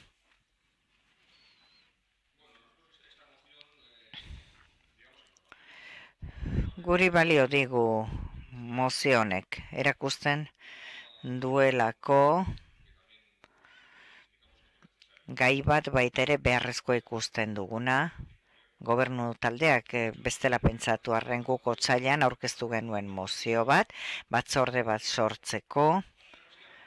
Azkenean gauza bera lortu nahi genuen. Obra hau, gastu hauek uste dugu kontrolatu behar direla. Kontrolatuak egongo dira, fiskalizatua hemen esan da, baina egia esan, 50 milioitan dijo obra, ez dakigu zenbatean bukatuko den, faseka egina, plenoaren kontroletik libre, SPMS-etik 15 milioi eraman ditu, gure gazteen etxe bizitzetarako bideratuta zeuden diruak, getxo antzokian bukatu dute diru horiek, eta horregatik esaten dugu balio digula mozionek. Otsaileko moziora itzultzen dugu, uste dugu ekipamentu honek zerbait gehiago behar duela. Definitzen genituen zeme gauza, mantenimentu gastuak eta bar, eman behar dira azalpen gehiago, ez egin denarenak, etortzeko dagoenarenak, zer dago planifikatua, zer dago kuantifikatua, ze horre ikusten da. Ez dakit, guretzat guztiak zalantzak dira bidean argitaratuko direla, hori espero dugu, baina hobe bizkortzen badugu eta horretar jartzen bagara. Akordio proposamen honek obra bukatzeko lanen fiskalizaziorako batzorde bat, getxo antzoki eta kulturetxe ere sartzen dugu. Gure moziora etzen onartu, baina berriro diogu, behar dela ezagutu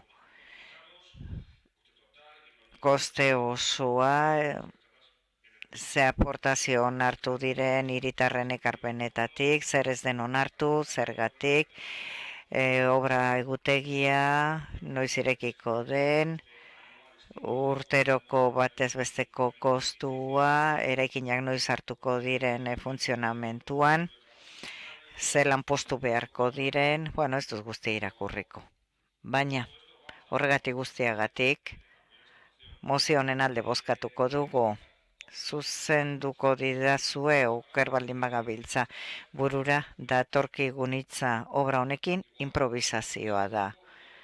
Berdin desfase ekonomikoa deskontrola denok ezagutu dugu, argazki asko, fatxada honela izango den, gero etzakin ondik ekarri den egurra, barkatu, komentario bat, barandilako jubilatuarena, baina nigor lan egiten duen jenderekin hitz egin dut, eta benetan arkitektu bat etortzea bozeto batekin, goizan egin duen marrazki batekin, San Nicolas Plazara ematen duen parte hori, niri bertako langileek esan didate, daukaten sensazioa dela improvisazio eta deskontrolarena, eskuetatik joandako proiektu baten dela. Haizeak nondi jotzen didan, orain galvanizatua jarri, orain egurra, guzti horrek desfase ekonomikoa dakar. Ojala, zalantza guztiak argitzen badira, dena kontrolatua badago eta definitua, baina ez daukagu informazio hori. Horregatik guztiagatik, mozionen alde bozkatuko dugu eta aprobetsatuko dugu berriro eskatzeko gobernu talde honek ez dezala dirurik desbideratu, etxe bizitza sozial eta gaztentzat nagusiki behar den diru ez dezala desbideratu. Zeren, azken PMS-eko diruak begiratzen baditugu, dirua nagusiki Getxo Antzokiara joan dela. Zenbait kasutan justifikatu daitekela diru hori, baina lehentasunezkoa da, lehentasunezkoa bada ez da bestea. Hau dira etxe bizitza sozialak, hau da Antzokia nun jartzen dut hemen, ez jaunak. Ados, eskerrik asko. Bai. Nerea Gijarrubia, zurea hitza. Bai, arrastion. Bueno, EH Bilduk beti adierazi du, ez? Getxo Antzoki eta kulturretzea bezalako proiektuak ez direla beharrezkoak izan, edo behintzat ez da beharrezkoa izan nola gauzatu diren.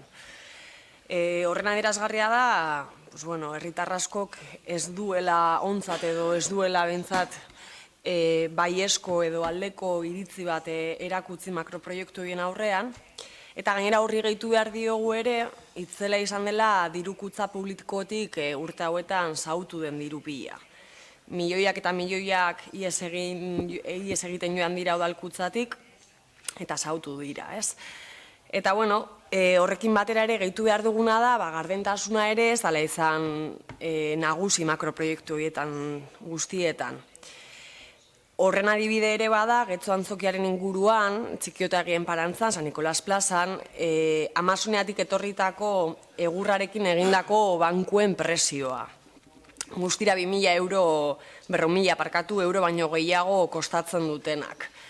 Askotan ere beldurrez esertzen garen hoietan, ez? Ez ote diren apurtuko edo, daukaten kostuarekin, Orduan, kasu honetan eta gardentasuna inoiz ez dagoelako sobran, uste dugu horrelako datuak eta horrelako kostuak eta presioak herritarrei modu erraz eta gertu batean adierazi helarazi behartzaiela, kasu honetan baiezkoa bozkatuko dugu, auditoria horren alde, eta errepikatuko nituzke hemen hainbatetan eman diren argudio batzuk, behintzat etxebizitza politikari begira, eta beste hainbat. EH Bilduk askotan finkatu du bere posizio politikoa gai honen inguruan, eta besterik gabe aurgeratzea ere aldarri horiek. Eskerrik asko. Zuri, beste norbaitek. Edo Andrade. Andrade, gracias. Eskerrik asko. Joseba dena kontrolatua baldin badaukazu, ez duzu arazorik edukiko auditoria bat egiteko onartu mozioa, kanpoko enpresa bat kontratatzen dugu eta ikusten dugu jazuk emandako datu horiek zuzenak direla. Mina, noski, mina, getxoztar guzti hori, eraikin hori ikusten dugun bakoitzean, eta hemen esan den bezala San Nikolaseko plazetan esertzen garen bakoitzea, baina mina, zakelan ematen digu, zeren Joseba zuri aurkezen badizute zure etxea birgaitzeko obra baterako aurrekontua 1.000 eurotan 30.000 euro hemendik, eta aurrekontu laburpen bat hitzez irakurtzen ari da aurrekontuan jasotako atalak. Gero 13% gastu orokorrak, benefizio industrialak. ematen dizute zure etxerako aurrekontu bat baino gela konpontzeko eta obra bukatzera zuatz, eta bapatean 17.000 euro sartzen dizute, etzinake konforme egongo da auditoria bat eskatuko zenuke guk bezala, esaten duzu dena lotuta dagoela, orduan ez dago arazorik, esan baiezkoa egiten dugu azterketa bat, kontuak auditatzen ditugu, edo ez, eta ez badago ezer eskutatzeko, ez dago arazorik auditatu, errebisatu, eta kito, baina ezin da, udal baten aurreko plenoak 32 milioitako aurrekontu bat onartu, eta orain 59,3 milioirekin egotea, baina hor badaude gastu batzuk aipatu ez dituzunak, baita ere gastatu ziren 900.000 euro, ez dakiz zer erosteko, hori antzoki proiektuaz ari gara. Antzokia orain arte 59,3 milioi gastatu ditugu. 60.000 euro handaukagun arkitektuarena, hiritarren zergekin onartzen duguna. Noski, dena gehitzen da, antzoki proiektua. Ez proiektu, oinarrizko proiektua hitz egiten genuen, ez, hiritarrei garbi hitz egin behar zaie. Zema kostako da eraikin hori, 29 milioi esan zen, zema kostatzen ari da, 59,3, ezakigun on bukatuko dugun. Hori ulertzen du hiritarrak ez genuen esan zer kobratuko duen arkitektuak. Kontuen Euskal Auzitegiak esan zuen, ilegalak zirela arkitektoak jasotakoak. Joseba Arregi.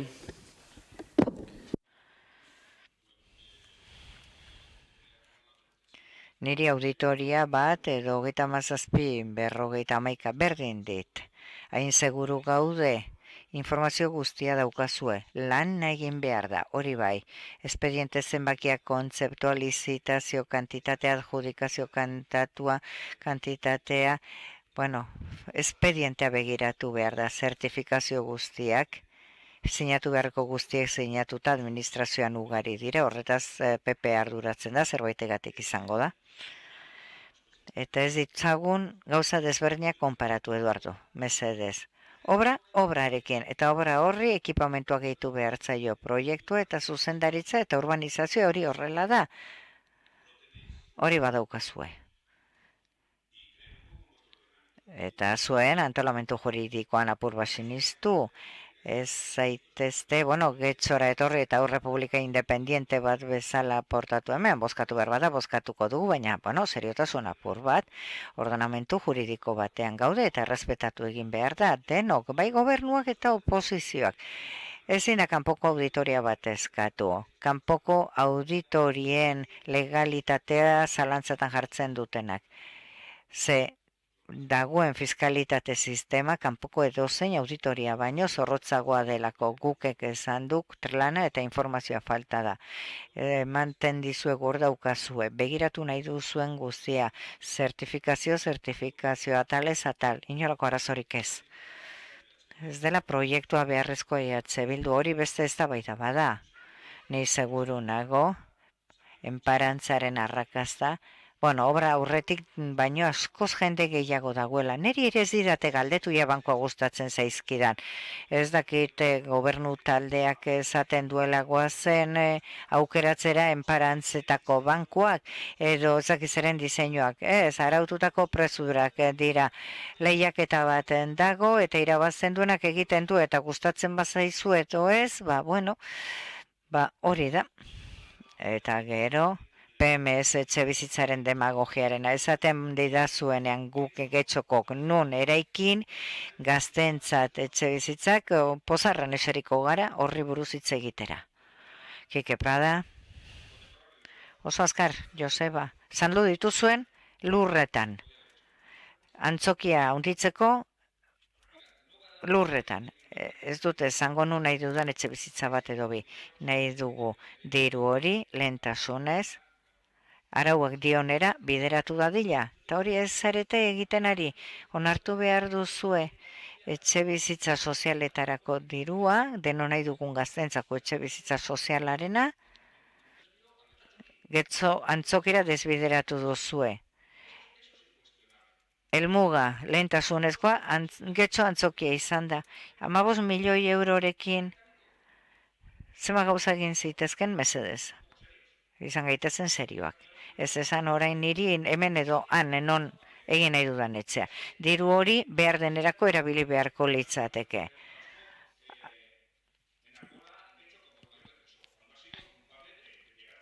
Getxon orain EAJak exigitzen du hori eta orain arte ez du ezer egin. Lur okupazio depredatzaile bat egin du, etxe bizitza politika bat ala moduzkoan, gazteak astuak izan diren, astuak esan dezakegu, eta orain ados gaude egiten den guztia laguntzak, baina bueno, ez zan gaitezen serioak. Beharrik handiena daukagunera eraman dezagun dirua. Ez, orain gainera salbatzaile bezala saltzen zarete Punta Begoñan, nagusien etxean, bota nahi zenuten, birgaitu orain ustu eta adibide gehiago eman ditzaket. Baina Getxo antzokian gaude orain.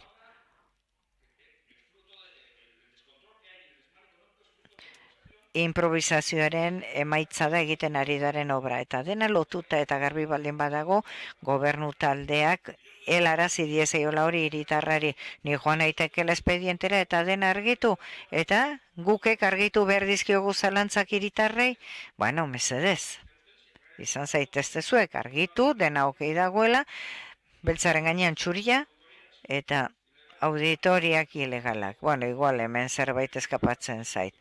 Baina PNV Barakaldon iritsezen bezain azkar auditoria bat egin zuen. Eta, bueno, intentzio askorekin atera zituen ondorioak. Ezakit adibideak balio duen, ezakit Barakaldon PNVek nolako auditoria egin zuen. Baina nahi izan zuen eta gehiago atera zuen. Mesedez, berriro diogu, gardentasun gehiago obra honekiko. Eta batez ere, PMS dirua ez dadila eraman obra hauetara. Eskerrik asko. Besterik gabe, zalantzetan egon gaitezke jaber jende gehiago edo utzego dagoen, baina ez gara eztabaida horretan sartuko, baina ez da, bankuen aipatu dugunan ez da gustu kontua. Azkenan irizpide politiko batzuk ere egon beharko dira, kostu batzuei aurre egin ahal izateko eta beste kostu, edo kasunetan kostu hori daukaten bankuak ez onartzeko, ez? Azken finean ez da gustu kontua eta imaginatzen duzu negotziak ez duela estetikoki aukeratuko, baina bai irizpide batzuk uste dugu egon behar direla. Bai banku horiek aukeratzerak orduan, baita horrelako makroproiektuak egiterak orduan ere. Azken finean irizpide politikoa eta gure inoiz baino gehiago, behin baino gehiagotan aipatu dugun bezala, gure desadostasuna zera bat politikoa da, ez? Kasu horretan. Besterik gabe. Bosketara basten gara. Bai, izkeneko txanda. Sí. Último apunte en relación a los bancos.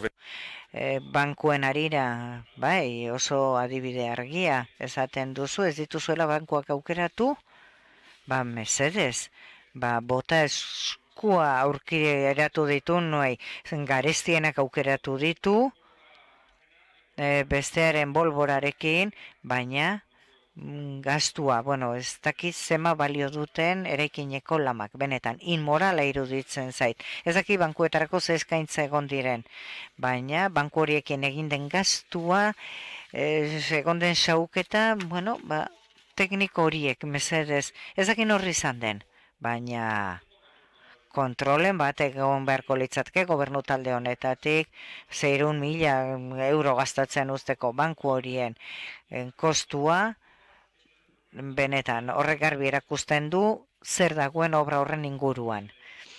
Eta kostu horietara iristea inmorala iruditzen zaiguzk. Zioaren alde, Alderdi Popularra, EH Bildu, Ciudadanos eta guk Getxo, mozioaren kontra, jeltzaleak eta sozialistak, beraz, onetsita geratzen da, hurrengora pasten gara. 227. puntuan guk EH Bildu eta Partido Socialista Euskadiko Ezkerro Udal Taldeek aurkeztutako mozioa, udalerria paradisu fiskalik gabeko lurralde aldarrikatzea. Nork izango da boseramailea? Ibon Rodríguez, bai.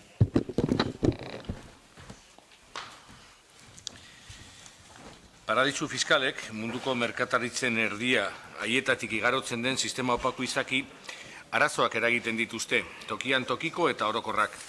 Enpresa handiek paradisu fiskalen bidez zergak saihestea, diskriminazio ekonomikoa da paradisu fiskalak erabili ezin dituzten eta edo erabili nahi ez dituzten enpresa txiki eta ertainentzat. Izan ere, ia euneko 0 ordaintzen dute zergatan enpresa handiek paradisu fiskaletan.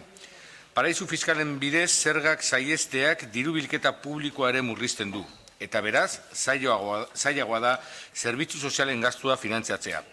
Paradisu fiskalen opakutasunak erraztu egiten ditu kapital zuritzeak, ustelkeria, krimena antolatua, mafiak eta talde terroristak finantzatzea, arma trafikoa estaltzea eta giza eskubideen eta guztien ongiaren aurkako beste jarduera batzuk.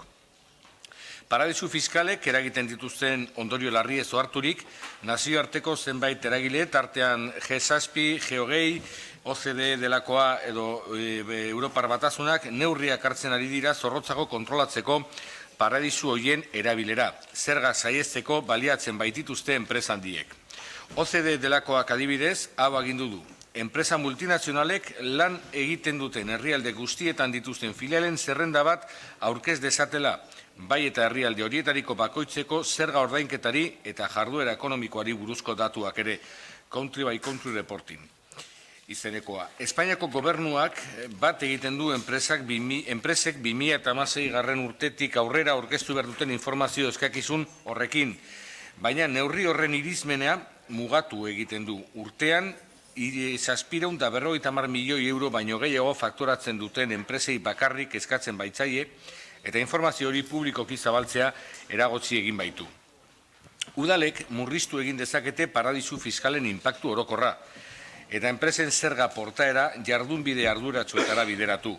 Tokiko lehiaketa publikoak gehiago kontrolatuz, lehiaketok lehia libreko baldintzetan egin daitezen eta ez da dumping fiskaletan eta baliabide publikoen jasangarritasuna zainduz.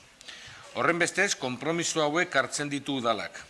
Udalerria paradisu fiskalik gabeko lurralde aldarrikatzea, eta eman beharreko urratzak ematea ziurtatzeko lehiaketa publikoek zerga portaera arduratsuak dituzten enpresen alde egingo dutela, zergak saiesteko paradisu fiskalak erabiltzen dituzten enpresen kalterako.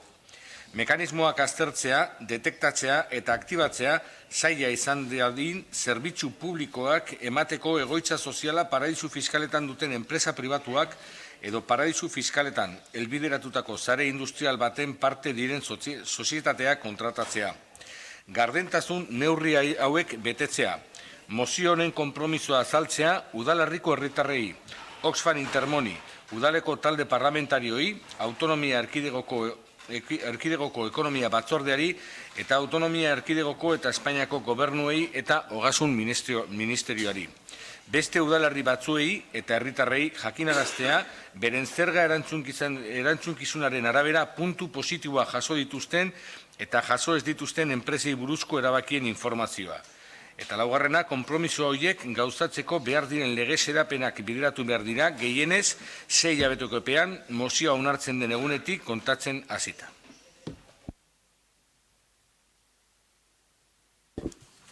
Mila esker. Beste norbaitek, Pablo Amieba. Bai, eskerrik asko alkate jauna. EH Bildu eta PS taldeekin batera, Oxfam Intermonen proposamen hau dakarkigu osoko bilkurara, kanpaina bat egiten ari dira, estatu mailan, beren jarduera, paradisu fiskal hoien bitartez kudeatzen duten enpresa hoien aurka egiteko. Badakigu gero eta desberdintasun ekonomiko handiagoa daukagula, eta hori saiestu daiteke borondate politikoa da kontua. Denok ezagutzen ditugu halako hainbat kasu, adibidez, Soria ministroarena duela hilabete gutxi aitortu zuen bazuela harremana paradisu fiskaletan zeuden enpresekin. Eta horrela jakin izan genuen zer dakaten berekin paradisu hoiek egoteak. Hoien helburua batez ere zerga ebasioa erraztea da, eta horretarako zergarik ez daukaten eta banku sekretua daukaten lekuetan ezartzen dira. Aipatutako kasuei aurre egiteko, adibidez, Gasteizko udalean hainbat neurri hartu dira. eta kontratazio pleguetan funtsezko baldintzak ezartzen dira. Hala, enpresak, esan behar dute, paradisu fiskaletan dauden enpresekin harremanik baote duten, besteak beste. Uste dugu, talde hoiek egoera hori kontrolatu ahal izateko bidean daudela. Behar bada norbaitek zalantzak izango ditu zergaitik den hau gure udalaren egitekoa. Esan dugu, Intermon Oxfamen txostenak argi uzten du zerbait egin beharra dagoela. Eta gorako erakundeei premiatzeak ez duenez emaitzarik ekartzen normalean, erabaki dugu mozio hau ona ekartzea, neurriak arditzagun, ze bai, udaletxetik hartu daitezke neurri zehatzak, ahalik eta gehien horrelakoak galarazteko.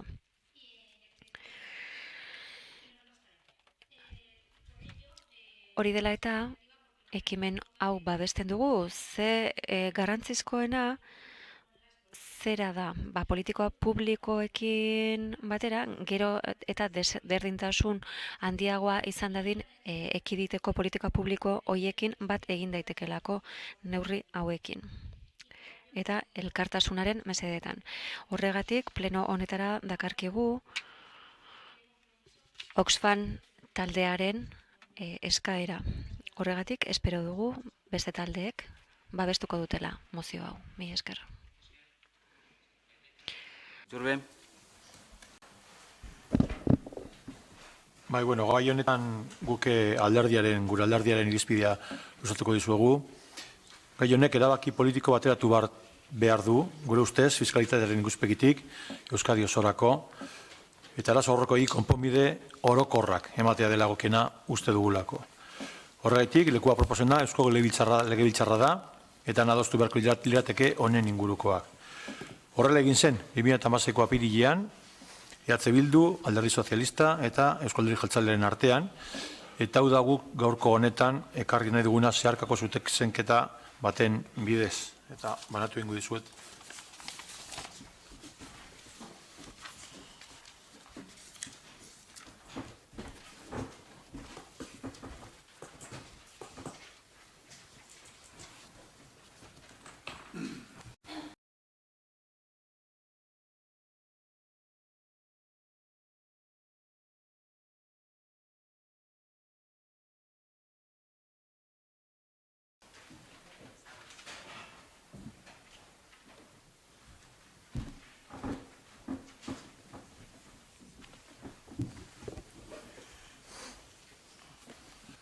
Eta horrela dio, zeharkako zuzenketak, bat, Getxoko udalak, eskatzen dio iruzur fiskalaren aurka borrokatzeko batzordeari, bere lanen artean lehentasunen zeraman dezala aurrera kontrol eta informazioko ekintza bat, egoitza fiskala eta edo negozio unitatea, Euskadiko Autonomia Erkidegoan dutela, paradisu fiskaletan aritzen diren pertsona fisikoen, enpresa eta sozieteten gainean.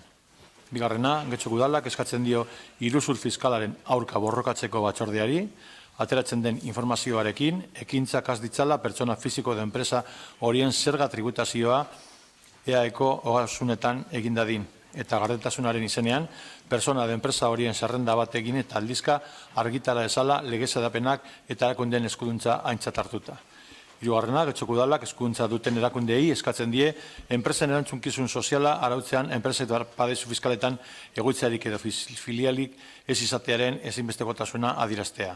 Laugarrena, Getxoko udalak euskal zerga sisteman eskumena duten administrazioei eskatzen die indartu ditzatela zerga iesaren aurka ezarrita dauden mekanismoak, ekiditeko euskal enpresek zerga oinarriak gainberatu nahian paradisu fiskaletan filialak jartzea. Helburu da horretako iruzur praktiketarako asmoak kentzea eta zigortzea.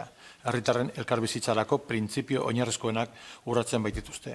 Eta bosgarrena, Getxoko udalak eskatzen dio Europar Batasunari defendatu dezala eta egin ditzala beharrezko pausoak lortzeko batasunaren eremuan politika fiskal progresibo, aurrelakoi justu eta harmonizatu bat neurri anbizioso batzuk ere jasokituena iruzur eta ies fiskalaren aurka borrokatzeko eta paradisu fiskalak desagerrarazteko. Hau da, Legebiltzarrean, 2016ko apirilean, Alderdi Sozialistak, EH Bilduk eta Alderdi Jeltzaleak aurkeztu zuten proposamena, eta guk gaur ona dakartzaguna. Eskerrik asko.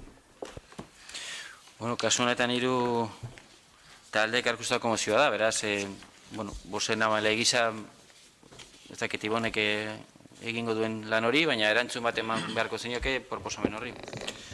Ez dakit, orain lehen jaso dugu pizkat honen berri, ez dakit zehazki hau den lehen jaso dugun idazkia. Hau bada orduan erantzun dezakegu. Zuzenketa hau, gehiketa zuzenketa bezala planteatzen baldin bada, hau da, guk aurkeztutako mozioa, gurea ez dana, Oxfam Intermonen mozioa dana, gehitzen zaizkion puntuak baldin badira, onartu egingo ditugu, baina aldiz mozio honek, transakzional honek bilatzen duena baldin bada, Oxfam Intermoneko puntuak ordezkatzea ezin dugu onartu mozio honek, transakzional honek Oxfam Intermoneko mozioaren zentzua erabat saiesten duelako eta aldatzen duelako. Orduan, azaltzen badiguzu zein da mozioaren zentzua, gehiketa ala ordezkara, horren arabera egongo da gure erantzuna. Koldo Iturbe. Proposamena ordezkatzearena da. Esan bezala mozioaren transakzionalaren helburua ordezkatzea baldin bada ezin dugu onartu, Oxfamek egindako mozioaren helburua guztiz aldatzen du, eta udalari dagokion ardura eta udalari dagokion lana apurra baldin bada ere guztiz baztertu egiten duelako. Esker, beste norbaitek. Teresa Escalante. Gracias.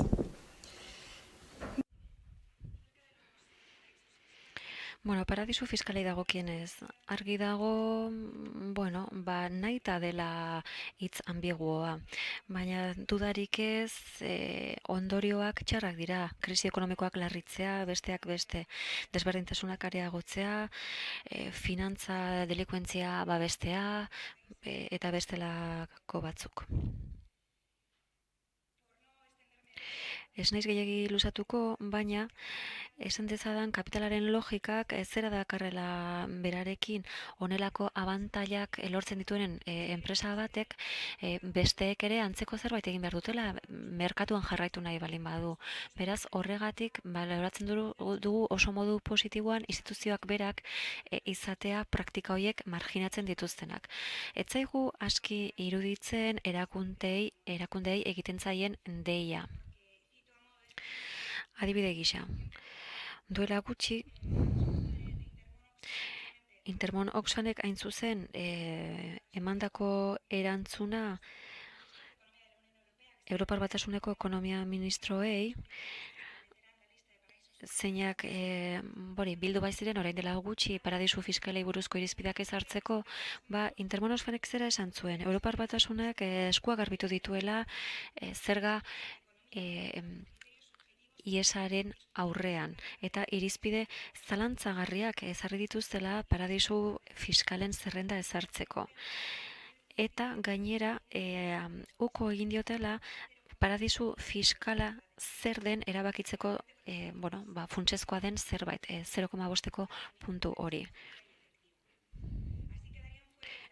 Hala, zerrenda beltz horretatik kanpo geldituko lirateke Kaimanu arteak eta Bermudak besteak beste.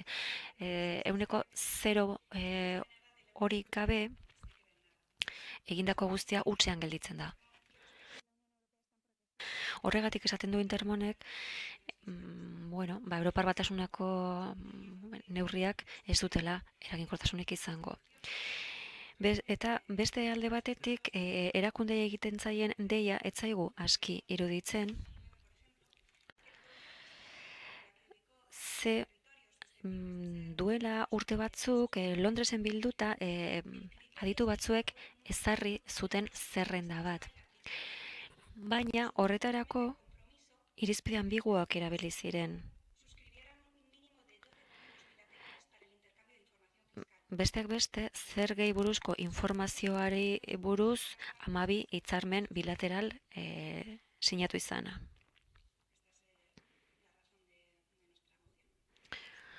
Hori da gure mozioaren arrazoia, mila esker.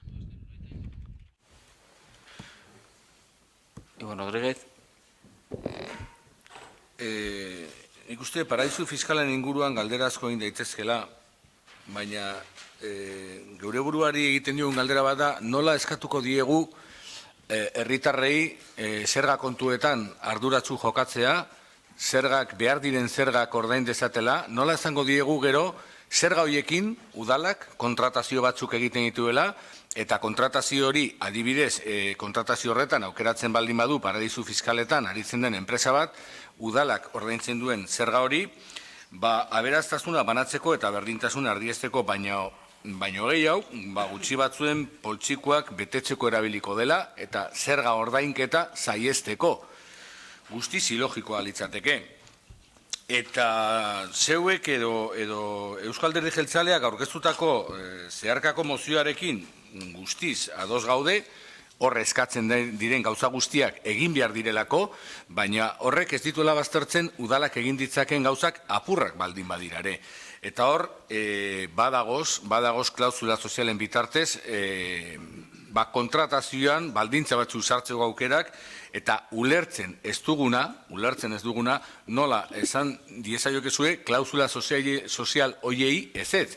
Eta klausula sozialien gainera, udal honetan jakinda, badagoela langile talde bat klausula sozialen inguruko azterketak egiten eta prestatzen ikusteko zelan sartzen diren kontratazio pliegoetan, zergaitik ez beste motatako klausula sozial hauek txertatu. Zergaitik ez. Nola daiteke herritarrei hori egitea eta gero klausula sozialeko horiek baztertzea. Non dago mozio honi ikusten diozuen arriskua. Hori da ulertzen ez duguna. Osea, zein da arriskua? Zein da arriskua? Igual agian arriskua izan daiteke udalerri honekin paradisu fiskaletan lan egiten duten enpresak lan egiten dutela. Hori elertu dezakegu, baina hori ere baztertuz joan barko gara. Ezin gara beti geratu bestei eskatuz paradisu fiskalen inguruko legeria alda dezatela. Paradisu fiskalen kontra guk ere zerbait egin dezakegu, gutxi bada ere egin dezagun. Eta eraginkorra ere ez bada, behintzat eredu funtzioa beteko du. Eta askotan aipatu dugu eredu funtzio hori. Eta eredu funtzio hori bete egin behar da. Ezin zaio herritar bati zergak ordain dezala eskatu, gero bere zerga hoie paradisu fiskalen baten bitartez auskalo Panama edo Delaware edo auskalo nun bukatuko den. Edo kanaletako girla horietan. Horien aurrean udalak zerbait egin behar du. Eskerrik asko. Mi esker. Koldo Iturbe. Erantzungo dizut, lehen esan dudan moduan. Guk uste dugulako, hau ez dela konpontzen bakarrik herri bakoitzak hartu dituen erabakiekin. Neurriak orokorrak esan birelako, eta herri batek hartu ditzake neurri bat ondokoak ez, urrengoak gogorragoak, besteak malguagoak, eta hori ez da nazio ikuspegi batetik egin behar dan lana. Baina lan bat eginda dago aurretik. Eta gu daukagun zerga sistemaren barruan badauzkagu, arauetan horrelako neurriak jasota. Guk, geuk, jasota dauzkagu. Egin daitekela gehiago, bai, baina guk uste dugu hori abia puntua, eta zuek ere horrela uste zenuten, apirilean, eta Alderdi Sozialista baita ere, eta hirurok uste genuen, neurri egokinak zirenak, goitik, hau da, administrazio orokorratik, Gasteiztik hartu beharrekoak, eta hortik jaizten hasi, bakoitzak bere esparruan, bakoitzak bere almenetan, eta hori da defendatzen duguna. Askoz ere indar gogorrago eta neurri eragingarriagoak izango ditugu eta bideratuko ditugu guztien artean herri bakoitzak bere hartzen baitu baino. Eta hori da planteatzen duguna. Ez gaude kontrazuk esaten dituzun neurri horietan, baina uste dugu hau ez dela bidea. Herri bakoitzak bere neurriak hartzearena, ez gaude horren alde. Paula Mieva. Bai, eskerrik asko. Puedes tener razón. Behar bada arrazoi izango duzu, Koldo, horregatik iruditzen zitzaigun zuen taldetik proposatzen zena, gehitzea gure mozioari, baina ez zuek ordeztu nahi zenuten. Baina Oxfanek proposamen hau ekartzen baldin badigu da berak badakielako udaletxetatik zerbait egin daitekeela. Eta gainera, aintzat hartu izan bagenu, nola erantzi zuen proposamenari, gure proposamenari zeurea, orduan zerbait bateratu egin genezakeen. Bi gauzak bateragarriak dira. Arazoa da bat paretik kendu nahi izatea, bestea jarri ahal izateko.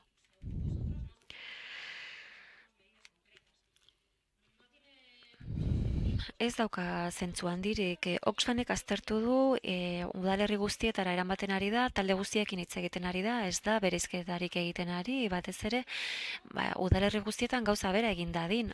Hori da helburua, denak elkartu gaitezen, gero eta jende gehiago, gero eta udalerri gehiago, eta gainera premiatu dezagun deputazioa, Eusko Jaurlaritza, mekanismo hori guztia martxan jarri dadin, baina nonbaitetik hasi beharko dugu, eta udaletxetatik hasi da. Eta guri egokia iruditzen zaigu, ze gainera talde honek oso aztertuta dauka, datu ugari daukate, txostena dauzkate, nola ez diegu konfiantza egingo, batez ere inolako bereizketa politikorik egiten ari ez den talde batetaz. Beraz, nik ez dut ulertzen arazoa zein den, ze gainera onartzen ari zarete gehiago egin daitekela, beraz egin dezagun, ze gainera proposamen zehatzak badaude, beti ari gara proposamen zehatzak eskatzen, iristen zaigunean ez dezagun bazterrean utzi. Zein da arazoa?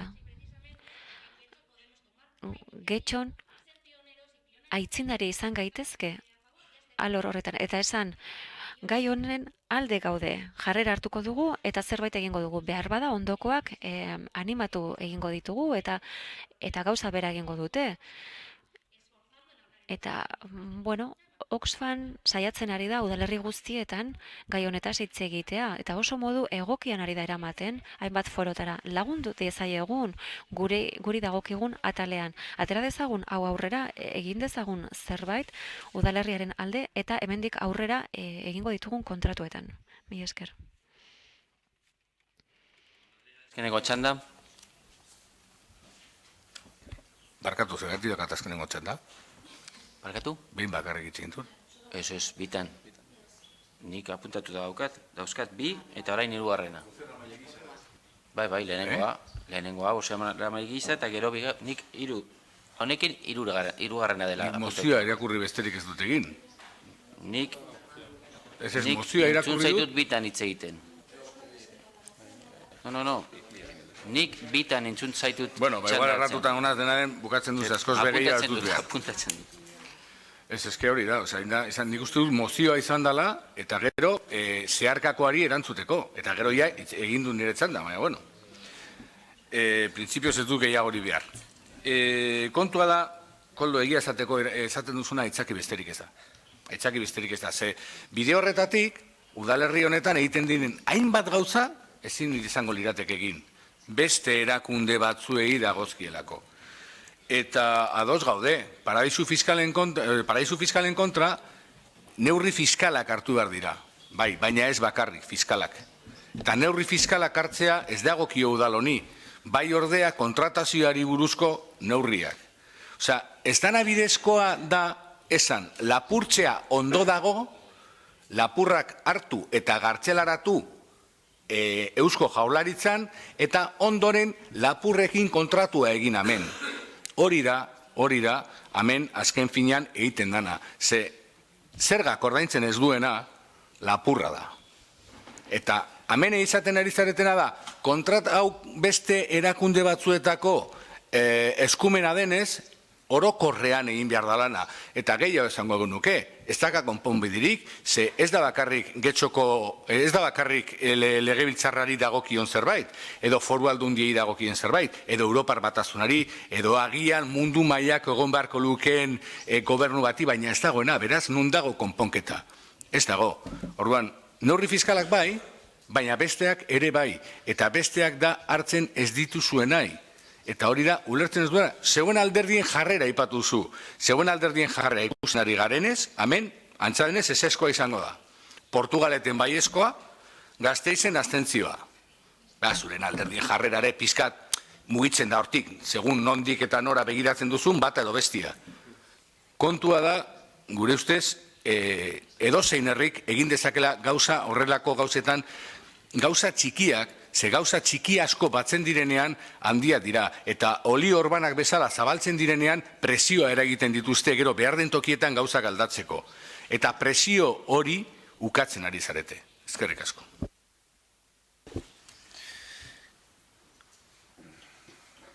Koldo Iturbe. jarreraren inguruan hitz egin duzu, zuen jarrerare ez da normala. Gurekin adostu egiten duzue Gasteizen bide bat, eta gero azten zarete betik gauza mugitzen, hori besta oso normala. Eta bigarrena, ez dizut onartuko demagogia hori. Osa, zuen bidea ez duena jarraitzen, lapurren ondoan dago, hori esan nahi izan duzu? Zuen bidea jarraitzen duenak lapurrekin dagoela? Ze hori ez da horrela, eta ondo dakizu. Neurri fiskalak hartu ditugun bakarrak gu izan gara, Euskadi mailan. Benetako neurriak hartu ditugunak gu izan gara. Ez egidazu, nun hartu dizutuzu zuezuek? Guk hartu ditugu aldundietan. Eta jaurlaritzan edo legebiltzarrean bultzatzen ari gara. Egokina da hori.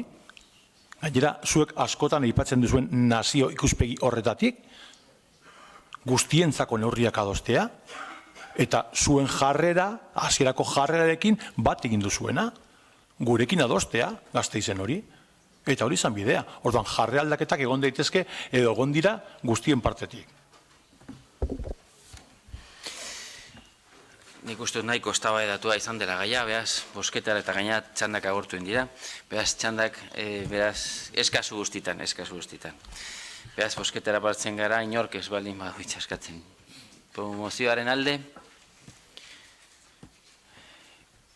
guk Getxo, Sozialistak, EH Bildu eta Ciudadanos, mozioaren kontra, jeltzaleak, abstentzioak, Alderdi Popularra, beraz, honetxita geratzen da mozioa. Hurrengora pasten gara. 228. puntuan EH Bildu taldeak ostako mozioa gure herrietako merkataritzaren eta bizitzaren defentsan.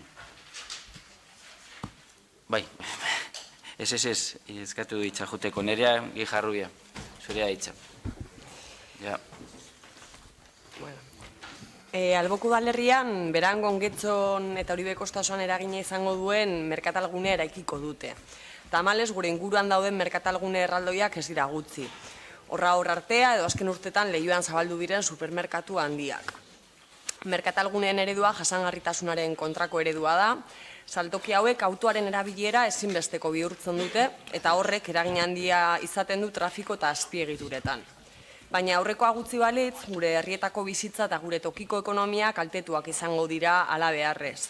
Merkatalguneen ekonomia eredua, enpresa handien eredua da, hotz, merkatari txikia itotzea helburu duena, horren ondorioz izten dira dendak. Horren ondorioz, gure auzoetan, gero eta lonja utz gehiago daude.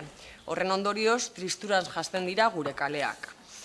Lanpostuak sortuko dituztela izango digute, baina ez digute azalduko zer nolako baldintzak izango dituzten, eta zer nolako lanaldi luzeak egin beharko diren soldata duin bat lortzeko ezintasunean segitzeko.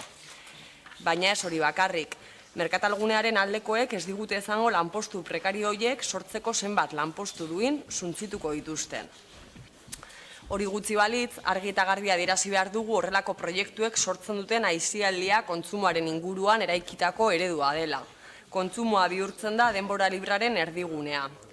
Hala, herritarren arteko harremantzea, naturarekiko erlazioa edo elkarlana bezalako baloreak bazter batean gelditzen dira. Berangon eraikiko dute merkatalgunea, baina Berangoko udalaren erabakiak Getxo eta Uribe Kostako tokiko ekonomi osoan izango du eragin kaltegarria. Legez, Berangoko udalak makroproiektu hau sustatzeko eskumena duen arren ezin dugu isilik egon, bere erabakiek ondorio lasgarriak izango dituztelako gugan. Aurreko guztiagatik, Getxoko osoko bilkurak honako akordioa bere egiten du. Lehenengoa, Getxoko udalak Berangon eraikiko den merkatalgune erraldoia ekonomia jasangarriaren, gure herriko bizitzaren eta Uribe Kostako garapenaren kontrako proiektua dela adierazi nahi du. Bigarrena, Getxoko alkateak mozio honen berri emango dio Uribe Kostako udalerri guztiei mozioa eztabaidatzeko gonbitea eginez. Hirugarrena, Getxoko alkatea Berangoko alkatari zuzenduko zaio proiektua bertan bera utz dezala eskatuz eta Uribe Kostako garapenaren inguruan hausnarketa foroa eratzeko proposatuz. Laugarrena, Getxoko alkatea Bizkaiko Foru Aldundia eta Eusko Jaurlaritzari zuzenduko zaie merkatalgune proiektu erraldoiak baztertu ditzate.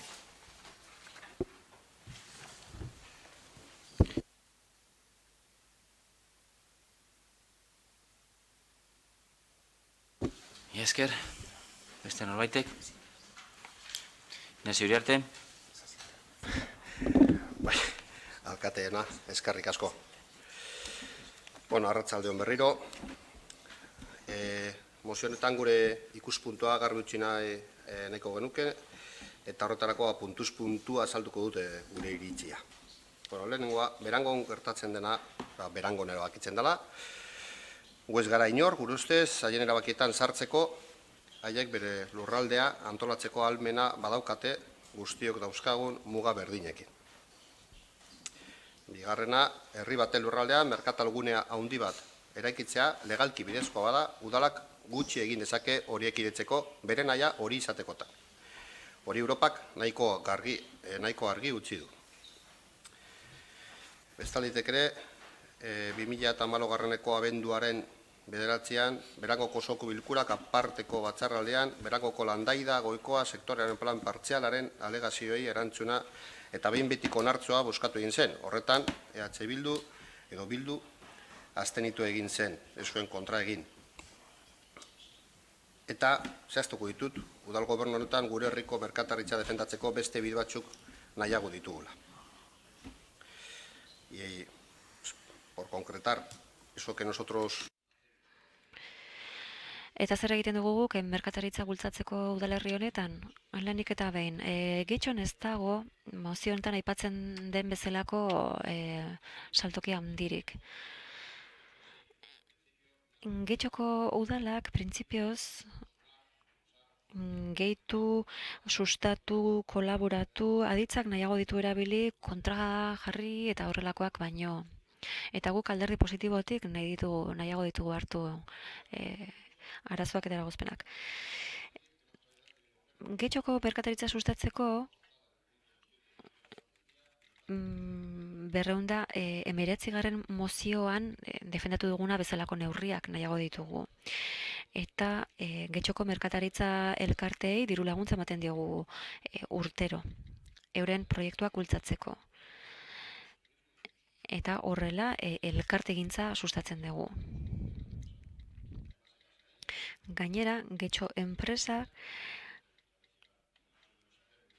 hori baita Getxoko merkataritza elkarte ugariena, bere jarduna egin dezake bermearekin. Beste diru laguntza batzuk ere ematen ditugu elkarteetako kidez diren beste saltoki edo antzekoetan. Guztira, 250.000 euro bideratzen ditugu horretara. Getxo lanen zerbitzua egonkorra da eta berariazkoa da merkataritzaren sektorerako. Teknologia berriak, eskaparatismoa eta horrelako hainbat gai lantzen dira berariaz, merkatariei begira. Aurten, adibidez, guztira 30 saltokiekin lan egin dugu osoko formazio bat emateko. Helburua euren saltokiaren kudeaketa hobetzea modu nabarmenean. Getxo aktiba programa. Aisialdia, kultura eta osasunarekin lotutako jarduerak bultzatzeko. Sendotuta dago eta ondo funtzionatzen du. Getxo abonoa sustatzen da. 7. Urtero kanpaina berezi bat egiten da merkataritza dinamizaziorako. Merkataritza plana sustatzen dugu. 9. Berariaz laguntzeko modua daukagunean egiten dugu. Algortako merkatuaren 19 titularrekin lan egiten dugu epe luzerako jasangarritasunari begira. Banaka ari gara haiei arreta ematen. Nahiko dedikazio garrantzitsua eskaintzen diogu honi. Konpromisoa gainera plenoarekin hartu genuen horretarako. Eta, 10 zenbaki borobila izan deharren. Saldo merkatuak errazten ditugu 2 urtean. Eta elkarrekin aurrera jarritzeko asmoarekin lan egiteko beti prest gaudela argi utxin nahi dut. Mila esker. Beste norbaitek? Eskerrik asko. Eskerrik asko. Gai honi dagokionez,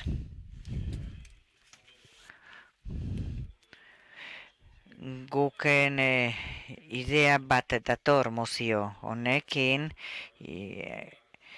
tokiko merkataritza, herriak, auzoak bultzatu nahi ditugu beste eredu komertzial hauen parean. Zentzu honetan egin daiteken guztia ongi etorri, baina orain berangon gertatzen ari dena da izpide. Eta luzatu gabe eztabaidan uste dut herri ereduaz, eredu ekonomikoaz, herrialde ereduaz hitz egiten ari gara. Dauzkagun eskuduntzetik kanpo hemen badira alderdiak dagokien foroetan parte hartzen dutenak, Eusko Jaurlaritzaz ari nahi zein zuzen. Pentsatzen dut, jakinekoa dela, Eusko Jaurlaritzak 2004an PPS arautegi bat onartu zuela, azalera handiko merkataritza gune hauek sartzeka, 25.000 metro karratuko azalera, eta 75.000ko azalera osoa. Berangon, hortan sartzen dira,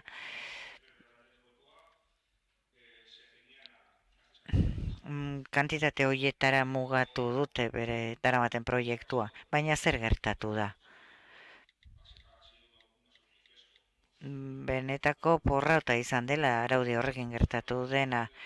2004 indarrean dagoen araudi hau egokitu behar zen 2006ko 123 Europako zuzentaraura, baina ez da behar bezala egin egokitzapen hori.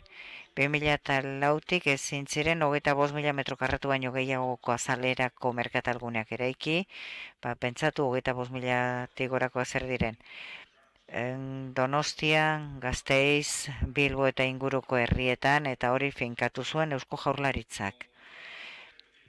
Merkataritza txikia, babesteko, kate handien parean eta abar. Eta, Bilbondon egontzen auzia denok ezagutzen dugu, baina zer gertatu da honekin guztiarekin?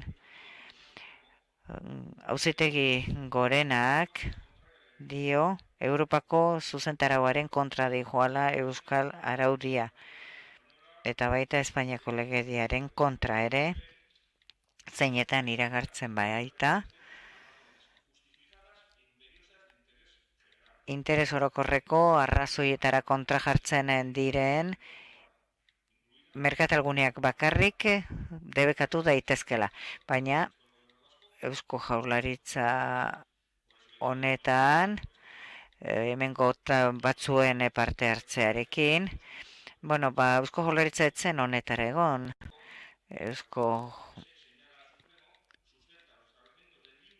Hitzez hitz irakurtzen ari da auzitegi gorenaren epaia.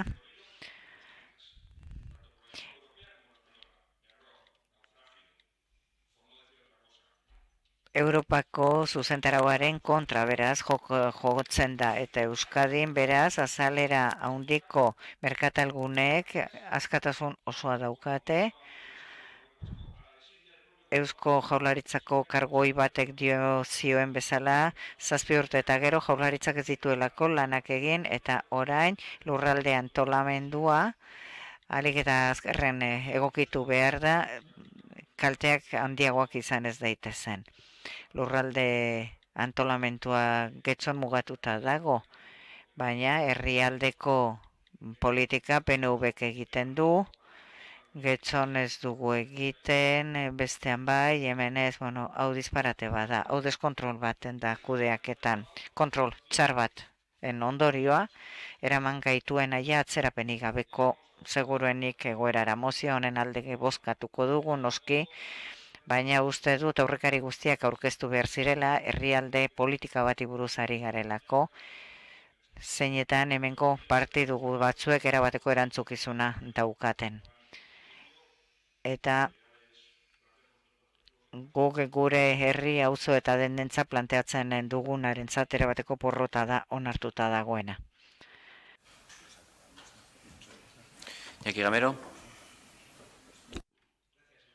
Eskerrik asko alkate jauna. Guri gustatzen zaigu osoko bilkura honetan merkataritza politiketaz eta merkataritzaren aldeko politiketaz hitz egitea eta merkataritzaren aldeko politiketaz hitz egiten entzute batez ere hemengoak baldin badira. Beste merkatalgunetaz baldin bada ere bai, baina batez ere Getxoko dendeentzako laguntzi buruz entzute gustatzen zaigu. Getxoko komertzio guretzat estrategikoa da.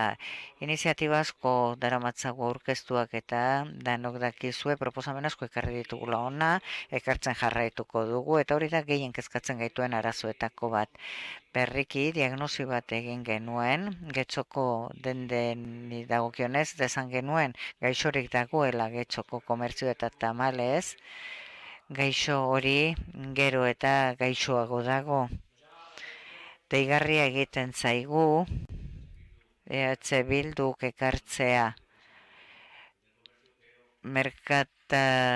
denden defentsan mozio bat ekartzea, baina beste udalerri bateko komertzioaren defentsa, baino, eta bueno, aukera ematen digu honek dendi buruz hitz egiteko.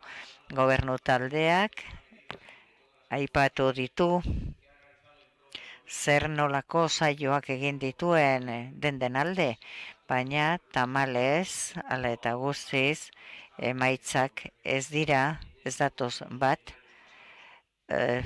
gertatzen ari denarekin. Eta uste dut hori gertatzen dela ez dugulako diagnosi on bat egin, edo gaixotasunaren diagnosi egoki bat ez dugulako egin. Egunero langile askok irekitzen dituzte taberna, jatetxe eta bar, baina gero eta gehiago dire izten dituztenak. Getxoko denden edo komertzioaren kalitatea lehenago hori zen gure ezaugarrietako bat, eta orain gero eta gutxiago egon, eta gainera kalitatea gero eta txikiagoa da. Degradatzen ari dira Getxoko merkatalguneak eta horren errua azalera handiko merkatalgunek edukiko dute. Baina hemengo komertzioari benetan indarra eman behar zaio eta jakin behar dugu neurri guztiak ez direla nahikoa. Gobernu taldeak proposatzen dituena, PNVek proposatzen dituenak beti apoiatuko ditugu, baina EH Bilduk aurkezten duena eta baina EH Bilduk eta PNVek bat eginda denden edo komertzioaren kontrako neurriak hartu dituzte. Adibidez, jarduera berrietarako tasak guk jaistea proposatu genuen eta biek horren kontra bozkatu zuten. Zabor tasa jaistea proposatu genuen ostalaritzako eta komertzioentzat gobernu taldeak aurka bozkatu zuen. Orain gutxi, aurreko osoko bilkuran proposatu ziren zenbaiten neurri. Badakigu apur batzu gehiago direla, horken ez dela konponduko, baina Gabonetako kanpainan dendari laguntzeko proposamen bat egin genuen, ura ere etzen on hartu. Beraz, guri mina ematen digu dendei laguntzea proposatzea, baina gero neurri txikiak daudenean hoiek ukatzea. Gu abstenitu egingo gara mozio honetan, komertzioaren alde egitea, uste baitugu, hori ona dela beti. Eskerrik asko. Uriarte. Eskerrik asko, arratsaldeon berriro alkateana. Yo no quiero reproducir algunos de los debates. Beste momentu batzutan eduki dituen eztabaidak ez ditut errepikatu nahi.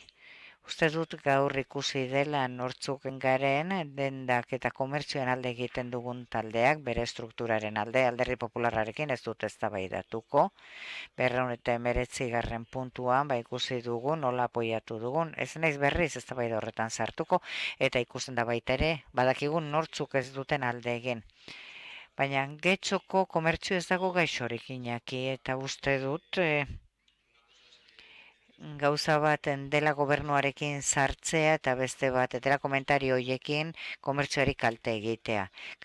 Kalitatea handia dauka gure komertzioak, indartsu izaten jarraitzen du, eta badu krisi estrukturalaren eragina eragiten diona bere funtzionamentuan, ez nahi sartuko hori sakontzen, eta eskabide gaitasuna, zeren krisiak errentan eragiten du, eskari gutxiago dago, eta jendeak aurreztu egiten du, eta apurka barne produktu gordinak gehitzen di joan langabeze gutxitzen den neurrian, errekuperatzen ari da eskari hori, eta hori iragarriko da, baita komertzioan ere.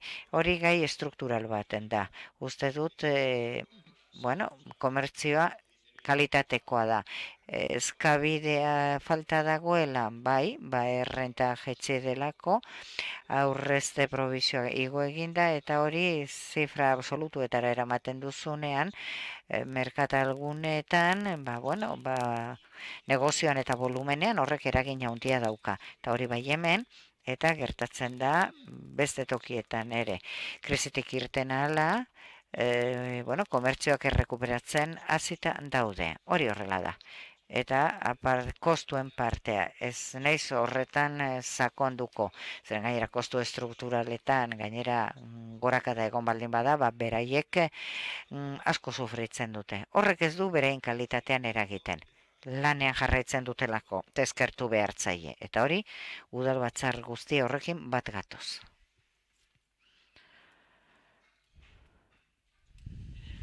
Eskerrik asko. Esan diguzuen bezala, bagenekien badakigu ez dela udala honen eskumena, baina, iruditzen zitzaigun ere interesgarria hona ekartzea eztabaida politikoa eta posizionamendu politiko bat, honen inguruko posizionamendu politiko bat markatzea. Ze kuriosoa da, Inaziok azaldu dituen neurri guztiak jakinda, bertoko merkataritza eta bizitza sustatzeko neurri guzti horiek ezagututa, kuriosoa da nola gure ondoko auzokidea den Berangoko udalean EAJ ere buru dela, justo kontrako norabide bat hartzen duela, horrelako merkataritza zentroa sustatzen. Orduan, paradosikoki iruditzen zaigu ez, alderdi jeltzalea dago bi udaletan, eta herriaren arabera badirudi politika ezberdinak aratzen dituela. Eta noski, merkatalgune hori, Berangon kokatuta dagoena edo kokatuko dutena, erabateko eragina izango du hemengo Getzoko merkataritzan. Horregatik ekartzen dugu. Horregatik egoera honen aurrean uste dugu Getzoko alkateak eta Getzoko udalbatza honek, gure udalerrian dauden salerosleen interesak defendatzeko beharra duela, gure den etorkizuna, gure herriaren bizitzaren etorkizuna delako, horretan ez daukagun ikuste dut zalantzarik, adostasuna badaukagula horretan, eta ezin dugu ukatu esan bezala Berangon eraikiko den merkatalgune famatu horrek arteak eragin zituen kalteak areagotu baino ez dituela egingo. Horregatik, uste dugu udalbatza honi ere dagokiola eztabaida politikoa eta posizionamendu politiko bat azaltzea gai honen inguruan. Eta gustatuko litzaiguke gobernu akordio batzuk ekartzea ona, ikusteko merkataritzaren inguruan zelako neurriak adostu diren horren inguruan. Eta bi gobernu akordio ekarri nahi dizkizuegu gogora, agian astuta izango dituzuelako, herri honetan zuek EAJ eta PSek sinatutako gobernuan hitzez hitz adostu zenuten, apoio efektibo al sector comercial, hostelero y turístico del municipio. Horrela jasotzen da behintzat PSren webgunean, gaztelania hutzean, baina tira, zer da zuentzat babes eraginkorra? Bai, aipatu dituzuen neurri horiek guztiak, baina zer egingo dugu ondoko auzokidea den udalerri horretan, EAJ buru den udalerri horretan esartzen baldin badute merkatalgune zentro bat. Baina ez hori bakarrik, Urkullu lehendakariak ere zuen alderdikideak sinatutako akordioan hitzez esaten da, nos comprometemos a apoyar el comercio local como elemento fundamental para la consolidación del empleo y la dinamización de nuestros pueblos y ciudades. Merkatalgune horiek bultzatzen duten ereduak tokiko merkataritza indartzen alduteala? Ez, argi daukagu guztiok behintzat, ez dela horrela, ez dituela tokiko dendak indartzen, suntzitzen dituela. Ezin dutelako konpetitu, lehiatu merkatalgune horiek eskaintzen dituzten prezioekik. Argi dagoena da, tokian tokiko merkataritza sustatzeko iragarkiak telebista publikoan jartza ez dela nahikoa, gero merkataritza politikak norabide horretan ez badoaz behintzat. Eta ez nabilitze egiten bakarri getzori dagokionez, hari naiz, nazio mailako edo eskualde mailako edo ikuspegi bati buruz. Eta gainera ez da nahikoa ere, gaur egin dugun bezala udalbatza honetan, zekobi laguntzeko eta plataforma digital bat martzan jartzeko diru laguntza bat onartzearekin. Ez da nahikoa, gero gainerako eremuetan edo eragiteko espazioetan kontrako norabideko politikak martzan jartzen baldin baditugu. Eta Alderdi Popularrari esango genioke, orain daukazu zuek esan bezala, ekarri izan dituzue udalbatza honetara merkataritza sustatzeko ardura horrekin hainbat mozio, eta orain ere daukazu aukera baiezko bozka emateko, eta merkataritza, behintzat bertoko merkataritzaren alde zuen adierazpena egiteko. Agian ez dizuete utziko, baina gonbita egiten dizuegu baiezkoa emateko, baiezko bozka emoteko. Eta, aipatzekoa da ere, berangoko zinegotziak babesa eman ziola Megapark-horri. Eta zuek aipatu duzu ere, eta interesgarria da, 2008ko abenduan izan zen, onartu zenean plangintza partzialaren aldaketa, eta esan duzu EH Bildu abstenitu egintzala. EH Bildu abstenitu egintzan, zergatik? Ez zegoelako informaziorik, inongo informaziorik, merkatalgune zentro baten inguruan. Zegoen plantamendua zan, bertan dagoen industriaren, bertan dagoen enpresa baten eremu hori handitzea, hori handitzeko, besterik ez. Ez zegoen merkatalguneko proiekturik, behintzat horrela ezieten helarazi gainerako alderdiei, eta horregatik abstenitu egintzen. Informazioa ez zalako nahikoa, eta denborarekin ikusi da, informazioa, benetako informazioa eta informazio osoa jasoala, posizioa finkatzen joan behar garela. Besterik gabe, argi dagoena da, nahiko paradoxikoa dela guztia, eta ulertu dezakegula, neurri eta politika batzuk martzan jartzen direla udalerri honetan merkataritzaren alde egiteko, baina uste dugu hori ez dela nahikoa, gure ondoko herrian, merkatalgune zentro bat eraikitzen ari diren bitartean. Azkenean horrek sekulako, aipatzen dut berriro ere, errepikatzen dut berriro ere, sekulako eragina izango du, eta neurri horiek guztiek ez dute zertarako balioko. Hori uste dugu behintzat, ez bada benetan politika norabide edo merkataritza politika norabide berean jartzen leku eta eremu guztietan. Eskerrik asko.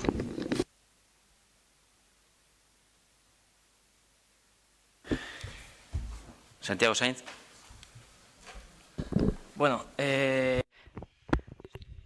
Ciudadanosetik esan behar dugu, gure konpromesua beti egon dela, Getxon baita merkatarien alde eta enpresa txikien alde.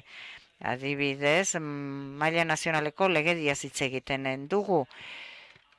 Berriki onartu delako autonomoen lege berria tramitatzea, eta horrek onurak ekarriko ditu, ez bakarrik Getxoko merkatarientzat, baizik autonomia erkidego eta herrialde osorako. Gainera, aukera eduki dugunean, bertako merkatarien alde jokatzeko beti egin dugu, orain tokiko enpresa desberdinen digitalizazioaren alde egin dugunean bezala, eta baita ere, ibiren jeisteri dagokionez merkataritza eta industriarako. Gure konpromesoa beti izan da sendoa, kolektibo hauen alde egiterakoan krisiak gehien jasaten ari direnlako eta lanpostu asko sortzen dituztelako. Gogoeta bat baita ere, EAJ-ko kideak egin duena, ogasun saileko zinegotziak, garbi dago Getxoko alkateak ezin diola berangoko alkateari esan zer egin behar duen edo ez bere kudeaketan. Horregatik ez dugu ulertzen dugu alkateak ezin parte hartu izate honetan, ez da defenditzeagatik, baina behin gehiagotan honi buruzko gogoeta egin behar dugu. Horretaz aparte, baita ere ados gaude, gogoeta bat egin behar dela, Uribe Kostako politika orokorrari buruz, ez daitezen kaltetu gutxienik udalerriak elkarren artean, elkarri burua ez zapaltzeko, eta hori ere sustatu beharko genuke. Dena den gu ez gara mozio honen kontra azalduko. Zuri. Beste norbaite, bai, Ignacio Uriarte. Bai, eskerrik asko alkateana, arratsaldeon berriro. Decir a Ciudadanos que el comercio ha sufrido mucho esta crisis, la sigue sufriendo, pero hay más sectores que también han sufrido esta crisis, la gente que trabaja en la construcción, en la obra civil, muchas otras industrias, mucha ciudadanía, por muchísimos motivos. La crisis la sufre todo el mundo, no por igual, pero no se concentra en un único sector. En este caso estamos hablando del comercio y la política municipal va encaminada a apoyar al comercio. Eta EH Bildu esango diote, ez dugu ekarriko ona berangon dagoen haiek ukiko dute hor, ez naiz horretan sartu. Ni bakarrik datu bat jarri dut mahai gainean. Gero zure azalpena etorri da eta zu jakingo duzu zergatik sentitu duzun behar hori, azaltzeko behar hori. Baina kontraesanak, nik ere ikusten ditut kontraesanak zuen kasuan, zuek ideien munduan garbi daukazue asuntoa. Komertzioari lagundu behar zaio. Gero proposamen zehatzak ekartzen direnean, zalantzak sortzen dira. Eta hor, lurrean gaudenean, hor, zalantza guztiak desagertu behar dira. Zerbait bultzatzen duzunean, egin behar duzu zalantza barik. Arriskoak hartzen dira, baina arriskoak ez baduzu hartzen, ez duzu lortzen. Ideien asuntoan, kasu honetan, onak arri duzuena, garbi daukazue. Hor berangon ez dakizer, hori garbi daukazue eta guk ez daukagu garbi. Zuen ustez. Baina gero proposamen zehatzak, proposamen onak, proposamen garbiak, eta batez ere komertzioan sortutakoak ekartzen direnean, abstenitu egiten zarete. Itxo pixkat, antza denez arazoak daude interpretazioa egiterakoan, ¿qué sucede? ¿Que no se escucha o...? Pues a ver si me acuerdo lo que he dicho, a poder traducir. Si me das 2 minutos más... No me he metido con nadie. Solo estoy diciendo... A ver, itxoin pixkat, parkatu. Sí, vale. Bueno, si queréis lo traduzco directamente, ya está. Decía que las contradicciones yo las veo, en este caso, en EH pido un poco más de tiempo para poder traducir lo que acabo de decir. Creo que es de rigor, o sea, creo que se puede dar, si es que lo consumo. Que las contradicciones yo las veo en el grupo de EH Bildu. Os movéis muy bien en el terreno de las ideas, lo tenéis muy claro, lo decís muy claro, tenéis muy claro el terreno de las ideas, pero al pasar al terreno, a tierra, con propuestas concretas, que es donde hay que perder el miedo y aprobar las cosas sí o sí, ir de forma decidida, sobre todo cuando se tiene claro el sustrato que está detrás y sobre todo cuando quien lo promueve es el comercio, cuando quien lo pide es el comercio, joder, os entran las dudas. Entonces ahí yo también veo contradicciones y no voy a traducir el resto porque es... Venga, mi Askar. Quique Prada. Eskerrik asko. Gaia zentratzeko krisia da gauza bat, baina gaur ari gara merkatalgune baten eraginaz berangon. Eta eragin hau aurreko eztabaidara iritzita, bueno, tokiko gai baten da.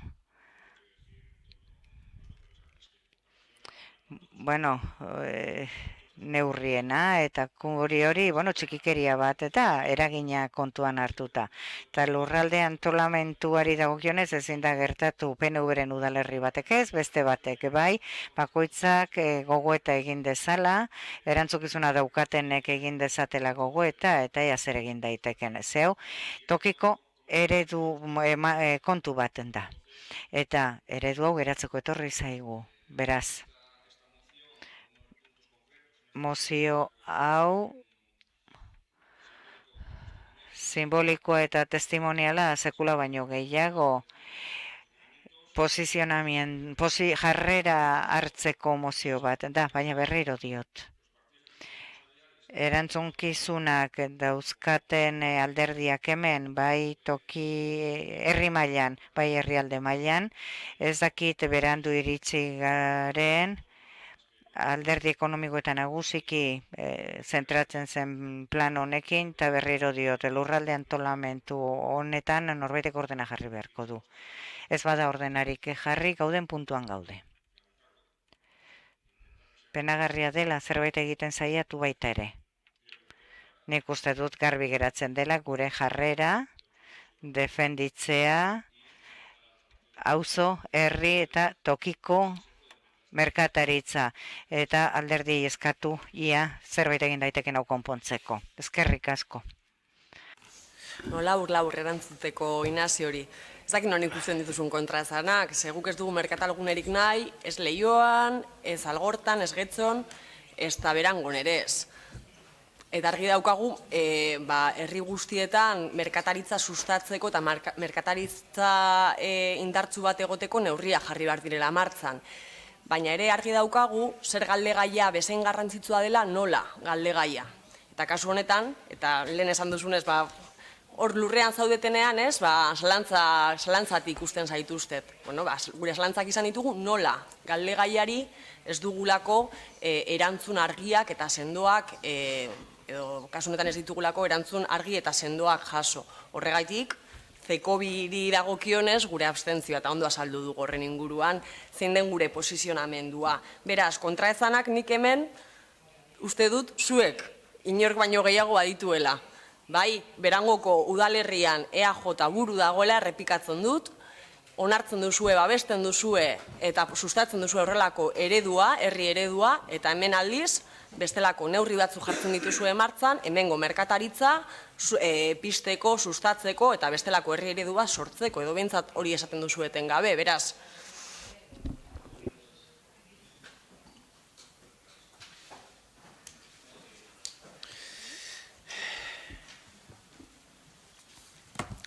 Bosketara pasatzen gara beraz, mozioaren alde, EH Bildu eta guk Getxo, abstentzioak, Alderdi Popularra eta Ciudadanos, kontra, jeltzaleak eta sozialistak. Beraz, bertan bera geratzen da mozioa, hurrengora pasatzen gara. 229. puntuan EH Bildu altaldeak orozako mozioa, Romoko auzokideen sumarioa gaitzetzi. Hoi Iturralde? Bai, eskerrik asko. EH Bildu taldeak aurkeztutako mozioa Romoko gaizokideen sumarioak gaitzezten. Datorren abenduaren 13an, Romoko auzokideak diren Pablo Pérez eta Jon Arako Gasteizko herri harresian parte hartzagatik epaituak izango dira. Fiskalak eskaturiko 12 eta 9 hilabeteko zigor eskaerari aurre egin beharko diote, urrenez urren Jonek eta Pablok. Bestalde, Oskar Sánchez, Itzubaltzetako bizilaguna, epaiketaren zain dago Euskal Preso eta Ieslarien eskubideen alde burututako lanagatik. Urte luzeak dira Euskal Herritarrok gatazka eta sufrimendua bizi dugunetik. Azken urteotan emandako urratsek, Euskadi eta askatasunak behin betiko bere ekinbide armatuari amaiera eman zionetik batik bat, konfrontazioa eremu politiko hutsera mugatuko duen etorkizunera eraman gaitzan nahi dugu. Abiatutako bide honetan, eragile politiko, sozial zein norbanakoek emandako urratsek ekarri gaituzte egoera honetara. Eta etorkizuna eraikitzen jarraitzeko, ezinbestekoa izango da denok erantzukizunez jokatzen jarraitzea. Bide horretan, agerikoa da lekuzkanpo daudela konponbideaten edo oztopatzeko asmoz eraikitzen dituzten traba berriak eta Itzubaltzetako 3 auzokide hauen kontrako prozesu judiziala horietako bata. Epaiketa hauek frustrazio iturri dira. Herritarrok ilusioz gaude ordea, eta bakean eta justizian oinarrituko den etorkizuna eraiki nahi dugu. Errespetua eta aitorpena oinarri izango dituena, eta eskubide zibil eta politiko guztiak onartuak izango dituena. Justizia garai berri baterako trantsizio ikuspegitik aplikatzen hasi behar da. Horregatik guztiagatik, ondoko proposamena luzatzen diogu osoko bilkurari onartua izan dadin. Getxoko udalak Itzubaltzetako auzokide hauen kontrako sumarioak gaitzezten ditu, eta inoiz hasi beharrez ziren prozesu hauek berehala ixtea eta auziperatu guztien absoluzioa esartzeko erabaki juridikoa hartzea exigitzen du. Gaur hona dakargun mozio hau, orain hilabete batzuk ekarri genuenaren antzekoa da. Orain hilabete batzuk ekarri genuen Imanol Beriztainen izenean mozio bat, ari zegokiona. Ez da gure mozioa, ez da guk sortu dugun mozioa, baizik eta Itzubaltzeta Erromoko Libre Lantaldeak sortu duen mozioa da. Hark eskatu zigun guk ona ekartzea, hala egin dugu, guk bat egiten dugu mozio honen edukiarekin, mozio honek eskatzen duen edukiarekin bat egiten dugu, eta erabat babesten dugu hemen eskatzen dena eta hemen aldarrikatzen dena.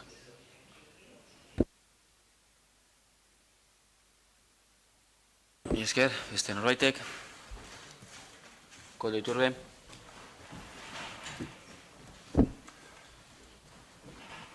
Euskal Herri Jeltzalearen jarrera, prozesu judizial ezberdinetan, 1889 sumarioan, Euskaldunen egunkariri buruzko sumariotan, herri idazkapena, segi, hainbat sumariotan, jarrera argia izan du beti. eta horrela erakutsi dugu hemengo osoko bilkura aretoan baita ere. Gaur egun epaiketak bestelako testuinguru batean garatu dira. Hau da, gaurko egoerak planteatzen dituen zailtasun eta konplexutasunen gainetik ere, bake eta normalizazio prozesua Euskadiko erakunde publiko eta sozial guztiek onartzen duten egoeran. Arrazoi horiek direla eta auzibidezko prozesua hau hasteak bidean atzera egitea suposatzen du. Eta giroa gaiztotzen duen elementua da Euskal gizartea normalizazio politiko osoa lortzeko prozesuan ari den une honetan. Gure ustetan epaiketa hauei gutxieneko eta funtsezko oinarri juridikoa falta zaie.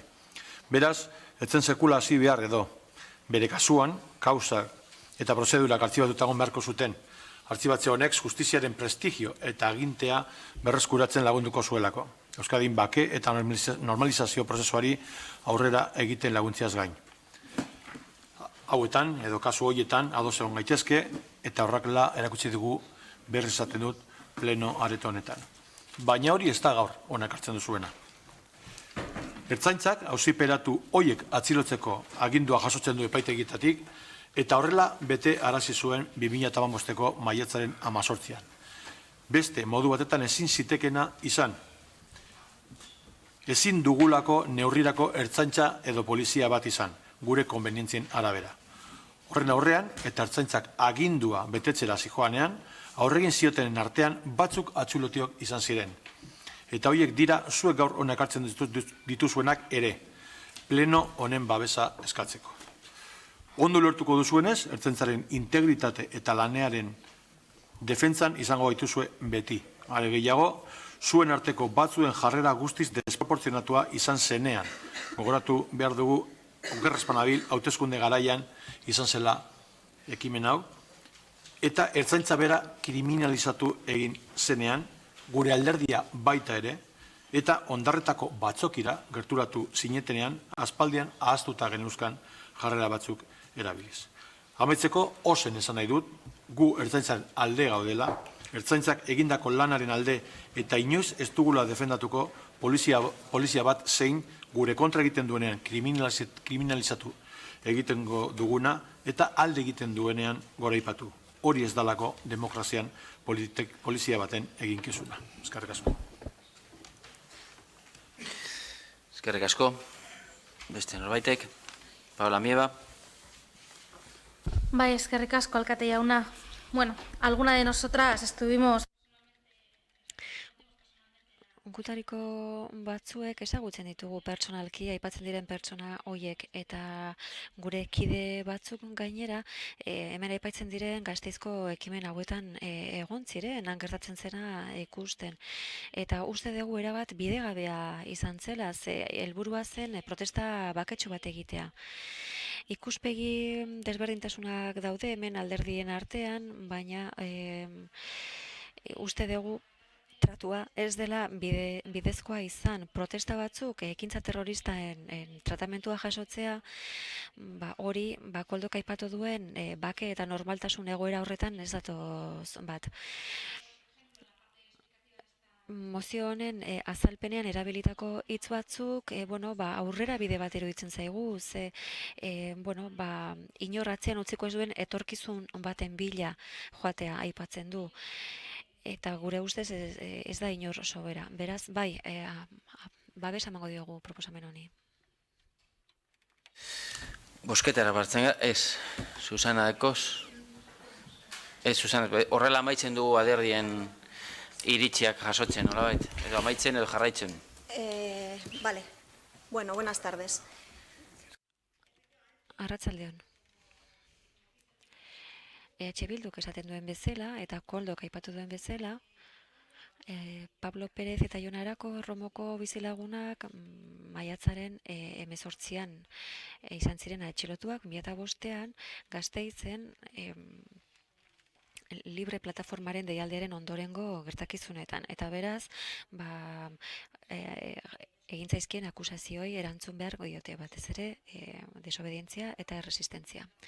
Hori alde batetik. Eta bestetik, Oskar Sánchezek egindako lana presoen alde zera da.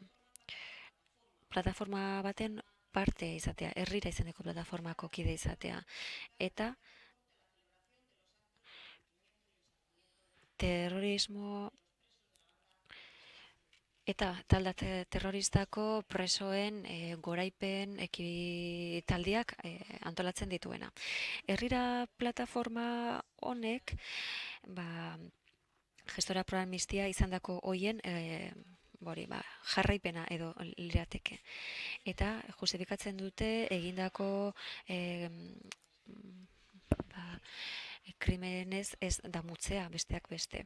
Plataforma honek erabakitzen du ze preso hori egitean zaien omenaldia kartzelatik ateratzen direnean eta taldearen kolektiboko kideko presoak diren edo ez. Egia da oro bat Euskal Herriko biztanleak aspalditik ari garela horrelako gauzak sufritzen eta jasandako mina handia dela. Espero dugu eta talde terroristak errenditu egingo dela behin betikoz eta zuloetan dituen arma guztiak entregatuko dituela eta bere ekintzen ondorioak asumituko dituela. Ondorio horietako batzuk ez dira oraindik argitu eta gustatuko litzaidake baita ere konfrontazioa eremu politikora mugatzea bakarrik. Arduraz jokatzea eskatzen zaie erakundeei. Betiko hoiek kalearen jabe direla pentsatzen jarraitzen duten bitartean eta eskubide zibilak ez errespetatzen eta beraien ideologiarekin bat ez datozen eskubideak ez errespetatzen, justizia aplikatu beharko da. Eta justizia aplikatzen hasten denean oroitzen dira erakunde ez, laguntza eske. Eta zinismoz aro berria aipatzen dute. Non aro berri horretan beraiek bezala pentsatzen duten hoiek bakarrik izango bai dute lekua. Pleno askotan esan dugu, herrialde honetan delitu bat egiten duena justiziaren aurrean erantzun beharko du. Eta erruduntzat jotzen balin bada, jartzen zaion zigorra bete beharko du. Getxoko Alderdi Popularrak mozionen kontra bozkatuko du.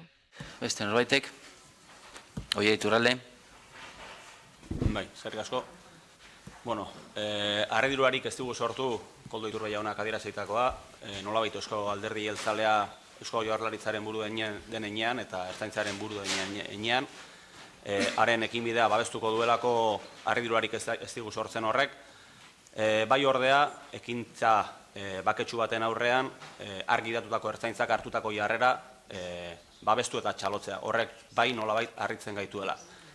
Nolabait iraganean utzi genituen jokabide batzuk errepikatzen ari delako Ertzaintza eta hori babesten ari zatetelako hemen udalbatza honetan. Bide batez esan, baita ere Alderdi Popularreko ordezkariari, mendeku politikak ez duela inolako biderik, jada aldatzeko garaia daukazuela, eta lehen Ibonek gure zinegotzikideak aipatu den horri errepikatuko dut. Bidean, elkarrekin joan gaitezke, baina zaituztegu itxarongo. Eskerrik asko. Susana Dekos, zurea da hitza. A ver, aquí no hay. Hemen ez dago mendekurik. Hemen bidea egin dezakegu baldin eta esan beharrekoa esaten baldin badezue, asko osatzen zaizue eta onartu egin behar dezue eta benetan disolbatzen denean hori guztia gertatzen denean has gaitezke hitz egiten gauza askoz gainera.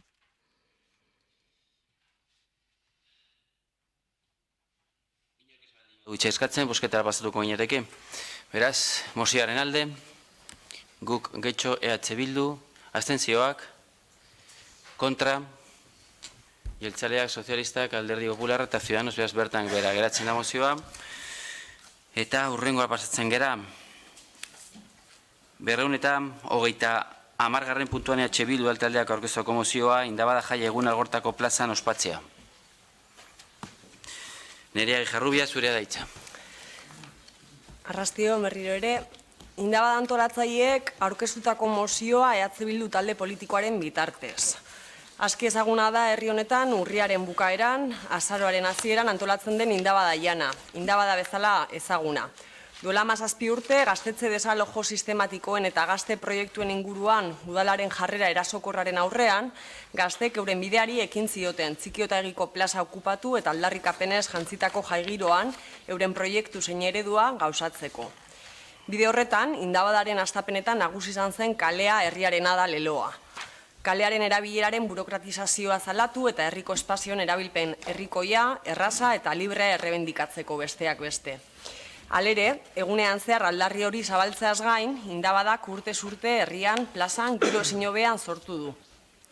Besteak beste, kuadrilen zein norbanakoen arteko harreman natural eta gertukoak eraiki, autogestioa oinarri, gaztek, berauek, aisialdia eskaintza sortu, azken finean, gaztek euren jai eredu propioa sortu.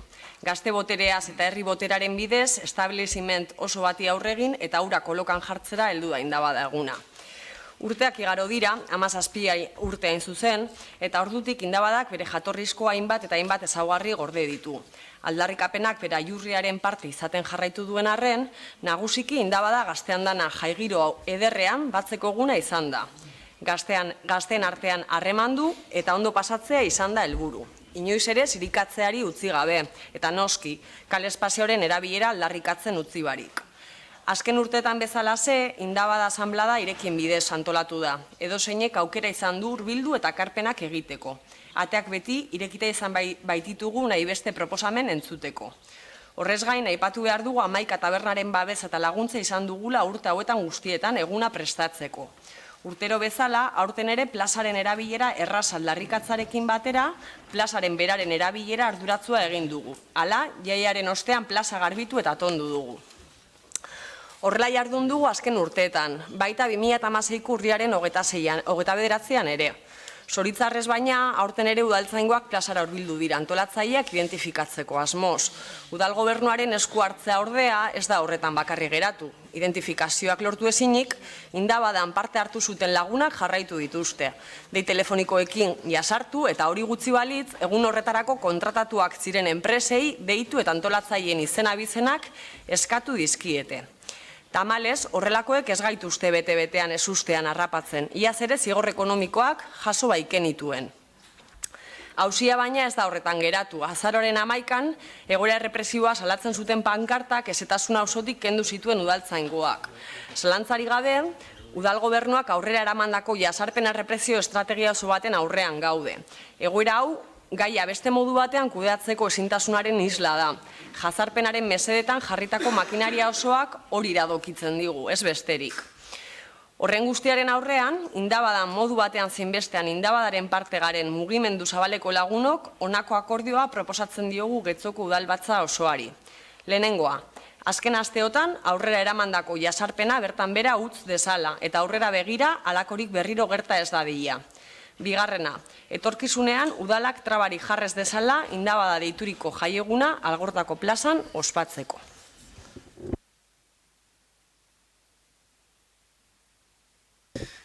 Esker, beste norbaitek. Susana Amdoio. Gracias.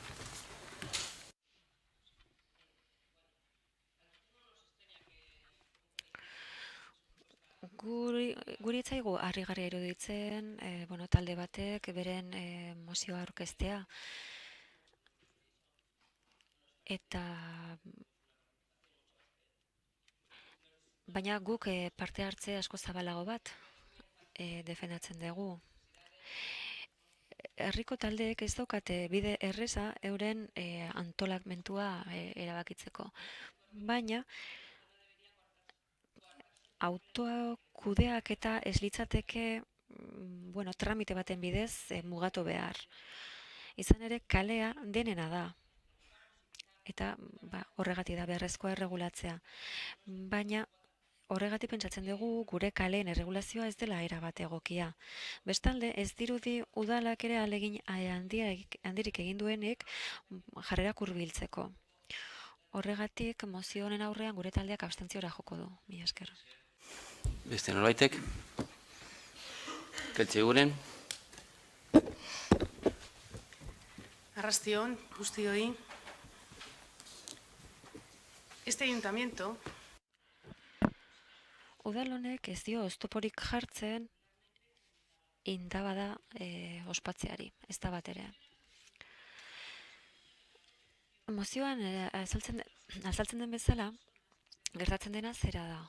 Urtea joan eta urtea etorri, Algortako San Nikolas plazan talde batek ekimen bat egiten du, eta ez du horretarako inolako eskaerarik egiten udalarien naiz legeak hori ezartzen duen. Eta beraz, arau-hauste bat dago, arau-hauste administratibo bat. Halako baten aurrean, udaltzaingoak egun pare batez egin beharreko jarduketak egin zituen. Ez bi astez mozioan esaten den bezala. Jarduketa proportzionala izan zen eta arauen bidezkoa. Antolatzaileak identifikatzera bideratuta zeuden, izun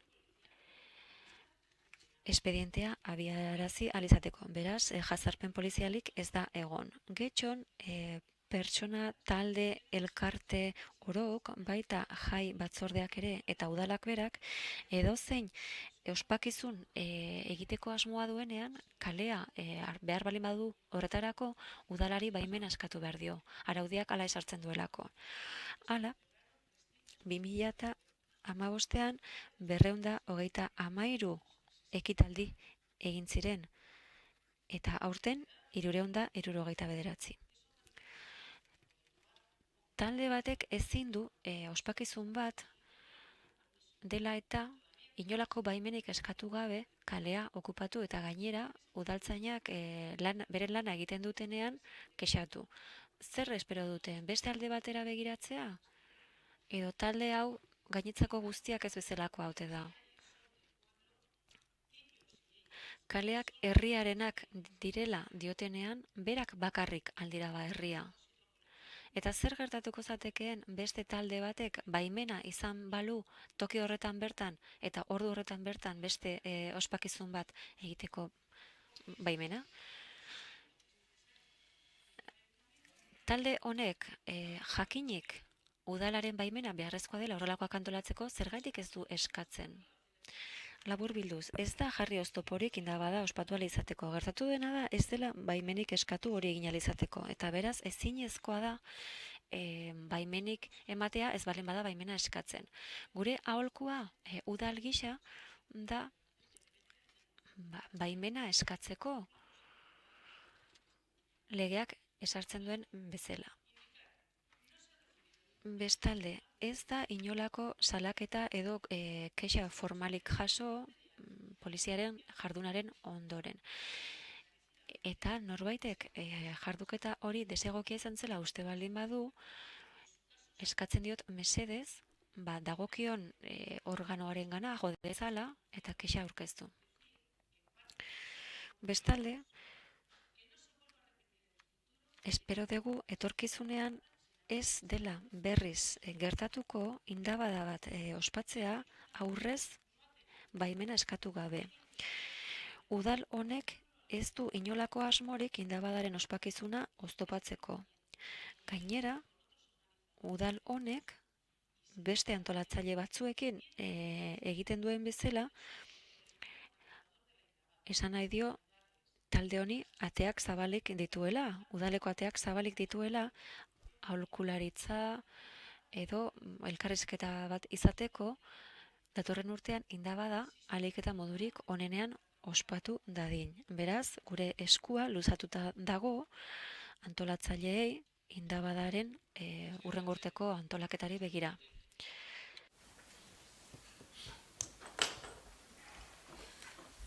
Nerea Ejerrubia, zurea da hitza. Bueno, lehenik eta behin lehen irakurri dugun bezala, esatea indabada antolatzaileek moziorik ezin dutenez aurkeztu, beste alderdi batzuei ere eskaria egin zieten, eta azken batean erabaki da EH Bilduk bitartekaritza lan hori egitea. Eta aprobetxatzen dugu aldarrikatzeko udal araudi organikoak ez duela usteen mugimenduek zein elkartek moziorik aurkeztea. Eta aldarrikatzen dugu horrek beharko lukela aldaketa bat, bai gure herriko mugimenduek zein elkartek euren kabuz aurkezteko mozioak. Eta hori ezan da, joango naiz EH Bilduren posizio politikoa azaltzera. Gure talde politikoa bi posizio edo bi aspektu nabarmendu nahi ditu gai honetan. Alde batetik Indabadako antolatzaileek salatu zuten edo salatu duten jazarpena aipatu nahi dugu. Talde politiko honek aintzat eta ontzat ematen du euren hitza, euren lekukotza, eta gogor salatzen du kasu honetan udal gobernuaren aldetik edo udal gobernuaren aginduz emandako erantzuna. Sostengatu den jazarpena eta erabili den azken finean errepresio mota identifikazioak erdiesteko. Uste dugu inondik inora erantzuna ez dela proportzionala izan, ez da proportzionala izan, jazarpen lotzagarria sufritu behar izan dute herri honetako hainbat herritarrek, eta aurreko batzordean adierazi genuen bezala ere iruditzen zaigu ezinbestekoa ardura horiek identifikatzea.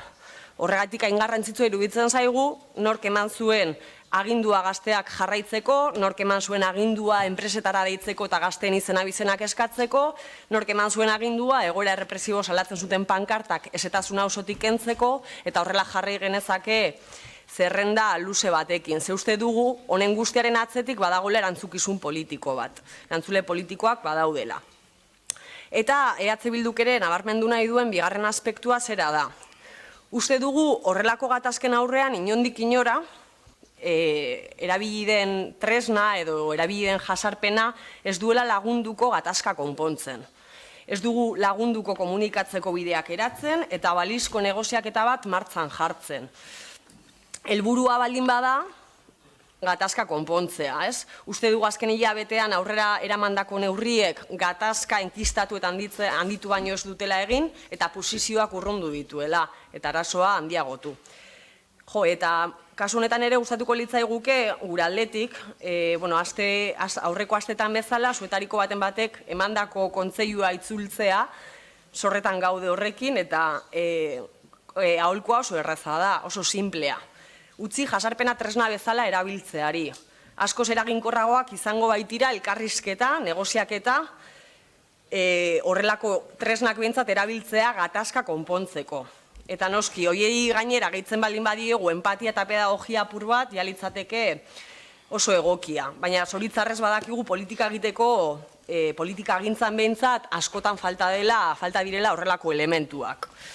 Aholku xumea oso simplea da honakoa, eta argi dago adinaldeagatik agerian geratu utzi nahi dugu kutsu paternalistatik ihes egiten saiatu garela.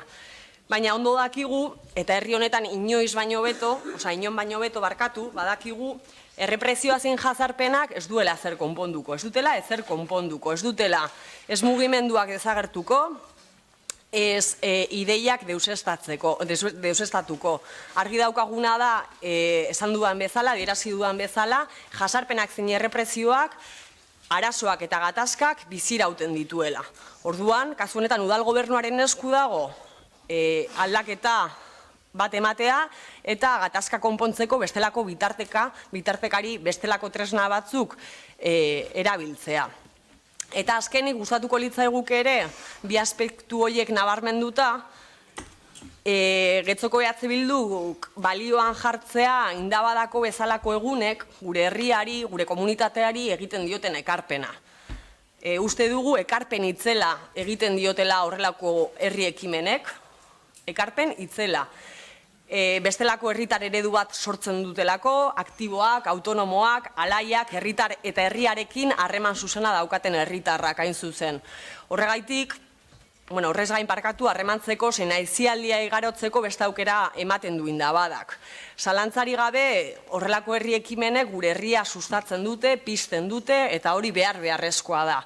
Horregatik guztiagatik, ezin dugu beste ezer ezan gora Indabada baino ez. Zuri. Geltzi guren. Besterik gabe, errepikatu nahi ditut gauza pare bat, lehenik eta behin.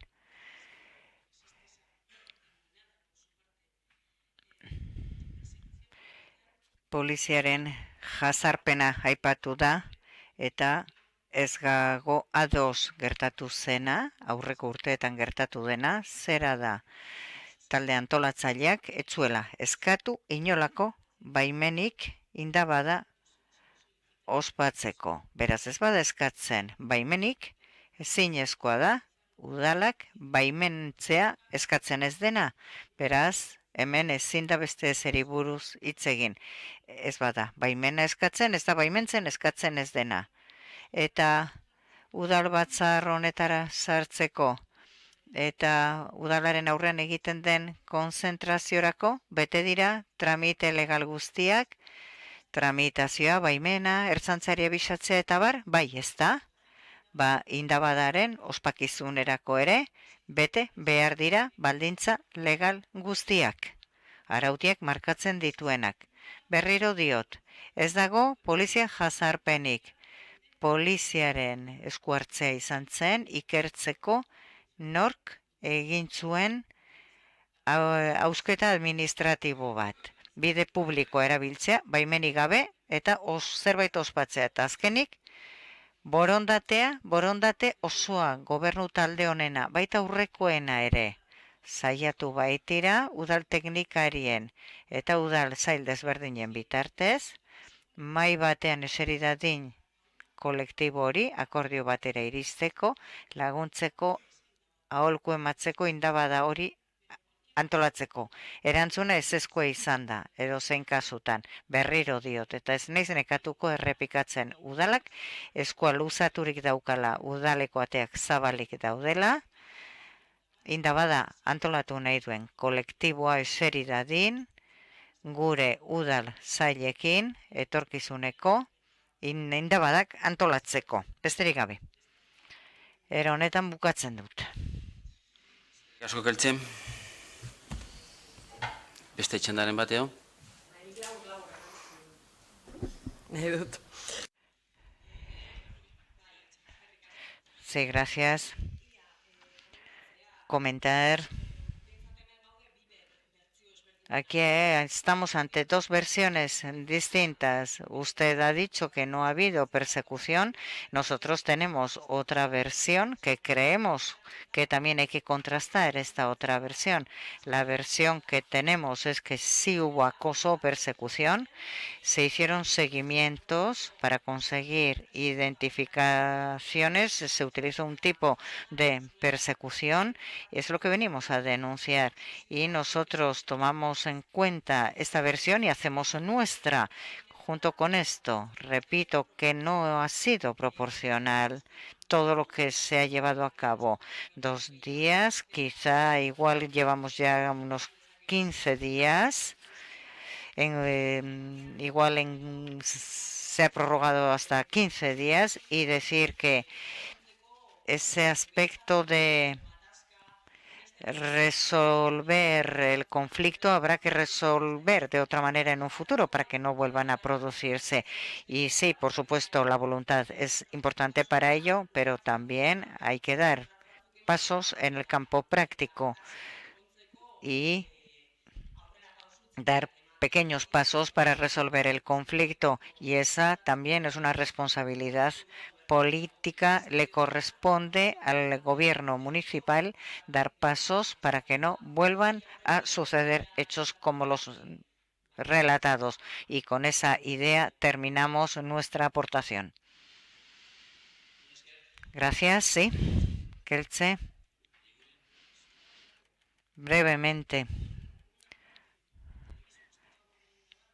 Herri parte bat Indabadaren alde dagoela zalantzarik ez, baina ez da zalantzarik ere bere antolatzaileek legeak dion arauak bete behar dituztela jaietarako Getxoko beste hiritarrek egiten duten bezala, beste elkartek, beste taldek egiten duten bezala, eta egoera guztionen jatorrian dago egiten dela ospakizun bat gure kaleetan baimenik eskatu gabe, edo zein kasutan, berriro diot, eta errepikatuko dut, eskua luzaturik, taldea edo zein izan da ere, antolatzaileak udaletxera hurbildu daitezen, atea zabalik dauzkate gure buleguetan, bide publikoa kudeatzen duten zailekin, elkartu daitezen, aztertzeko, ikusteko datorren urtean Indabada berriro nola egin. Baina eskatzen ez dena, ezin da baimendu. Mozioaren alde, EH Bildu, abstentzioak, guk getxo, kontra, jeltzaleak, sozialistak, Alderdi Popularra eta Ciudadanos, beraz, bertan bera geratzen da mozioa. Eta hurrengora pasten gara, 231. puntuan Ciudadanos udal taldeak aurkeztuako mozioa, getxon itxuentzako, irigintzako neurri barneratzaileak bultzatzea. Santiago Sanz, zure da hitza. Eskerrik asko, alkate jena. Bueno. Ciudadanos udaltaldeak aurkeztutako mozioa getxon itxuentzako irigintzako neurri barneratzaileak bulkatzea. Jonden urriaren 15ean Makil Zuriaren nazioarteko eguna izan zen. Egun horrek gogora ekartzen dizkigu itxuek izaten dituzten zailtasunak gainerakoentzat egunerokoak diren jarduerak egitean ala nola kaletik paseatzea edo eskailerak jaistea. Getxok urratzen nahiko egin ditu gai horri dagokionez ez dago zalantzarik hala ere ziur gaude oraindik ibilbide luzea dugula urretik getxotarrek baldintza berdinetan ibili ahal izango duten getxoko udalerri erdiesteko.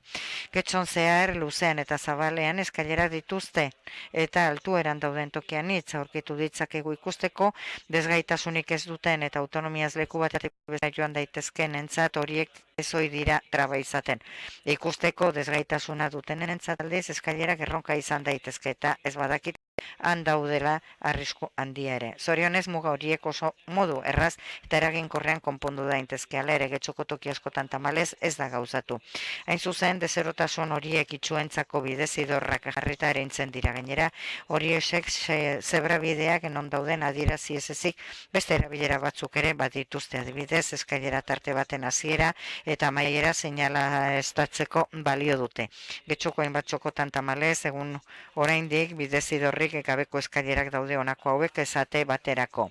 Maria Cristina Plaza, Basagoiti etorbideti sartzeko eskailerak ez daude seinalazta eta Alango Juan Bautista Uribarria eta Euskal Herria kaleak bertako eskailera tarteak ere ez daude itxuentza seinaleztatuta. Getxoko udaletxerako sarbidearen aurrean bi eskailera tarte daude Baldosa Uribarik. Gure ustez udalaren erantzukizuna da getxotar guztiek udaletxera sartzeko sarbide egokitua dutela bermatzea, eta horgatik funtsezkoa deritzogu ura jartzeari gainera. Gure ustez beharrezkoa da udaletxeko igogailuaren barruan soinu gailu bat jartzea braileko zenbakiak dituzten teklekien. Aurrekoak adibide batzuk baino ez dira udalerriko geografian zehar esparru ugari ez baitaude modu egokian seinaleztatuta itxuentzat. Horregatik guztiagatik begiruneak bizikidetzaren oinarri izan behar duelako eta udala hurbileneko administrazioa delako eta herritarrekiko harreman zuzena duelako uste osoa dugulako honako erabaki proposamena aurkeztu nahi dugu.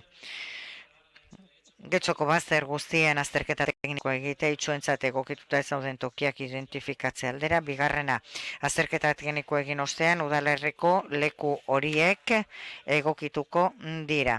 Eta hirugarrenik, eskumena duen agintaritzari eskatzea Bizkaibuseko eta metroko geltokiak egokitu ditzala ikusteko desgaitasuna dutenentzat seinalen edo zeinu iragarpenen bidez jakinarazteko heldu berri den edo heltzear dagoen autobusaren edo metroaren helmuga horrela itxuek egoki identifikatu ahal izango dituzte.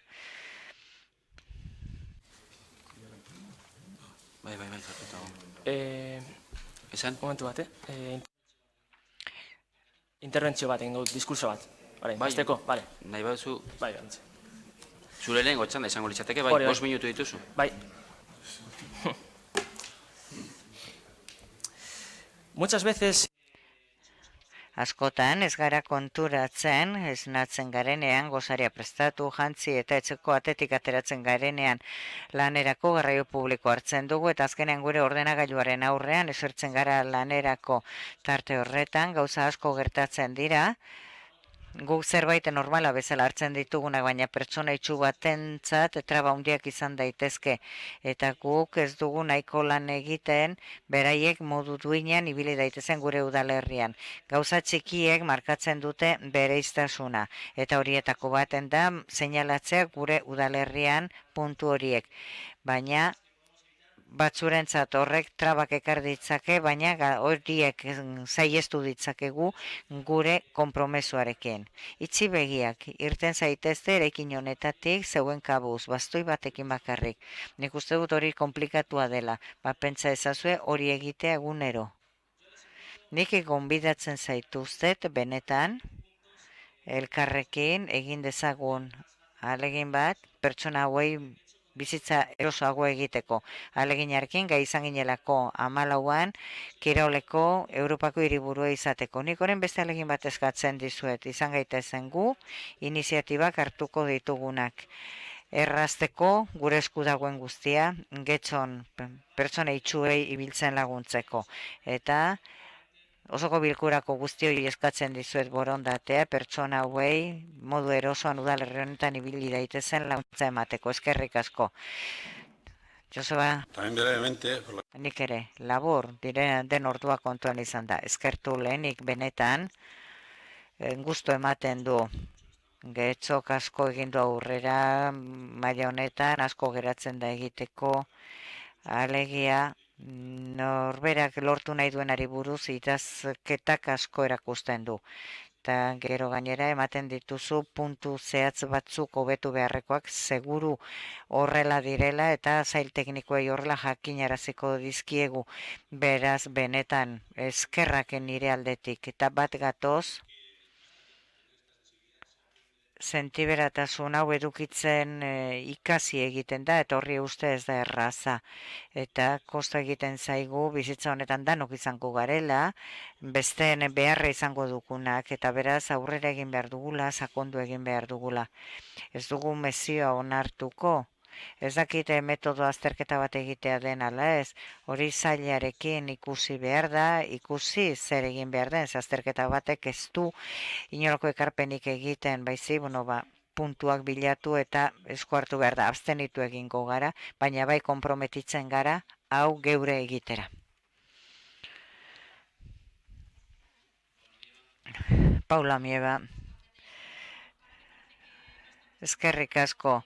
Joseba Arregiri etzaio gustatu, aprobetsatu egingo dugu orain beraz. Guketik, bai, beti jarri dugu mai gainean, ze arazo dauden, era guztietako irisgarritasunarekin, ez bakarrik ikusteko gaitasun falta dutenekin, eta horretarako ez dira irigintza soluzioak behar, baizik era askotako beste konponbide batzuk daude, orain dela gutxi irisgarritasunerako proposatu genuen, eta EH Bildutik adibidez planteatzen den kulturako espektakuluetarako ere, sarbidea egon zedila itxuentzat, irigintza neurriak ez dira bakarrik, apoiatu egingo dugu mozioa, eta esaten dizuet, asko betu daitekela, kritikari gabe asko geratzen da egiteko udaletxe honetan sartzea irtetea oso zaila da. Irisgarritasunaren askotan aipatu dugu. Udal hau ez da irisgarria 100% eta udal herri honentzat arazo bada. Udala irisgarria ez izatea. Beraz, ojala ateratzen bada, epe motzera kontutan edukitzen badugu, ez menpeko pertsonak izango garela, baizik, zaugarri funtzional horrekin jaiotzen diren pertsonak direla eta ea politikak egiten ditugun beraien bizitzan normala izan dadin, dena ez dadin traba izan beraien bizitzan, horregatik alde bozkatuko dugu. Raquel González, arratzalde gabon guztioi. Josebari entzutea, zer nolako sensibilitatea eta konpromesua ez narazition honek, gai hauekiko beste kasu batzuetan hitz egin dena burura ekartzen dit berriro.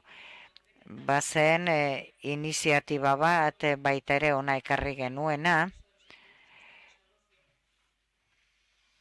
aizirako itxuek ezarbide edukiz ezaten, Ignacio Uriarte zen orduan zinegotzia, eman ziguten erantzuna izan zen, era honetako esku hartze bat egingo da, baina gaia ez dela kontua bakarrik dela lehentasunena, orduan abstenitu egin zineten, orain bezala, orduan pentsatu nuen gauza zoragarriak egingo zenituztela, baina orduan etzen zuen lehentasuna, 3 urte eta erdi pasatu dira, eta zain jarraitzen dugu. Ojala, bakarrik neurri zehatz honekin baldin bada, eta ez Santiagok aurkeztu duenarekin, herri oso hartzen du, eta beharrezkoa da 3 urte eta erdi neurri txiki baterako, orain hemen defenditzen ari denerako, auskalo zema denbora beharko den. Joseba Arregi, ez dakit zein buruz ari zaren ez duzulako aipatu, gero esango didazu. Guki dagokionez. Ez da ezer pertsonala. Nik ez dut erabakitzen. Ni postu batean nago, gauza batzu tokatzen zaizkit. Joseba Arregiri gustatzen zaizkiola edo ez, baina udal honek 25 urte baino gehiagoti daukala sentiberatasun hori bai. Jende askoren meritua da mendi pasatu diren eta sentiberatasun hori eduki dutenena. Eraikitako hiri bat egokitzea oso zaila da, kostu handikoa. Igogailuak, adibidez, konpatibilizatu behar da, dena guztiarekin jokatu behar da. Eta lehentasunak jarri, eta ea zenbat pertsona kopuruarei onurak dakarzkion. Hori bai, tonua. Eta formek asko errazten dituzte harremanak. Santiago Sainz.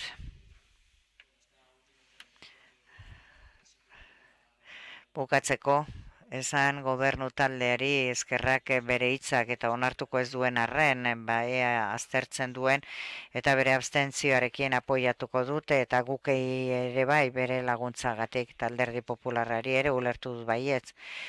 Eskerrik asko beraz guztioi. Paula Mieba. Gustatzen zaizkion tonua eta formak hori beste eztabaida bada, gobernuak nahi duenari buruz, nahi duenean hitz egin behar da eta esaten duguna gustatzen ez bazaio, okerrago. Lehentasuna eta alegita jende gehienaren alde egitea arazoak dituzten pertsonak zenbat diren horren arabera egiten dira gauzak. Aklaratzearen bakarrik.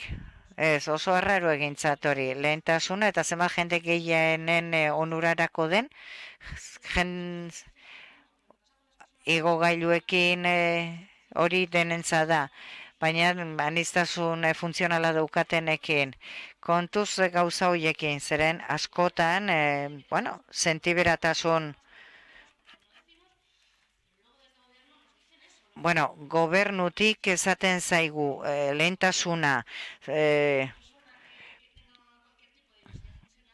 edozein aniztasun funtzionala daukan pertsonari zaiozu hori, zenbat eta jende gehiago hori onurak ekarri. Yo he dicho lo que tú...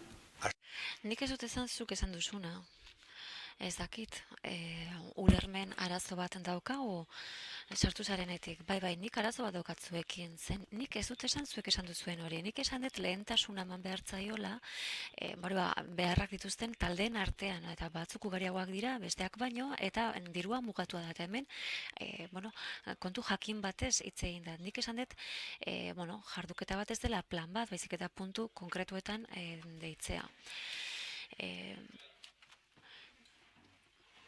Nik hor beste modu batean jokatuko nuke, nik beti baiezkoa emango nuke, nork emango lioke honi ezezko bozka, edo Romo betzeari, edo hori da gobernuan edo oposizioan egotearen arteko aldea. Eta formak ez dira edukia, gauza bat da edukia eta beste bat forma. Eta nik esan dut, formak asko erresten duela harreman bat. Zure hitza. Eskerrik asko. Beste barik Euskal Herria Bilduren posizionamendua argitzaren ator. Aldeko bozka emango diogu mozio honi. Eta, esatearren, getxokon itxuek izaten dituzten zailtasunak gainditzeko neurri batzuk hartu direla, baina Ciudadanos alderdiak bere mozioan aipatzen duen bezala, ibilbide luzea dugu aurrean getxostarrok baldintza berrinetan ibili ahal izango dugun getxo udalerria erdiesteko. Ciudadanosek aipatzen duen legez, egun oraindik bidezide horri gabeko eskailerak daude. Segurazki, beste aspektu asko kontutan hartu beharko lirateke benetan Getxoko itsuentzako hirigintza neurri inklusiboak sustatzeko bidean. Eta horregatik, Ciudadanos alderdiak proposatzen duen bezala, Euskal Herria Bilduk ere azterketa tekniko sakon bat egitearen aldeko eskakizuna egiten du, itsuentzako egokituta ez dauden tokiak identifikatzeko. Eta bide batez, azterketa egin eta azterketa egin bezain pronto leku horiek egokitzeko.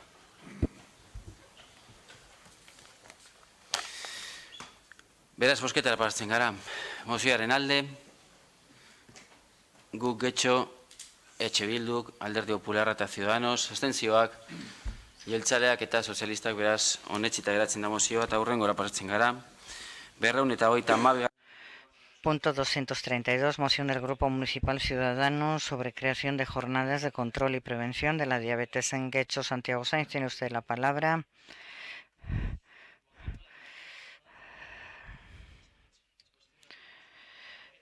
Diabetesa egun ezin daiteke sendatu. Gaixotasun horrek badu tratamendu ordea eta horri buruzkoa da mozio honen edukia. Nahita egin dugu azaroaren 14an diabetesaren nazioarteko egunean, egun hori mundu mailan gaixotasunaz jabetzeko tresna gisa sortu zen. Jendearen arreta, gaixotasun larri horren zergati, sintoma, komplikazio eta tratamenduetara bideratzeko. Ziur asko denok ezagutzen dugu hein handiago edo txikiagoan diabetesa duenen norbait. Gaixotasun isil hori egun, Espainiako ia 5 milioi biztanlek pairatzen dute biztanleriaren 11% eta eritasunaren prevalentzia goran egiten ari da. Homek heriotza arrazoien aurreikuspena egin du azterketa batean eta horren arabera diabetesa 14 urte eskaz barru osasunerako metsu nagusia izango da. Eztabaida alde batera utziz, prebentzio guztia gutxi dela uste dugu eta ahalik eta lehenen hasi behar dela egiten. Udalaren eginkizun nagusia herritarren ongizateaz arduratzea da, hori dela eta getxotar guztiei zuzendutako kanpainak sortzea proposatu nahi dugu, 2. motako diabetesa prebenitzeko, goiz, autoemateko eta kontrolatzeko. Izan ere diabetesko kasuen 80,2 motakoak dire, 2. motakoak dira. Kanpainan edukiek gure iritzi karpak edota informazio tailerrak izan behar dituzte diabetesari eta horren tratamentu eta kontrolari buruzkoak. Eritasun kroniko horrek sor dezaken ardura eta interesa direla eta berrezko deritzogo osasun arloko profesionalen esku hartzeari hitzaldiak egin ditzaten, horiek getxotarre gaixotasunari buruzko galderak egin eta zalantzak argitu ala izateko. Halaber, beharrezkoa deritzogu kanpaina horretan frindizken testa doan egiteari. Horrela getxotarre 2. motako diabetesa izateko duten arrisku ezagutu ala izango dute, 8 galdera xumei erantzun da. 2. motako diabetesen kasuen 70% prebenitu daitezke eta ekimen honek helburu du hain zuzen arriskua duten biztanleak identifikatzea lehen adieraziteko testaren bidez. Gure ustez funtsezkoa da umeentzako eskola menuak ahalik eta orekatuen izatea gazteak osasuntsu eta sendo hasi daitezen laguntze aldera. Horrela diabetesa eta beste gaixotasun batzuk ekingo dira. Bestalde, ukazina dira ariketa fisikoak eritasun prebenitzeko dakartzan onurak, horregatik interesgarri izan daitekela iruditzen zaigu 2017 urtetik aurrera Getxon paseo osasungarri egitea azaroaren 14ko astean diabetesaren nazioarteko eguna gaixotasun prebenitzaren alde hori guztia dela eta hau da proposatzen duguna diabetesari buruzko karpak edota informazio tailerrak dituzten kanpainak sortzea, 2. Getxoko udalak udalerriko ikastetxei eskatzea ekimenak egin ditzaten gurasoak eta ikaslea jabetzeko 2. motako diabetesaren arriskuez eta 3. 2017 urtetik aurrera paseo osasungarri egiteko azaroaren 14ko astean egun hori baita diabetesaren nazioarteko eguna. Lehenengo interbentzioa izango da.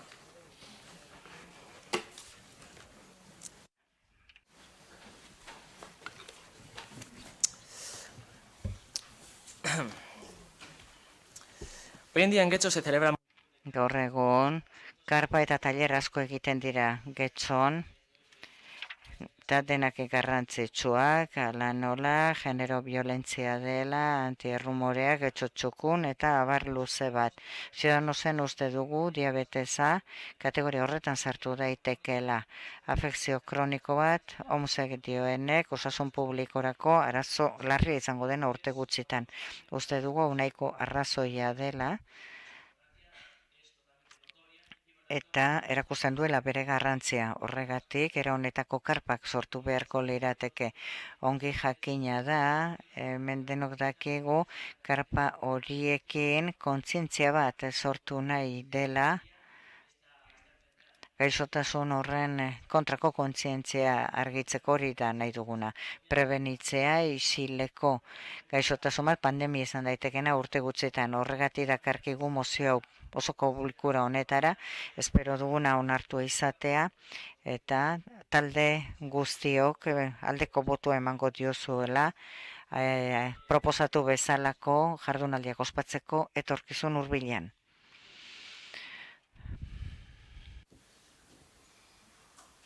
Susana Andoyo. Gracias. Santi, gure taldean ohituta gaude, era honetako eskatzen dizkiguzun kanpaina horiek Eusko Jaurlaritzako osasun alorretik egiten, onki iruditzen zaigu eskatzea, baina ez diabetesa, hainbat gauzari zeliakia eta barri. Gaixotasun mundu baten dago, sentiberatasun mundu bat gai hauen inguruan. Gu abstenitu egingo gara mozio honetan, eta hori bai, ongi irudituko litzaiguke, bai hitz egin beharko bada, noizbait gaixotasun hauen guztietaz eta udalak nola jokatu beharko lukeen, gai hauekin, prest geundeke noski lankidetzan jarduteko. Eskerrik asko.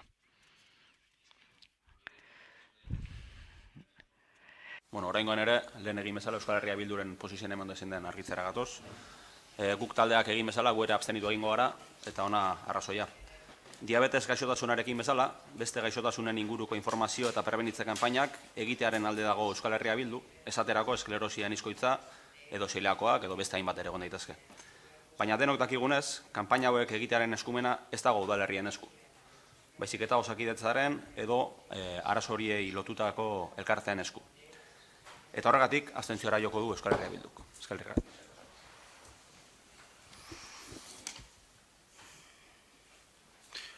Inork ez baldin badu eskatzen, bozketa pasatuko ginateke, beraz, mozioaren alde. Ciudadanos, abstentzioak, EH Bildu eta guk Getxo, kontra, jeltzaleak, sozialistak eta alderdi popularra, beraz bertan bera geratzen da mozioa. Eusko alderdi jeltzalean aldetik, Koldo Iturbek hitzartu nahi du boskaren inguruko azalpenak emateko. Bai, arrazoia eman izan daia aurrekok eman dute eta eskumenen arazoa bada. Kasu honetan argi dago Osakidetzaren eskumena dela eta zu Oierrek esan duen moduan baita ere gai honekin zerikusia dutenen elkarten eskumena dela. Horregatik uste dugu eustala foroa hori aurkezteko. Eskerrik asko. Beraz, azken mozio honekin mozio barkatu?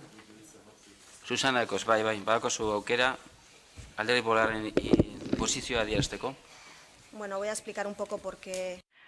Azalduko dugu zergatik bozkatu dugun aurkan. Noski diabetesa, esan bezala, biztanlegoaren zati bati eragiten dio, eta beste gaixotasun bezala, prebentzio batek eta tratamentu bat behar izan ezkero horiek dira gaixotasunen kontraburruka egiteko dauzkagun armak. Baina, guk gehienak bezala ikusten dugu udala ez dela hau tratatzeko tokia, ez dut osongi ulertzen, Santi zer nahi duzun, alkatea bera jartzea, testak egiten biztanlei edo, osasun alorreko zinegotzi edo zein.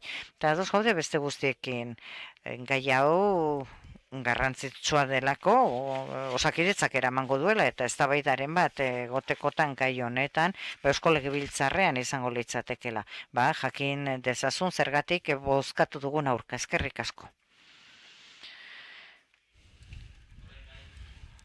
Amaitu txat eman dezakegu mozioen baitan dagoen esparru hau, baina galde azkenengo puntua gertzen zaigu, kasu honetan zinegotzi dagoki alkateari zuzentzea nahi baldin badute, galde eskenen bat horrela bideratzea. Paula Mieba, zurea da hitza. Bai, eskerrik asko alkate jauna. Bai, alkate jauna guketik, alkateari galdera bat. Omenaldi bat, Karolori Eta jakin nahi dugu, ea udalak baduen asmorik ekitaldiren bat egiteko kulturatik, pertsona nahiko ezaguna zelako udalerrian eta kulturan edukitako paperagatik. Eskerrik asko. Edo hil egin dela eta karoraren itzen inguruan, Portu Zaharrean bertan antolatu egin direla hainbat gauza eta guk prest laguntzeko eta prest agertzeko honen inguruan planteatzen baldin badenean ekimenak horrez daukagu problemarik. Daukagun problema bakarra da, azken batean getxo zabala honetan dauzkagula zorionez, pertsonalitate asko eta nolabait era ezberdinetakoak, baina askok era, eta kasu honetan gure prebentzioa beti da nolabait agraviaren prebentzioa, eta alde horretatik beti zaindu egiten dugu, baina kasu honetan onartu egin behar da Karolo oso pertsona berezia zela, oso pertsona maitea Portu Zaharrean eta algortan orokorki, eta gu presa aztertzeko eta kasuan babesa emateko edo laguntza emateko, ez dago alde horretatik ez dago problemarik. Mila esker. Ez baldin badago beste galde eskerik, amaitu itzat eman dezakegu osoko bilkura, eta hori bai, ausokideen txanda etorreko litzateke, beti egiten duan moduan, norbaitek hitza hartu nahi baldin badu, nik eskatuko nioke eskua altzatzea, pixkat ordena jartzeko. Bai, eskatuko nuke, azken batean, azken batean kolektibo berberaren ahotsa izaten baldin bat zera, bozeramale bat bakarrik egotea. Ezberdina zarete, bale. Orduan, 3 pertsona dakogu, alde batetik zuk eskatu duzu hitza eta zuek biok, bale? Iten dugu beti bezala 10 minutuko tartetxo bat eta hitza eukiko zuek. Konforme?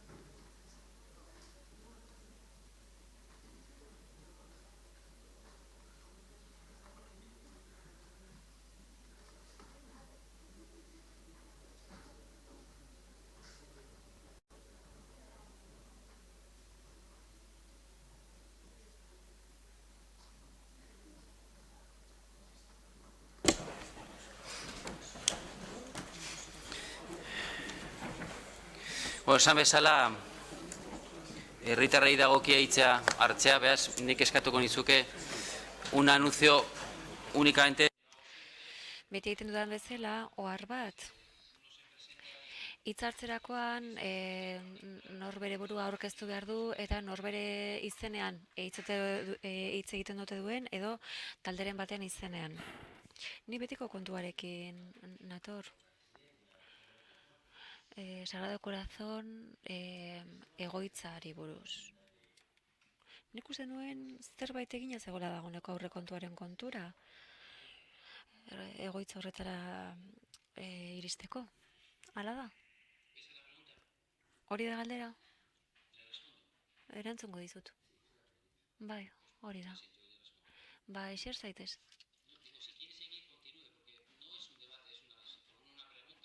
Hau ez da eztabaida bat, beraz jarraitu nahi balin badezu, jarraitu ezazu. Bai, egoitzara iristeko sarbide edo iritsiera egoki baten beharra hitz egin nahi nuke. Uste dut gure udalerriera begira gaudela eta duela 88 urte hauetan, nire adina mentzat, ez da aldaketarik egon. Algortak da lekurik ondatuena. 25-30ko maldak ditu. Nik dakidanez,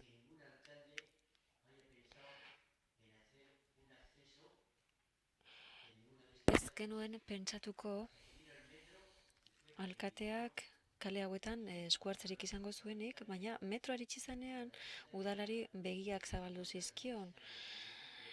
Udalerriko beste kale batzuetan beste behar batzuk zeudela.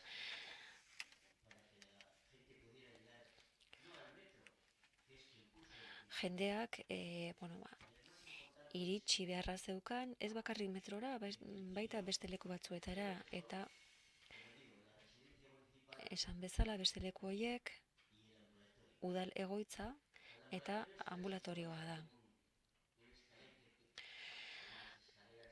Ambulatorioan jarri dira sarbiderako eskilera batzuk, baita igogailu bat ere, baina zaharren egoitzari ez zaio ezertxo ere egin. Nik oraindik ez dut beharrik eta ez dut nire buruarengatik hitz egiten, baina 950 metro ibili beharra dago egoitzara iristeko eta azkeneko tartean 25-30ko malda. Nik uste dut garrantzitsuenak horiek direla ambulatorioa eta zaharren egoitza. Eta gero, beste kale batzuetan ere badaude beharrak, nagusiak kale horietara iristeko moduren bat izan dezaten. 60 urtetik aurrera, jendeak prostata arazoak izaten hasten da, eta metrora ezin dute joan. Beharko lituzkeen komunak ez daudelako. Ez metro geltokiaren barruan. Kanpoko patioan edo jar litezke igual jaietan bezala komun portatilak eramangarriak. Ze metrora sartu eta 5 minututara komunera joan beharran aurkitzen dira. Horregatik uste dut geltokietan jar daitezkeela komun eramangarri batzuk, ze ez dute leku askorik hartzen. Jaietan jartzen baldin badira, hor ere jar daitezke. Ez dakit besterik badaukadan esateko, baina nik jakin nahi nuke udal egoitzarako irisgarritasuna hobetzeko proiekturik baute dagoen.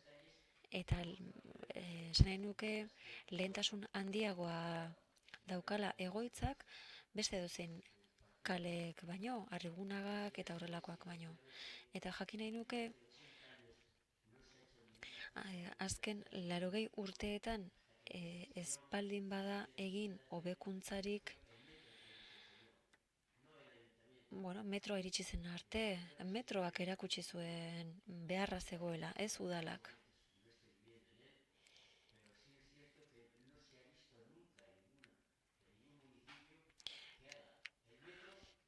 Eta hori ez da beste inon gertatu.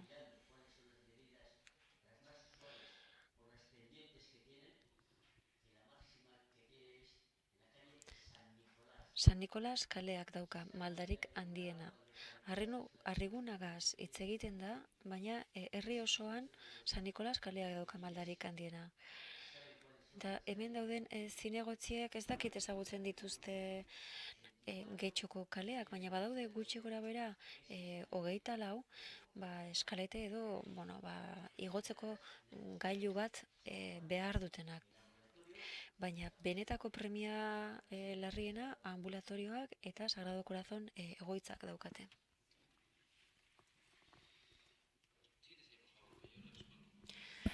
Eser zaitez, mesedez, erantzungo dizutetan. Hasteko, eskertzen dizkizut iradokizunak eta proposamenak, ze ikusten da herriaren aldeko interesa daukazula, eta hori ona da, honetxe egin behar da hori. Eta,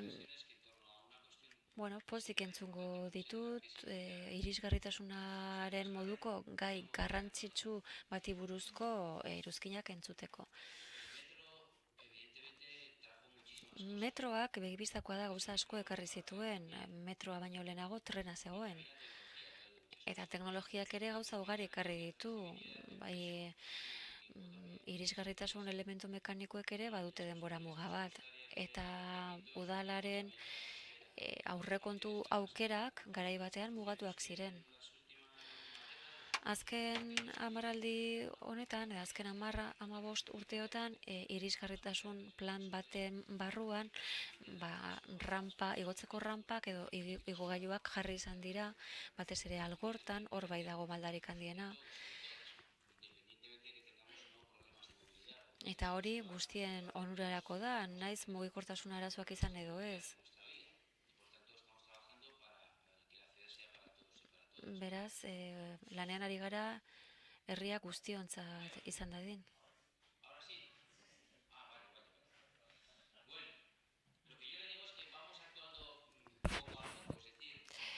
Esan nahi dizuna dana, poliki-poliki gauzak egiten ari garela. Hor, Bidezabalen errampak jarri genituen, Salzidun, Ereagan, igogailuak beste leku batzuetan, eta azkenak hain zuzen ere Alangokoak dira. Aipatu dituzunak Euskal Herria eta ambulatorioa lotzen dituenak. Ez bakarrik ambulatorioarekin, baita juzgaduarekin, epaitegiarekin, eta abar. Horregatik jarri ziren igogailu horiek Alangon. Uste genuelako oso garrantzitsua zela jendea lekuietara iristeko modu bat erraztea. Gure ibilbide horri aurkeztu genuenetik, gure legealdi plana, hor, esan genuen, gure aurreko uspenetan dagoela jarraitzea. Arenearen azpi zonaldeari zerbitzu emateko besteak beste. Baita ambulatorioa, udala, epaitegia eta bar. Beraz, legealdi honetarako gelditzen diren 3 urte horietarako Alangoko igogailu hori da lehentasuna. Uste dugulako poblazioaren atal zabal bati ematen diola erantzuna eta oinarrizko zerbitzuak babesten dituelako. Eta hor, legealdi plan horretan, hor jartzen bai dugu argi eta garbi zer egingo dugun legealdian zehar, aurreikusi genuen Portu Zaharrean igogailu proiektu bat jartzea. Portu Zaharrean sekulako malda dagoelako, aste bukaratan leku zoragarria da, ara joateko, baina hainbat bizilagunentzat bizitokia ere bada, eta denek ezin dute eskilarak igotzen eta jaisten ibili egunero. Eta zentzu horretan ere aurrera egin beharrean gaude. Beraz, proiektu bat egingo dugu Portu Zaharreko malda hori gainditzeko. Arrigunago Arrigunaga ez dago lehentasunen artean. Nik zuk beste batean etorri zinenean, Arrigunaga aipatu nuen, bizilagunek eskatzen didate. Salzidun eta Bidezabalen badago eta Arrigunagan zergatik ez esaten didate batzuek. Eta guk, kontuan hartu genuen, baina poliki-poliki goaz. Ze hemen eztabaidan atera da, udal politika da lehentasunak kudeatzeko politika. Dirua ez da iristen dena egiteko, eta orduan lehentasunak ezarri behar dira. Eta erresidentziari dagokionez, diseinuan lanean ari gara. Erresidentzian gauza asko egin dira. Ni lehendakari nintzela egoitzan, Goitiberako birgaitze bat onartu zen.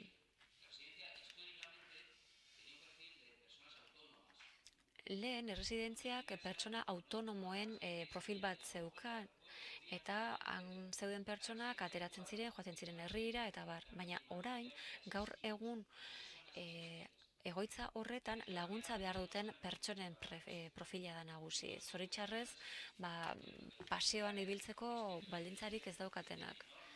Eta egia da, malda izugarria dela, zuk esan duzun bezala, eta egia da erantzun bat eman behar zaiola zentzu horretan.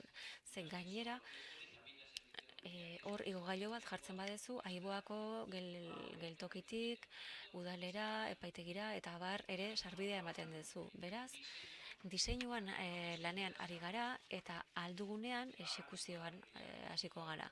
Baina gaur egun gobernu bezala, lehentasun bezala, ezarri dugu Alango eta gero Portu Zaharra. Eta bitartean, egoitzaren kasuan errapa bat edo igogailu bat jartzeko proiektuaren diseinuan ari gara lanean. Nik esan dizudana da, oso argi daukada dugula, beharra badagoela. Beraz, aurrera egingo dugu erantzun egoki bat batu artean, hori esan dezaket.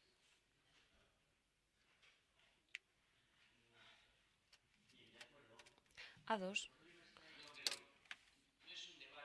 Hau ez da eztabaida bat, ze jendea zai dago, eta bakoitzak gauza bat esan dezake eta gero hurrengoak. Egoitzatik ateratzerakoan, Garaiz kalea badakizu zein dan, Alango kalearen jarraipenan. Bakoitzak metro eta erdiko desnibela dauka. Hortik atera daitezke egoitzakoak ambulatoriora joateko, eta gero Sagrado Corazonetik buelta bat eman, eta hor jarraitu. Baina kale hori ezin da erabili metro eta erdiko bi altuera daudelako. Eta erresidentzia dauden pertsonetako inork ezin du erabili. Bai, oharra hartuko dut, eskerrik asko.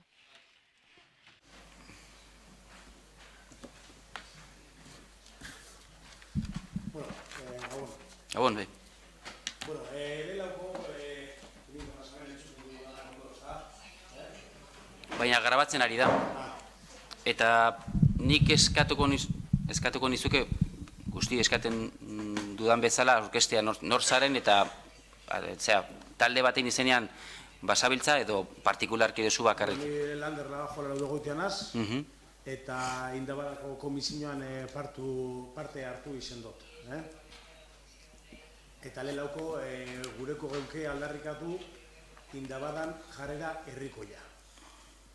Herrikoia esaten dugunean, herrikoia guretako herria guztiaren ganetik dago. Horrek ez dago esan gure, herriak eta udalak eukin behar dauenik beran harremana, beren asuntoa, baina herrikoia da. Ez da ellos, ellas, herrikoia, zabala, irekia eta danen eskutan dauena. Urte asko direz, danok esatuten dozue, eta ez badozue esatu, igual ez da algortan ezagozelako, baina gu espaloiko jentea gara, plazetakoa, eta hurbilak gara, ez gara arrotzak. Gu hemen arrotz sentiduten gara, baina benetan kalean ez gara arrotz sentiduten. Bueno, hori ahazteko zan. Gero, ez du gure inorre, ez gara etorri inori iraintzen. De primera, ez gara etorri inori iraintzen, da ez dutzugu inori guzurti edo deitu. Bai, gauza bat, iragarki bat, txanda hau araututa dago, eta bakarrik alkateari zuzendu diezaiokezu zeuen gogoetak, alkateari. Beraz, begiatu niri, hori, eta galdetu niri, ze besteak ezin dut erantzun. Bale? Bai, baina pentsa, norbaiten... Ez dut zokin hori deitu gure, ze igual informazio eskasian egon sare. Eta horretik igual ez dozue jakin, guretako, esan dozue hemen, jasarpen potenzialik ez dela egon, da guretako pertsona bat jarraitua izan danean, beran etxerarten edo bera joten zan lekurarten gabeko ordu txikerretan, edo pertsona bat ditu indabenean pertsonalki mehatxuka espabere ertzantza dituko deuriela, edo izun bat jarteko pertsona bat identifikatu barik, identifikatu da ez dakin nondik, guretako jasarpen poliziala da. Orduan, hori da, igual, ulertzeko termino diferenteak izango irez, baina hori jasarpena da. Eta hori objektiboki guretako jasarpena da. Horregaitik gure izan gendun, hori argitutea. Ia nonok hori agindu badauen. Guretako oso gertaera larriak izan direlako. Eta norberan larruen, edo jente horrek sufritu indauen hori, guretako larri izan da. Orduan horregatik eskatu izaten duz horrek azalpenak. Eta mesede eskatuten du, ez du eskatuten inor sokara erotea. Baina bai gauza horrek kontrolatea, benetako larri sentimentu bat egondalako. Hori beste alderdi batetik. Gero, indabada 17 urtez egin izen da, eta urte askoan notifikazio egon direz, eta harremanak egon direz.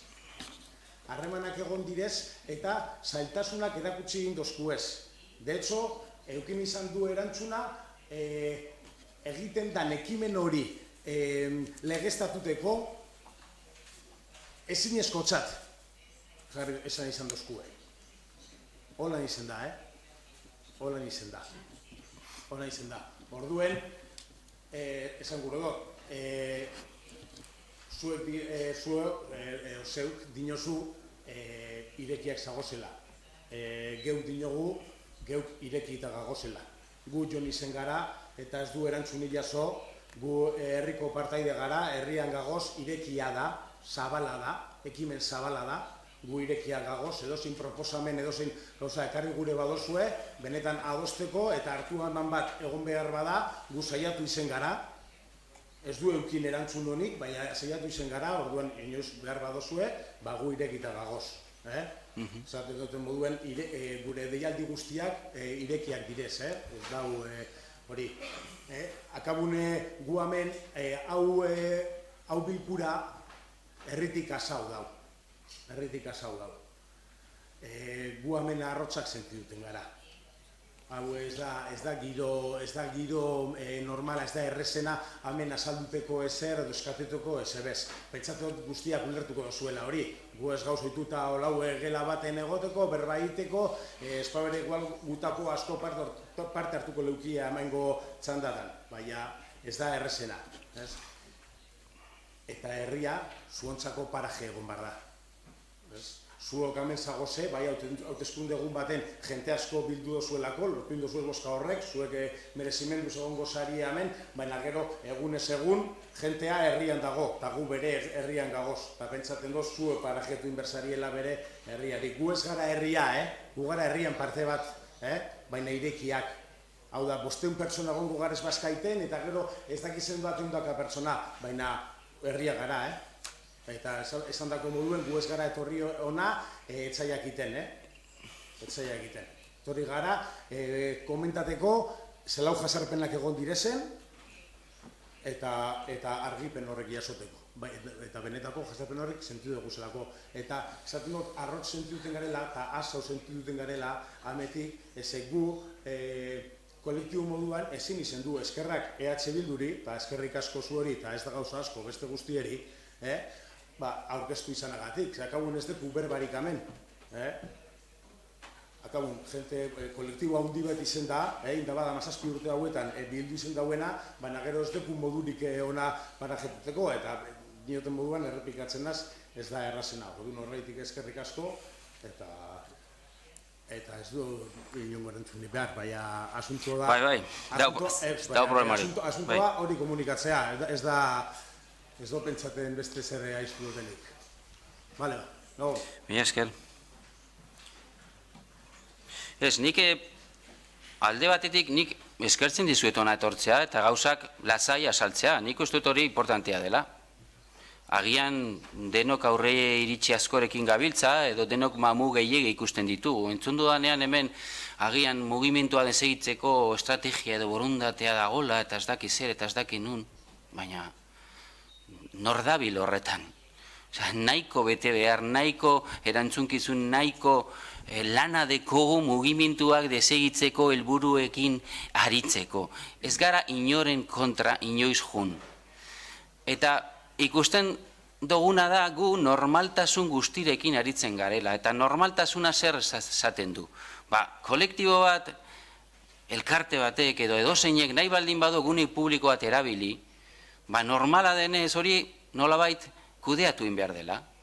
Ze bestela, gauza asko gerta daitezke.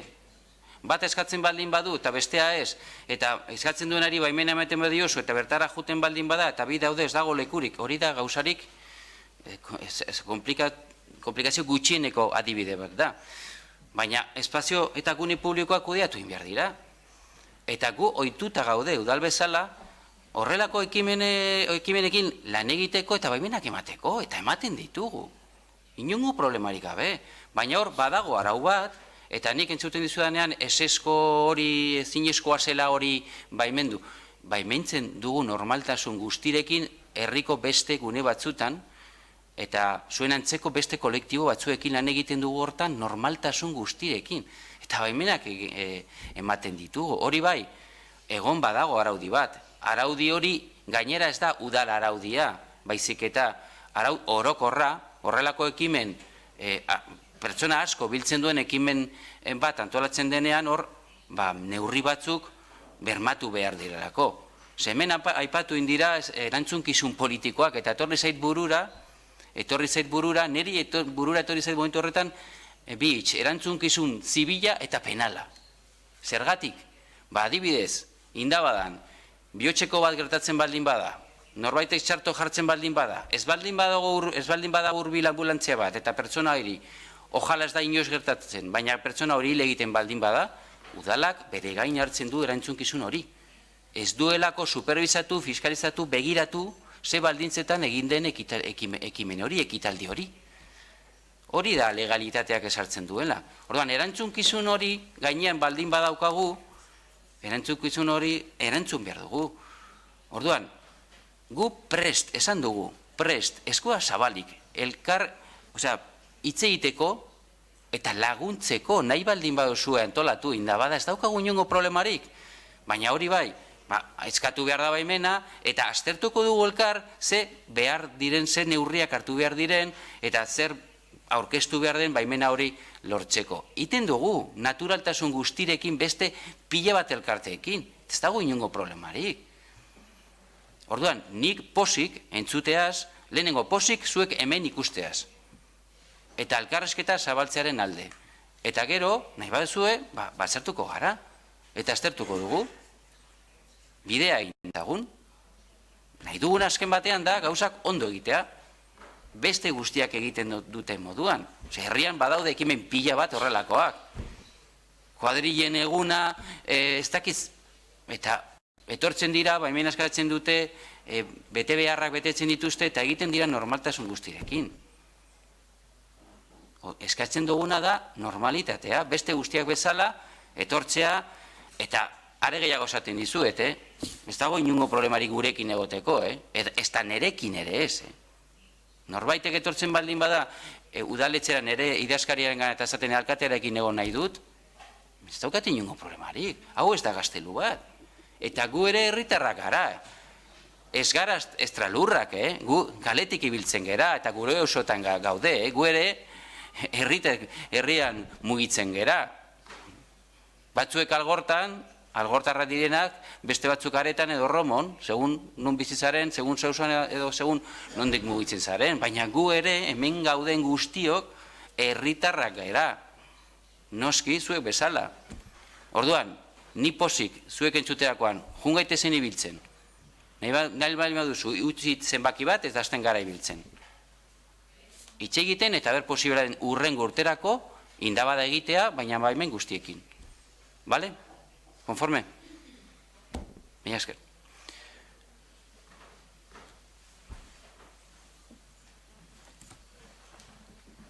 Haupa, arrastio, nire izena Urko Uriarte da, eta Urko Uriartearen izena nitze ingo dut. Gauza batzuk esan direnak ez dira agia, pero esaten dugu baimenak eskatu behar direla, baina gero baimenak eskatzen direnak ez esaten da. Eta ez da kudeaketa egiten baizik eta klasifikazioa. Eta hori ez da espazioaren kudeaketa bat baizik eta erabakitzen dugu zein da egokia eta zein ez. Noren eta zuen iritziaren arabera. Ez nire iritziaren arabera, nik espazio erabiltzeko daukadan eskubidea, nik nahi dudan bezala erabiltzeko. Hori uste dut. Alde batetik, bestalde, bitxia egiten jata, nina Landerre zain jaioa hau egiten, eta txureta bat idatzi behar izan dut, gauza bat txuretarako. Baimena da, gauza teknizismo gutxa ez, porque azkenean mundu guztia dakin da badan izan, kartela daude herrian zehar. Identifikatuta daude antolatzaileak, zeren plazan biltzen dira. Plazan biltzen dira, hor dauz, lurrean jarrita. Badirudi beldurra dagoela pertsona batzuk bere kabuz, ideia batzuk erabakitzea, garatzea,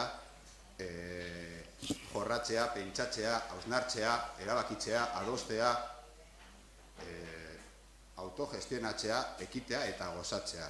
Guzti hori poliziaren jasarpena barik. Eta polizia jasarpena eta zarinaz, zeren hau ez da lehenengo aldia, etorten direla udaltzain batek eta esaten du, ez da baimen arazorik. Bakateuna ez da baimen arazoa. Da auzoko batek deitu egin duela. Ordeni galdera, urtetetan galdetako bada, ia zelan da posible, pertsona batek bat deitzen baldin badau, 5 patruia agertzen dira, telefono dei batengatik, ia bertan gauden 500 pertsona horiek telefono deitzen baldin badugu udaletxera, udaltzainak uraten diran. Hori da daukadan zalantzetako bat. Bestalde delituak investigatzeko, eta beste, nik albatetan aipatu dutxet, egun berean, udaltzaina datorrenean esatera, hau legez kanpo dagoen gauza bat edo araututa gabeko gauza bat edala, gauza bera etzaten donik, eskola publiko baten patioa, propaganda elektorala egotea, hor daudela, erakusten dutzen non dagoen, eta inoz ez ere egiten. Orduan badirudi gauza batzuetarako polizia oso aktiboa dela, eta beste gauza batzueta polizia ez dela inaktibo. Jarraitzen dut. Esatea que ha habido una actuación policial después de una comida popular, suena un poco hasta grotesco, benetan, La actuación policial por una comida popular. Izango balitz vandalismo puro y duro, baina, igual, izan ditzeke. Baina oso gogorra izan daiteke. Indabada urtean behin egiten da, ez da 365 egunetan egiten, eta esan dakoa, bai iragarrita dagoela, eta bai eskatuta dagoela herriari, baimena eskatzen da, eta hor egiten da. Teknizismoaz aparte, teknizismoa esan dakoa, ezin dira erabili, zeren eskatzen baldin baditugu, pertsona batek, teknikari batek edo zinegotzi batek erabakitzen dago egokia dan edo ez, eta hori ez dago gokio berari.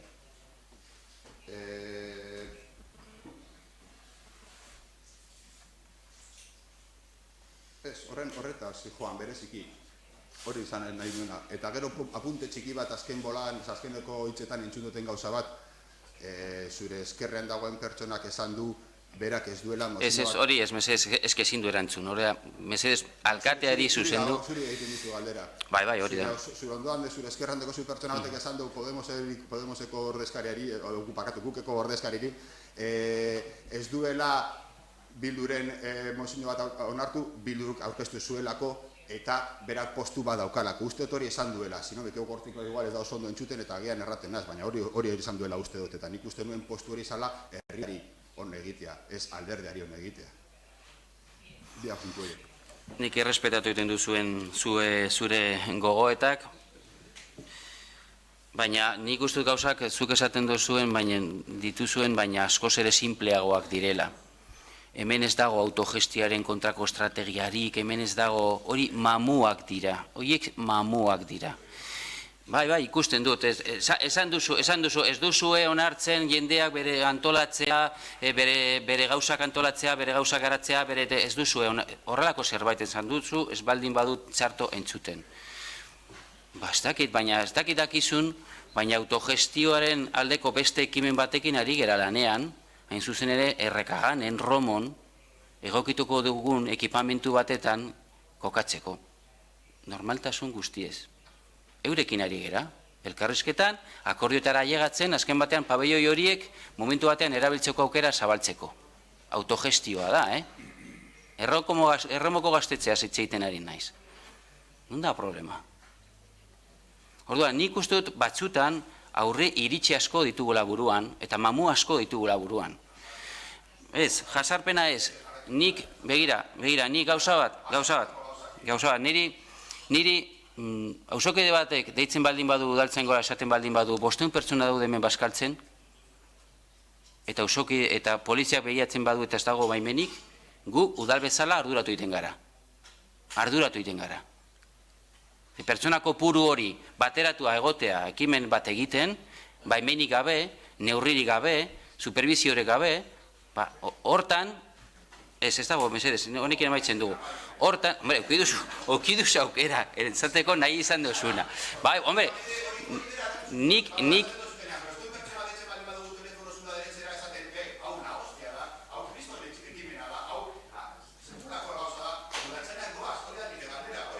hombre, a ver, bost,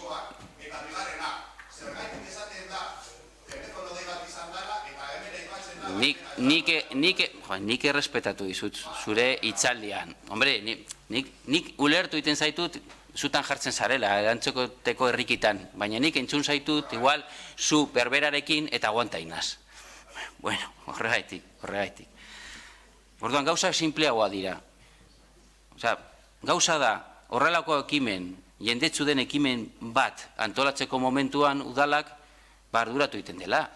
Lehen esan dudalako, erantzunkizunak ditugulako, eta bestaldetik, eukeko esoe perfil berezi bat, baina zarete bereziak, elkarte guztiak bezala zarete, edo movimentu guztiak bezala zarete, guni publiko bat okupatzeko momentuan.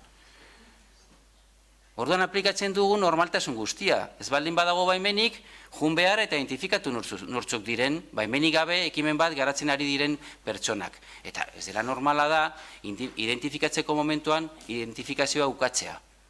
Hori guretzako ez da normala, hori zerbait adierazten du. Igual adierazten du ez dagola komunikazio nahikorik, eta horregatik nik positibotzat hartzen du zuek etortzea, eta agian zabaldu dezakegun hor elkarrizketa bat, igual ez dagoela komunikazio nahikorik, horrelako gauzei irten bide egokia emateko. Gu prest, esan dugu, prest, baina 500 pertsona, ez dakit zenbat, bertan biltzea San Nikolas plazan, noski, nik uste dut, nahiko jendia dela, gauzak behintzat antolatzeko edo superbisatzeko edo esateko nola dagoen antolatuta, zerbait, berrez esaten dut, zerbait gertatzen baldin bada, igual ez dira baliabide nahikorik egongo erantzun egoki bat emateko momentuan. Orduan, elkarte eta movimentu guztiekin egiten dugun bezala, eskatzen duguna bakarra da, baimena eskatzea. Eta gero jungo gara lantzen, nola bete ditzakegun, baimena emateko behar diren bete behar horiek. Eta bete behar horiek ez du udalak jartzen. Goitik etorretako arau orokorrak dira, baina horretarako daukago ere gure zerbitzuak nun agertzen diren protokoloak eta baimena hori lortzeko errestasunak eta informazioa. Eta hortan aritu gaitezke. Hori da nire mezua. Beraz, jun gaitezke, eta ea urrengo urtean, indabada, egiten baldin baden, baimen guztiekin, eta ez daukagu inungo problemarik. Gaina, agortako erdigunea alaitzen baldin badozue eta bizitza du, posi daukagu problemarik. Baina, kontxo, gauzak egin behar dira. Dale.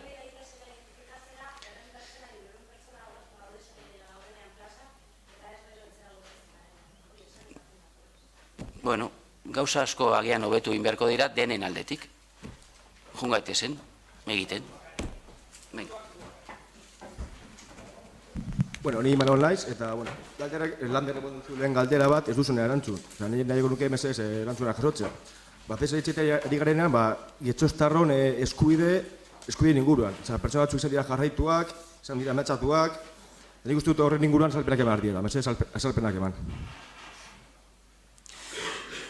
Agian ere erantzuna ez da zuk espero zenun erantzuna, baina erantzun dut. Nik esaten dut, azken batean horrelako ekimen jendetsu bat garatzen baldin bada, eta inungo baimenik gabe egiten baldin bada, eta udaltzaingoa hurbiltzen baldin bada, eta ez zaio identifikazioa egiteko aukerarik ematen, ukatu egiten da behin eta berriro identifikazioa, udaltzainek, eta udaltzainak normaltasun guztirekin bilatuko ditu bideak identifikazio hori egiteko. Lehen azaldu duan moduan, hor erantzunkizunak egon daitezkelako. Hori da.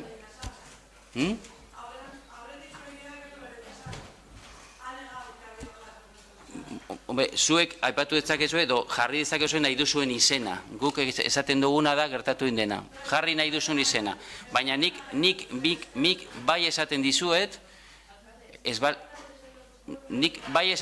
eta honekin itxiko dut, bai esaten dizuet, udaltzainak hartuko dituela behar diren neurriak, hasen batean identifikatzeko prozesu hori bermatzeko. Bale, mila esker.